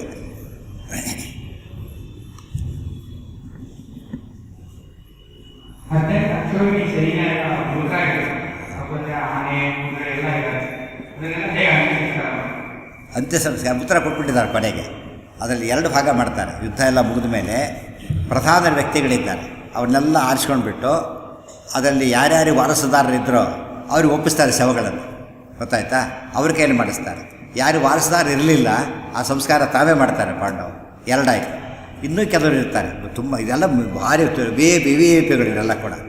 ನೆಕ್ಸ್ಟ್ ಕೇಸ್ದವ್ರನ್ನ ಅವ್ರು ಏನು ಮಾಡ್ತಾರೆ, ಇದ್ದಲ್ಲೇ ದಹನ ಮಾಡ್ತಾರೆ. ಇದ್ದಲ್ಲೇ ದಹನ ಮಾಡ್ತಾರೆ. ಮಾಸ್ ಕ್ರಿಮೇಷನ್ ಮಾಡ್ತಾರೆ.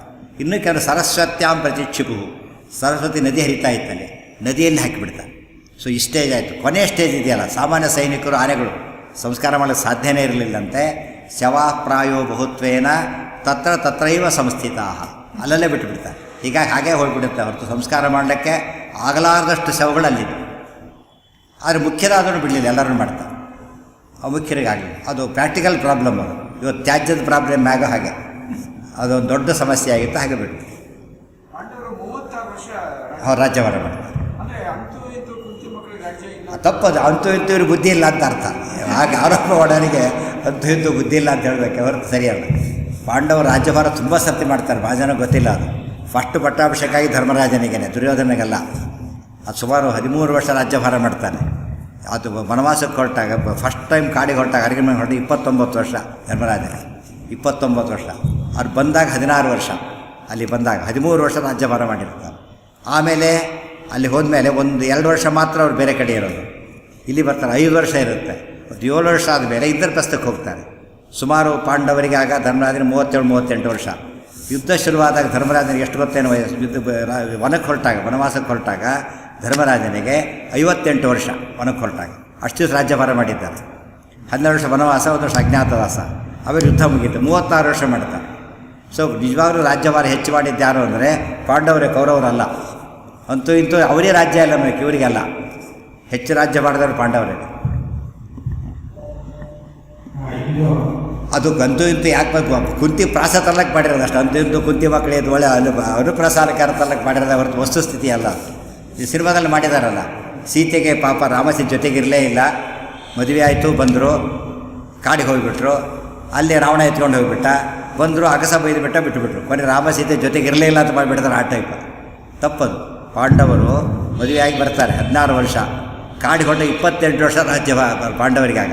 ಆದರೆ ಎಷ್ಟು ವರ್ಷ ಇದ್ರಾಗ 12 ವರ್ಷ ರಾಜ್ಯ ಜೊತೆಗಿದ್ದಾರೆ. ಆಮೇಲೆ ಕಾಡಿಗೆ ಹೋಗ್ತಾರೆ. ಕಾಡಿಗೆ ಹೋದ ತಕ್ಷಣ ಸೀತಾಪರಣ ಆಗೋದಿಲ್ಲ. 13 ವರ್ಷ ಆದಮೇಲೆ ಸೀತಾಪರಣ ಆಗೋದು. 1 ವರ್ಷ ಮಾತ್ರ ಸೀತೆ ದೂರ ಇದ್ದಿದ್ದು. ಕರ್ಕೊಂಡು ಬರ್ತಾರೆ. ಸೀತಾದೇವರಾಮ ಜೊತೆಗಿದ್ದು ಎಷ್ಟು ವರ್ಷ ಗೊತ್ತಾ? 13,000 ವರ್ಷದಲ್ಲಿ 12,300 ವರ್ಷ ಜೊತೆಗಿದ್ದರು. 12,300 ವರ್ಷ ಜೊತೆಗಿದ್ದರು. 1 ವರ್ಷ ದೂರ ಇದ್ದರು. ಅವ ಸೀತಾದೇವಿ ಅದೃಶ್ಯರಾಗಿಬಿಡ್ತಾರೆ. ಅಂದರೆ ಹೆಚ್ಚಿದ್ದು ದೂರ ಇದ್ದಿದ್ದು ಕಡಿಮೆ, ಹೆಚ್ಚು ಹತ್ತಿರ ಇದ್ದಿದ್ದು ಹೆಚ್ಚು. ಇವರು ಮತ್ತು 14 ವರ್ಷದ ವನವಾಸದ ಹಾಡು ಮಾಡಿಬಿಟ್ಟಿದ್ದಾರೆ ಕುತ್ಕೊಂಡ್ಬಿಟ್ಟು. ಅದು ಹಾಡು ಅವರೇ ಹಿಡ್ಕೊಬೇಕು ಹೊರತು ರಾಮಾಯಣ ಸಂಬಂಧಪಟ್ಟಿದ್ದಲ್ಲ. ಅವೆಲ್ಲ ಮೂಲ ಗ್ರಂಥ ಓದ್ದೇ ಬಂದಿರೋ ಆರೋಪಗಳಷ್ಟು, ಏನು ಅಂಥದ್ದಿಲ್ಲ. ಭಗವದ್ಗೀತೆ ಸ್ಟಾರ್ಟ್ ಯುದ್ಧ ಸ್ಟಾರ್ಟ್ ಆಗ್ತಾ ಭಗವದ್ಗೀತೆ ಹೇಳ್ತಾರೆ ಕೃಷ್ಣ ಮತ್ತು ಅರ್ಜುನ ಯಾವುದೇ ಮಾಡ್ತಾರೆ ಎಲ್ಲ ಮಡಿ ಉಟ್ಕೊಂಡ್ಬಂದಿ ಅವೆಲ್ಲ ಆಧುನಿಕರ ವಾದಗಳವೆಲ್ಲ ಸರಿಯಲ್ಲ. ಅದು ಆ್ಯಕ್ಚುಲಿ ಯುದ್ಧದಲ್ಲಿ ಆ ಪ್ರಸಂಗ ಹೇಗಿತ್ತು. ಯುದ್ಧದಲ್ಲಿ ಪ್ರಸಂಗ ಹೇಗಿತ್ತು ಅಂದರೆ ಅರ್ಜುನ ಶರ್ಟ್ ಗಿಲ್ಟ್ ಹಾಕೊಂಡು ಯುದ್ಧ ಮಾಡೋಕ್ಕಲ್ಲ, ಕವಚಗಳಿದ್ವು ಅಷ್ಟೇ. ಬಂಗಾರದ ಕವಚಗಳು ಎಲ್ಲ ಕೂಡ, ಯಾವುದೋ ರಬ್ಬರ್ ಕವಚಗಳಲ್ಲ, ಬಂಗಾರದ ಕವಚ. ಮಡಿ ಬರೋದಾದ್ದರಿಂದ ಮಡಿ ಪ್ರಶ್ನೆ ಕೃಷ್ಣನಿಗಂತೂ ಹೇಳೋದು ಸಾಧ್ಯವೇ ಇಲ್ಲ. ಭಗವಂತನ ಹೆಸರೇ ಮಡಿ ಆದ್ದರಿಂದ ಪೂರ್ತಿ ಮಡಿ ವಾತಾವರಣ. ಇನ್ನು ಯುದ್ಧ ಶುರುವಾಗಿದ್ದರೆ ರಕ್ತ ಗಿಕ್ತಾ ಇತ್ತು, ಮೈಲಿಗೆ ಅನ್ನಬೇಕಾಗಿತ್ತು. ಯುದ್ಧ ಶುರುವಾಗಿಲ್ಲ ಇನ್ನೂ ಆಗ. It was about to start, not yet started. ಆದ್ದರಿಂದ ವಾತಾವರಣ ಎಲ್ಲ ಕಂಡ್ಯೂಸಿವ್ ಆಗಿತ್ತು, ಯಾವುದಕ್ಕೆ ಕೆಡ್ತಾಗಿರ್ತಿತ್ತು. ಯುದ್ಧ ಶುರುವಾದ್ಮೇಲೆ ಭಗವದ್ಗೀತೆ ಹೇಳಿದ್ದಲ್ಲ, ಯುದ್ಧಕ್ಕಿಂತ ಮುಂಚೆ ಹೇಳಿರೋದು. ಇನ್ನು ಒಬ್ಬನೂ ಸತ್ತಿಲ್ಲ ಆಗ. ಸೊ ಮೈಲಿಗೆ ವಾತಾವರಣ ಇಲ್ಲ. ಇವರಿಗಂತೂ ಶುದ್ಧ ಮಡಿದೆ. ಅವ್ರು ಯಾವ ಕಾಲ ಯುದ್ಧ ಅಂದರೆ ಶಸ್ತ್ರ ಹೇಗೋ ಶಾಸ್ತ್ರ ಹಾಗೆ. ಯುದ್ಧದಲ್ಲಿ ಮೈಲಿಗಿಂದ ಯುದ್ಧ ಮಾಡೋಕ್ಕೆ ಒಂದು ಮಾತು ಹೇಳಿರ್ತೀನಿ, ನೆನ್ಪಿಟ್ಕೊಂಡಿರಿ. ಮೈಲಿಯಿಂದ ಯುದ್ಧ ಮಾಡೋಂಗಿಲ್ಲ. ಯಾಕೆ ಗೊತ್ತಾ? ಯುದ್ಧದಲ್ಲಿ ಅಸ್ತ್ರಗಳನ್ನು ಉಪಯೋಗಿಸ್ಬೇಕು.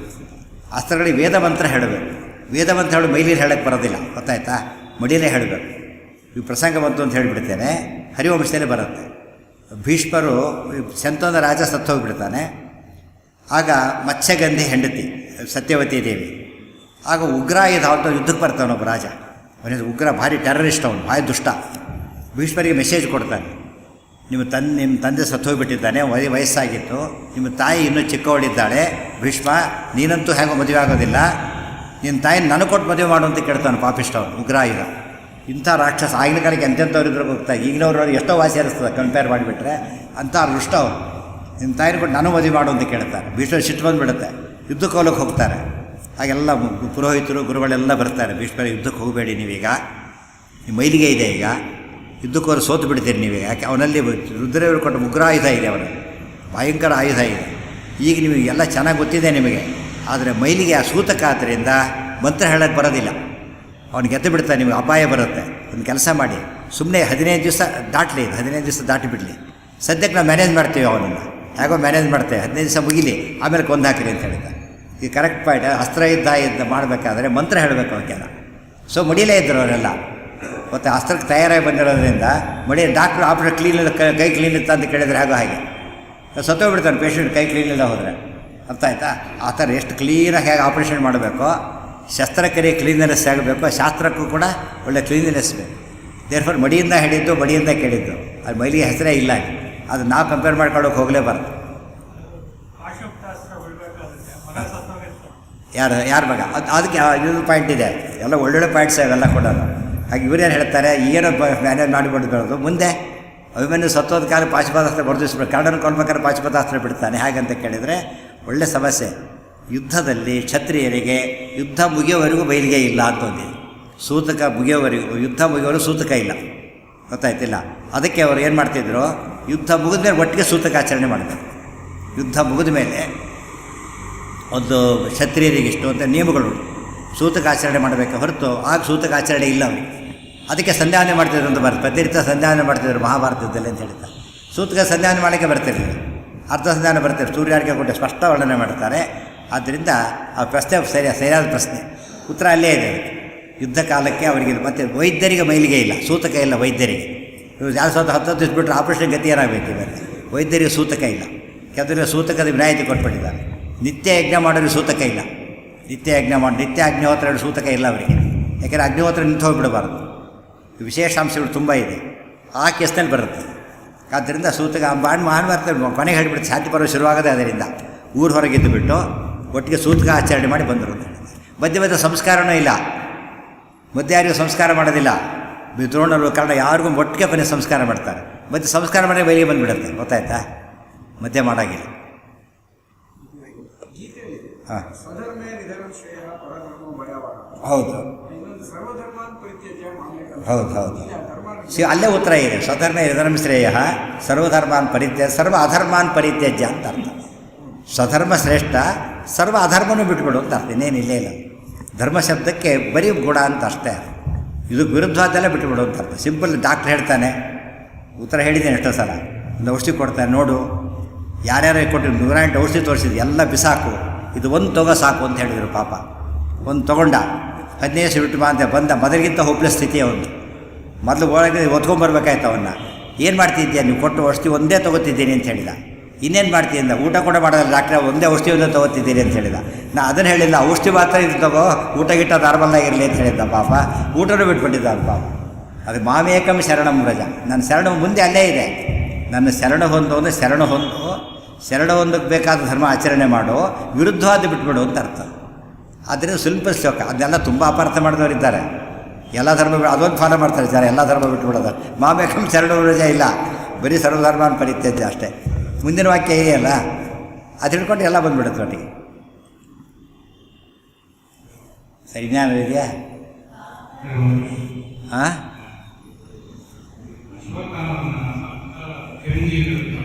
ಹೌದು.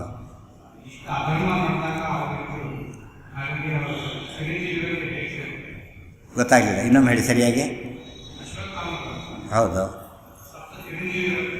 ಹೌದು, ಹಾಂ,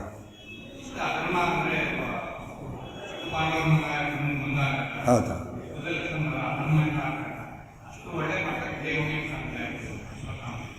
ಅದೆಲ್ಲ ಅದಕ್ಕೂ ಸಂಬಂಧ ಇಲ್ಲ. ಚಿರಂಜೀವಿತ್ವರೇ ಬೇರೆ, ಅವ್ರು ಮಾಡಿದ್ದ ಅಧರ್ಮರೇ ಬೇರೆ. ಅಧರ್ಮ ಮಾಡಲಿಕ್ಕೆ ಪ್ರಾರಬ್ಧ ಕರ್ಮ ಇತ್ಯಾದಿ ಕಾರಣ ಇತ್ತು. ಚಿರಂಜೀವಿ ಈಗಲೂ ಅಶ್ವತ್ಥಾಮರಿದ್ದಾರೆ, ಗೊತ್ತಾಯಿತು, ಈಗಲೂ ಇದ್ದಾರೆ. ಅದಕ್ಕೂ ಕ್ಲಾಶ್ ಆಗೋದಿಲ್ಲ. ಆ ಪನಿಷ್ಮೆಂಟ್ ಇತ್ತು, ತೀರಿಸ್ಕೊಂಡ್ಬಿಟ್ರು, ಮತ್ತೆ ನಾರ್ಮಲ್ ಆಗಿಬಿಟ್ರು ಅಷ್ಟೇ ಹೊರತು ಅದಕ್ಕೂ ಬಾಧಕ ಇಲ್ಲ. ಈ ಪ್ರಶ್ನೆ ಈ ರೀತಿ ಕೇಳಬೇಕು. ಈ ರೀತಿ ಕೇಳಿ ಏನಾಗ್ತಿತ್ತು ಅಂದರೆ, ಅಶ್ವತ್ಥಾಮ ಹತ ಅಂತ ಹೇಳಿದ್ರಲ್ಲ, ದ್ರೋಣಾಚಾರ್ಯ ಯೋಚನೆ ಮಾಡಬೇಕಾಗಿತ್ತು. ನನ್ನ ಮಗ ಚಿರಂಜೀವಿ, ಅದು ಹೇಗೆ ಸತ್ತ, ಅರ್ಥ ಆಯ್ತಾ? ಡೌಟ್ ಯಾಕೆ ಬರಲಿಲ್ಲ ಅವರಿಗೆ ಅಂತ ಯಾರು ಕೇಳಬೇಕಾಗಿ, ಗೊತ್ತಾಯ್ತು? ಒಳ್ಳೆಯ ಪ್ರಶ್ನೆ ಅದು. ಅದಕ್ಕೆ ಉತ್ತರ ಅಲ್ಲೇ ಇದೆ. ಚಿರಂಜೀವಿತ್ವ ಅಂಬೋದು ಹೇಗೆ ಅಂದರೆ, ವಿತ್ ದಿ ಕಂಡೀಷನ್ಸ್ ಈಕ್ವಲ್ ಚಿರಂಜೀವಿತ್ವ. ಇಲ್ಲಿ ಎಂತೆಂಥ ಅಸ್ತ್ರ ಬಿಟ್ಟ ಚಿರಂಜೀವಿತ್ವ ಕೌಂಟ್ ಆಗೋದಿಲ್ಲ. ಪರ್ಮನೆಂಟ್ ಜಾಬ್ ಅಂತೇಳಿ ಉಚ್ಚಾಬಟ್ಟಿ ಮಾಡೋದು ಬಿಡ್ತಾರಾ?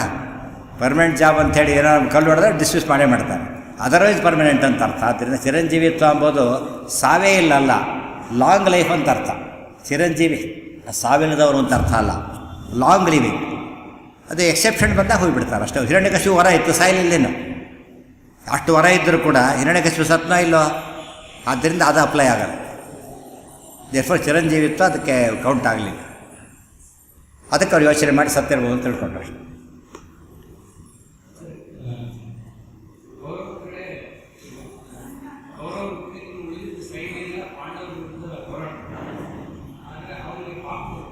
ಯಾರಿಗೆ?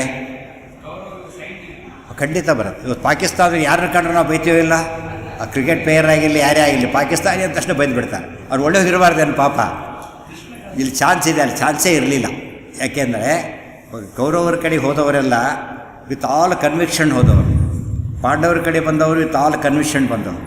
ಆದ್ದರಿಂದ ಅನುಯಾಯಿಗಳಿಗೂ ಕೂಡ ಅವರ ಲೀಡರಿಗೆ ಏನಾಗುತ್ತೋ ಅದೇ ಪನಿಷ್ಮೆಂಟ್ ಆಗಿದೆ. ಅನುಯಾಯಿಗಳಿಗೂ ಅದು ಅನುಭವಿಸಲೇಬೇಕು. ಆದರೆ ಯಾರು ಎಕ್ಸೆಪ್ಷನ್ ಅದಕ್ಕೆ? ಭೀಷ್ಮರು, ದ್ರೋಣರು, ಕರ್ಣ, ಶಲ್ಯರಾಜ, ಭೂರಿಶ್ರವಸ್ಸು, ಭೂರಿ, ಬಾಲ್ಯಿಕ ರಾಜ, ಕೆಲವರು ಎಕ್ಸೆಪ್ಷನ್. ಗೊತ್ತಾಯ್ತಾ? ಯಾಕೆಂದರೆ ಸ್ವರೂಪತಃ ಗ್ರೇಟ್ ಅವರು. ಇಲ್ಲಿ ಬಂದು ಪ್ರಾರಬ್ಧವಶಾತ್ ಬಂದಿದ್ರು ಅಷ್ಟೇ. ಬರೀ ಕೌರವರು ಸೈನಿಕರು ತೊಗೊಂಡ್ರೆ ಒಂದು ಎಕ್ಸೆಪ್ಷನ್ನೂ ಇಲ್ಲ, ಎಲ್ಲ ಪಾಪಿಗಳೇ.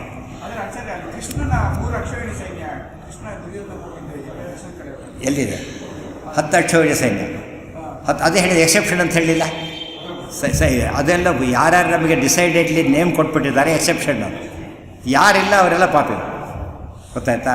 ಯಾವುದನ್ನು ಯೋಗ್ಯರು ಅಂತ ಡಿಕ್ಲೇರ್ ಮಾಡಿ ಆಗಿದೆ, ಅವರು ಬಿಟ್ಟು ಬಿಡಿದವರೆಲ್ಲ ಏನವರು ಪರಮ ಪಾಪಿಗಳು ಅಂತಲೇ ಅರ್ಥ. ಪಾಂಡವರ ಕಡೆ ಮಾತ್ರ ಒಬ್ಬ ಪಾಪಿನೂ ಇಲ್ಲ, ಬರೀ ಪುಣ್ಯವಂತರೇ.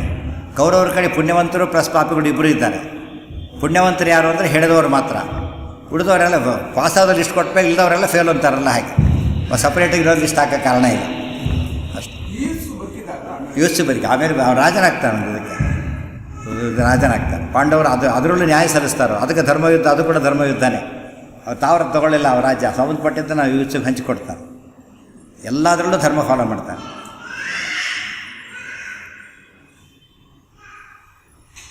ಆಯಿತಾ? ಒಂದು ನಿಮಿಷ ಕೊನೆ ಒಂದು ಮಾತು ಹೇಳ್ತೇನೆ. ಇವತ್ತು ಭರತ್ ಅವರು ಮೊದಲಿಗೆ ಮಧ್ವವಿಜಯದ ಬಗ್ಗೆ ಮಾತಾಡಿದ್ದಾರೆ, ಭಾಳ ಚೆನ್ನಾಗೇ ಮಾತಾಡಿದ್ದಾರೆ. ಶ್ಲೋಕಗಳು ಫಸ್ಟ್ ಕ್ಲಾಸಾಗಿ ಹೇಳಿದ್ದಾರೆ. ಅದನ್ನು ಮಧ್ವವಿಜಯಾದಿ ಗ್ರಂಥಗಳನ್ನು ನಾವು ಯಾವ ದೃಷ್ಟಿಯಿಂದ ನೋಡಬೇಕು. ಅವೆಲ್ಲ ಮೂಲ ಗ್ರಂಥಗಳು. ಇವತ್ತು ಅಕ್ಕಿ ಇರುತ್ತೆ, ಬೇಳೆ ಎಲ್ಲ ಇರುತ್ತೆ, ಪದಾರ್ಥ ಅವತ್ತು ತಕ್ಕಂತೆ ಉಪಯೋಗಿಸ್ಬೇಕು ನಾವು. ಎಲ್ಲ ಅಡುಗೆ ಮಾಡಿಬಿಟ್ರೆ ಕೊಳ್ತೋಗುತ್ತೆ, ಮತ್ತು ಬೇರೆ ಚಾನ್ಸ್ ಇರೋದಿಲ್ಲ, ಓಪನ್ ಆಗಿರಬೇಕು. ಮೂಲ ಗ್ರಂಥಗಳೆಲ್ಲ ಹಾಗಿರ್ತಾವೆ. ಆದ್ದರಿಂದ ನಮ್ಮ ಅಧ್ಯಯನಕ್ಕೋಸ್ಕರ ನಾವು ಗ್ರಂಥಗಳನ್ನು ಅನಲೈಸ್ ಮಾಡೋ ರೀತಿ ಬೇರೆ ಬೇರೆ ಇದ್ದಷ್ಟು ಕೂಡ ಭಾಳ ಅನುಕೂಲವಾಗ್ತದೆ. ಆ ದೃಷ್ಟಿಯಿಂದ ಭರತ್ ಅವರು ತುಂಬ ಸತಿ ಮಧ್ವವಿಜಯ ಓದಿದ್ದಾರೆ. ಎಷ್ಟೋ ಸಲ ಬಾಯಿಪಾಠ ಮಾಡಿದ್ದಾರೆ ಪಾಪ, ಭಾಳ ಚೆನ್ನಾಗಿ ತಪ್ಪಿಲ್ಲದೆ ಹೇಳ್ತಾರೆ. ಅದಕ್ಕೆ ಯಾತಕ್ಕೋಸ್ಕರ ಮೊದಲೊಂದು ವೇದಿಕೆ ಸೃಷ್ಟಿ ಮಾಡಿರೋದು ಅಂದರೆ ಆ ರೀತಿ ತಯಾರಾಗಿ ಹೇಳೋ ಉತ್ಸಾಹ ಇದ್ದವರೆಲ್ಲ ಉಪಯೋಗ ಮಾಡಿಕೊಳ್ಳಿ. ನೀವು ಎಷ್ಟೇ ಕೇಳಿದರೂ ಕೂಡ ಹೇಳಕ್ಕೆ ಹೋದಾಗ ತಯಾರಿ ಬೇರೆ ರೀತಿ ಬೇಕಾಗ್ತದೆ. ನೋಡೋ ತಯಾರಿ ಬೇರೆ, ಕೇಳೋ ತಯಾರಿ ಬೇರೆ. ಸಂಗೀತ ಕೇಳೋದು ಬೇರೆ, ತಾವೇ ಹೊಡ್ಬೇಕಾದ್ರೆ ಭಾರಿ ಪ್ರಾಬ್ಲಮ್ ಶುರುವಾಗುತ್ತೆ. ಆದ್ದರಿಂದ ಎಲ್ಲರೂ ಕೂಡ ಬರೆಯೋದು ಇನ್ನೂ ಕಷ್ಟ. ಕೇಳೋದು, ಹೇಳೋದು, ಬರೆಯೋದು ಮಾಡಿದಷ್ಟು ನಮ್ಮ ನಾಲೆಡ್ಜ್ ಹೆಚ್ಚೆಚ್ಚು ಕೂಡ ಪರ್ಫೆಕ್ಷನ್ ಬರಲಿಕ್ಕೆ ಶುರುವಾಗ್ತದೆ. ಭರತ್ ಅವರು ಒಳ್ಳೆ ಪ್ರಯತ್ನ ಮಾಡಿದ್ದಾರೆ. ಇನ್ನು ಸುಂದರ್ ಅವರ ರೀತಿ ಭರತ್ 2ನೇ ಸರ್ತಿ ಮಾತಾಡಿರೋದು ಇವತ್ತು. ಸುಂದರ್ ಒಂದು ಸರ್ತಿ ಆಗಿದೆ ಈಗಾಗಲೇ. ಮತ್ತು ಎಲ್ರಿಗೂ ಇದು ಓಪನ್, ಇದು ಯಾರು ಬೇಕಾದ್ರೂ ಮಾಡ್ಬೋದು. ಸರಿಯಾಗಿ ತಯಾರಾಗಿ ಬಂದುಬಿಟ್ಟು ಇಷ್ಟೊತ್ತು ಅಂತ ನಿಯಮ ಇಲ್ಲ, 5 ನಿಮಿಷ ಮಾತಾಡಿದ್ರೂ ತೊಂದರೆ ಇಲ್ಲ, ಅಷ್ಟನ್ನು ಕರೆಕ್ಟಾಗಿ ಹೇಳಬೇಕಷ್ಟೆ. ಆ ರೀತಿ ನೀವು ಪ್ಲ್ಯಾನ್ ಮಾಡ್ಕೊಂಬಂದು ಯಾವುದೇ ಒಂದು ಕಾನ್ಸೆಪ್ಟ್ ಬಗ್ಗೆ ಮಧ್ವವಿಜಯ ಸರಿಸರ್ವತ್ತು ಅಷ್ಟು ಚಿಕ್ಕದಾಗಿ ಅದನ್ನೇ ಹೇಳೋದು, ಪಂಚಭೇದ ಅದ್ರ ಬಗ್ಗೆನೇ ಚಿಕ್ಕದಾಗಿ ಹೇಳೋದು, ಮುಕ್ತಿ ಅಂದ್ರೇನು ಅಷ್ಟಕ್ಕೆ ಹೇಳೋದು. ಆ ರೀತಿ ಅಭ್ಯಾಸ ಮಾಡ್ಕೊಂಡು ಬಂದರೆ ಒಳ್ಳೆ ರೀತಿ ನಿಮಗೆ ಟ್ರೈನಿಂಗ್ ಆಗುತ್ತೆ. ಉಳಿದವರಿಗೆ ಉತ್ಸಾಹ ಬರುತ್ತೆ. ಅದರಿಂದ ನಾವು ಮಾಡ್ಲಿಕ್ಕೆ ಬರುತ್ತೆ ಅಂತ ಭಾವನೆ ಬರೋದ್ರಿಂದ ಓದೋ ನೀವು ಅಭ್ಯಾಸ 4-5 ರೀತಿ ಮಾಡಿದ ತಕ್ಷಣ ತುಂಬ ಓದೋ ಹ್ಯಾಬಿಟ್ ಕ್ರಿಯೇಟ್ ಆಗುತ್ತೆ ನಿಮಗೆ. ಆಮೇಲೆ ತುಂಬ ಓದಬೇಕು ಅನಿಸುತ್ತೆ. ಮತ್ತು ಬೇರೆ ವೇದಿಕೆಗಳು ಮಾತಾಡ್ಲಿಕ್ಕೆ ಬರುತ್ತೆ, ತುಂಬ ವೇದಿಕೆಗಳಲ್ಲಿ ಮಾತಾಡ್ಲಿಕ್ಕೆ ಬರುತ್ತೆ. ಒಂದು ಎಕ್ಸಾಂಪಲ್ ಕೊಡೋದಾದರೆ, ನಾನು RC ಕಾಲೇಜಲ್ಲಿದ್ದಾಗ ಭಾರತೀಯ ವಿದ್ಯಾಭವನದಲ್ಲಿ ಸಾಮಾನ್ಯವಾಗಿ ಪ್ರತಿ ಸೋಮವಾರ ಬುಧವಾರ ಎಕ್ಸರ್ಸ್ ಆಗ್ತಾಯಿತ್ತು. ಅಲ್ಲಿಗೆ ನಮ್ಮ ಕಾಲೇಜ್ ಪ್ರಿನ್ಸಿಪಾಲ್ ದಯವಿಟ್ಟು ಅಟೆಂಡ್ ಮಾಡ್ತಿದ್ದ. ಅದು ಬ್ರಾಹ್ಮಣ ಅಲ್ಲ. ಎಲ್ಲಿ ಹೋಗ್ತೀರಿ ಸಾಯಂಕಾಲ ನೀವು ಅಂದರೆ ಪ್ರವಚನ ಇತ್ತು ಅಂದರೆ ನಾನು ಬರ್ತೀನಿ ಒಂದು ದಿವಸ ಅಂತ ಬಂದ. ಕೇಳಿದ ಮೇಲೆ ಅದು ಬೇರೆ ಕಡೆ ಸಾಯಂಕಾಲ ಪಾರ್ಟ್ ಟೈಮ್ ವರ್ಕ್ ಮಾಡ್ತಾಯಿದ್ರು. ಈ ಕ್ಯಾನ್ಸಲ್ಡ್ ಇತ್ತು. ಇನ್ಮೇಲೆ ಉಪನ್ಯಾಸಕ್ಕೆ ಬರ್ತೀನಿ ಅಂತೇಳಿ ಉಪನ್ಯಾಸ ಮಾಡಿ ಕೇಳ್ತಾಯಿದ್ರು. ಎಫೆಕ್ಟ್ ಏನಾಯಿತು ಅಂದರೆ ಒಂದು ಸರ್ತಿ ಯಾರೋ ಅದ್ವೈತಗಳು ಮಾತಾಡ್ತಾಯಿದ್ರಂತೆ ಯಾವುದೋ ಕೋರ್ಸಲ್ಲಿ. ಇವ್ರು ಕೂತಿ ಆಡಿಯನ್ಸ್ ಇತ್ತ. ಅದ್ವೈತ ಭಾರಿ ಸರಿ ಅಂತ ಹೇಳ್ತಿದ್ರಂತೆ. ಎದ್ದೆತ್ಕೊಂಡ್ಬಿಟ್ಟಂತಿತ್ತ. ಅದ್ವೈತ ಸರಿ ಅಂತ ಹೇಳಬೇಡಿ, ಮಧ್ವಾಚಾರ್ಯ ಭಾರಿ ದೊಡ್ಡವರು, ದ್ವೈತ ಭಾರಿ ಸರಿಯಾಗಿ ಹೇಳಿದ್ದಾರೆ ಅಂಥೇಳಿ ಉಪನ್ಯಾಸ ಕೇಳಿದ್ನಲ್ಲ 5 ನಿಮಿಷ ಮಾತಾಡಿಬಿಟ್ಟಂತೆ. ಅದು ಗಾಬರಿ ಆಗಿಬಿಟ್ಟಂತ ಹೇಳಿದ್ರು. ತಾನು ಹೇಳಿದೆ, ಆಚಾರ್ಯ ಇವತ್ತು ನಮ್ಮ ನಾನು ಪ್ರಚಾರ ಮಾಡಿಬಿಟ್ಟು ಅಂತ ಹೇಳಿದೆ. ಅವತ್ತು ಅದಕ್ಕೆ ಕೇಳ್ತಾ ಒಂದು ಒಳ್ಳೆ ನಾಲೆಡ್ಜ್ ಬರುತ್ತೆ. ಇನ್ವಾಲ್ವ್ಮೆಂಟ್ ಇದು ಬೇರೆ ಕಡೆ ಅಪ್ಲೈ ಮಾಡೋಕ್ಕೆ ಬರುತ್ತೆ ನಿಮಗೆ. ಅದು ಸರಿಯಲ್ಲ ಅಂತ ಹೇಳೋದಕ್ಕೆ ಬರುತ್ತೆ. ತುಂಬ ಜನ ಕೇಳೋದಕ್ಕೂ ಸಾಧ್ಯ ಆಗುತ್ತೆ. ಆದ್ದರಿಂದ ಆ ಪ್ರಯತ್ನ ಅವಶ್ಯ ಪಡಿ. ಬಂದವರು ಸಂಕೋಚ ಪಡದೇನೆ ಧೈರ್ಯವಾಗಿ ಹೇಳ್ಬೋದು. ಎಲ್ಲ ನಮ್ಮವರೇ ಇರ್ತೀರ, ಆದ್ದರಿಂದ ಯಾರಿಗೂ ಸಂಕೋಚ ಪಡೋ ಕಾರಣ ಇರೋದಿಲ್ಲ. ನೆಕ್ಸ್ಟ್ ಟೈಮ್ ಒಬ್ಬರು ಮೊದಲೇ ತಿಳಿಸ್ಬೇಕು ನೀವು. ಅವತ್ತೇ ಬಂದು ಹೇಳಬಾರ್ದು. ಒಂದು 3 ದಿವಸ ಮುಂಚೆ ಹೇಳಿಬಿಟ್ರೆ ಮೊದಲೇ ಇದು ಮಾಡಿ ಪ್ಲಾನ್ ಮಾಡಿ ಅನೌನ್ಸ್ ಮಾಡ್ತಾರೆ. ಒಂದು ಸರ್ತಿ ಒಬ್ಬರೇ, ಒಂದು ಸರ್ತಿ ಹೆಚ್ಚಿನ ಟೈಮ್ ಸಾಕಾಗೋದಿಲ್ಲ. ನೀವು ಮತ್ತೆ ಹೆಚ್ಚಿನ ಕೊಟ್ಬಿಟ್ರೆ ಕ್ಯೂನಲ್ಲಿ ಇರ್ತೀರಿ, ಒಬ್ಬರಾದ್ರೂ ಹೇಳ್ತಾ ಹೋಗ್ಬೋದು. ಸೊ ಇದು ಓಪನ್, ಎಲ್ಲರಿಗೂ ಅವರಿವ್ರಿಗೆ ಅಂತಿಲ್ಲ, ಎಲ್ಲರೂ ಪ್ರಯತ್ನ ಪಡ್ಬೋದು.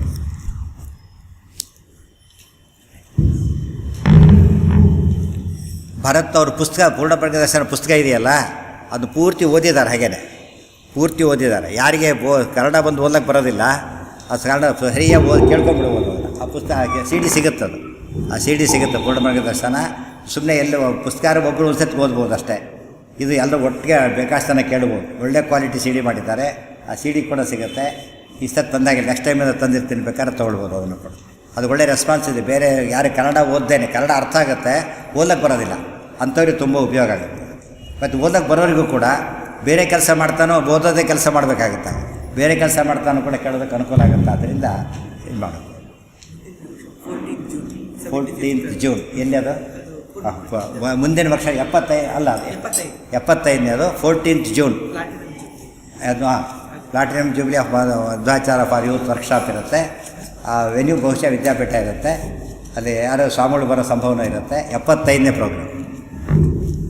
ಸರ್ವೇಂದ್ರಿಯ ಪ್ರೇರಕೇನ ಶ್ರೀ ಪ್ರಾಣಪತಿನೇರಿತಃ ಯದವೋಚಮಹಂ ತೇನ ಪ್ರಿಯತಾಂ ಕಮಲಾಲಯಃ ವರದೆ ದಾನವಾರಣ್ಯ ಪಾದಕಿ ದಾನವಾರಿಣಿ ಸರ್ವೇ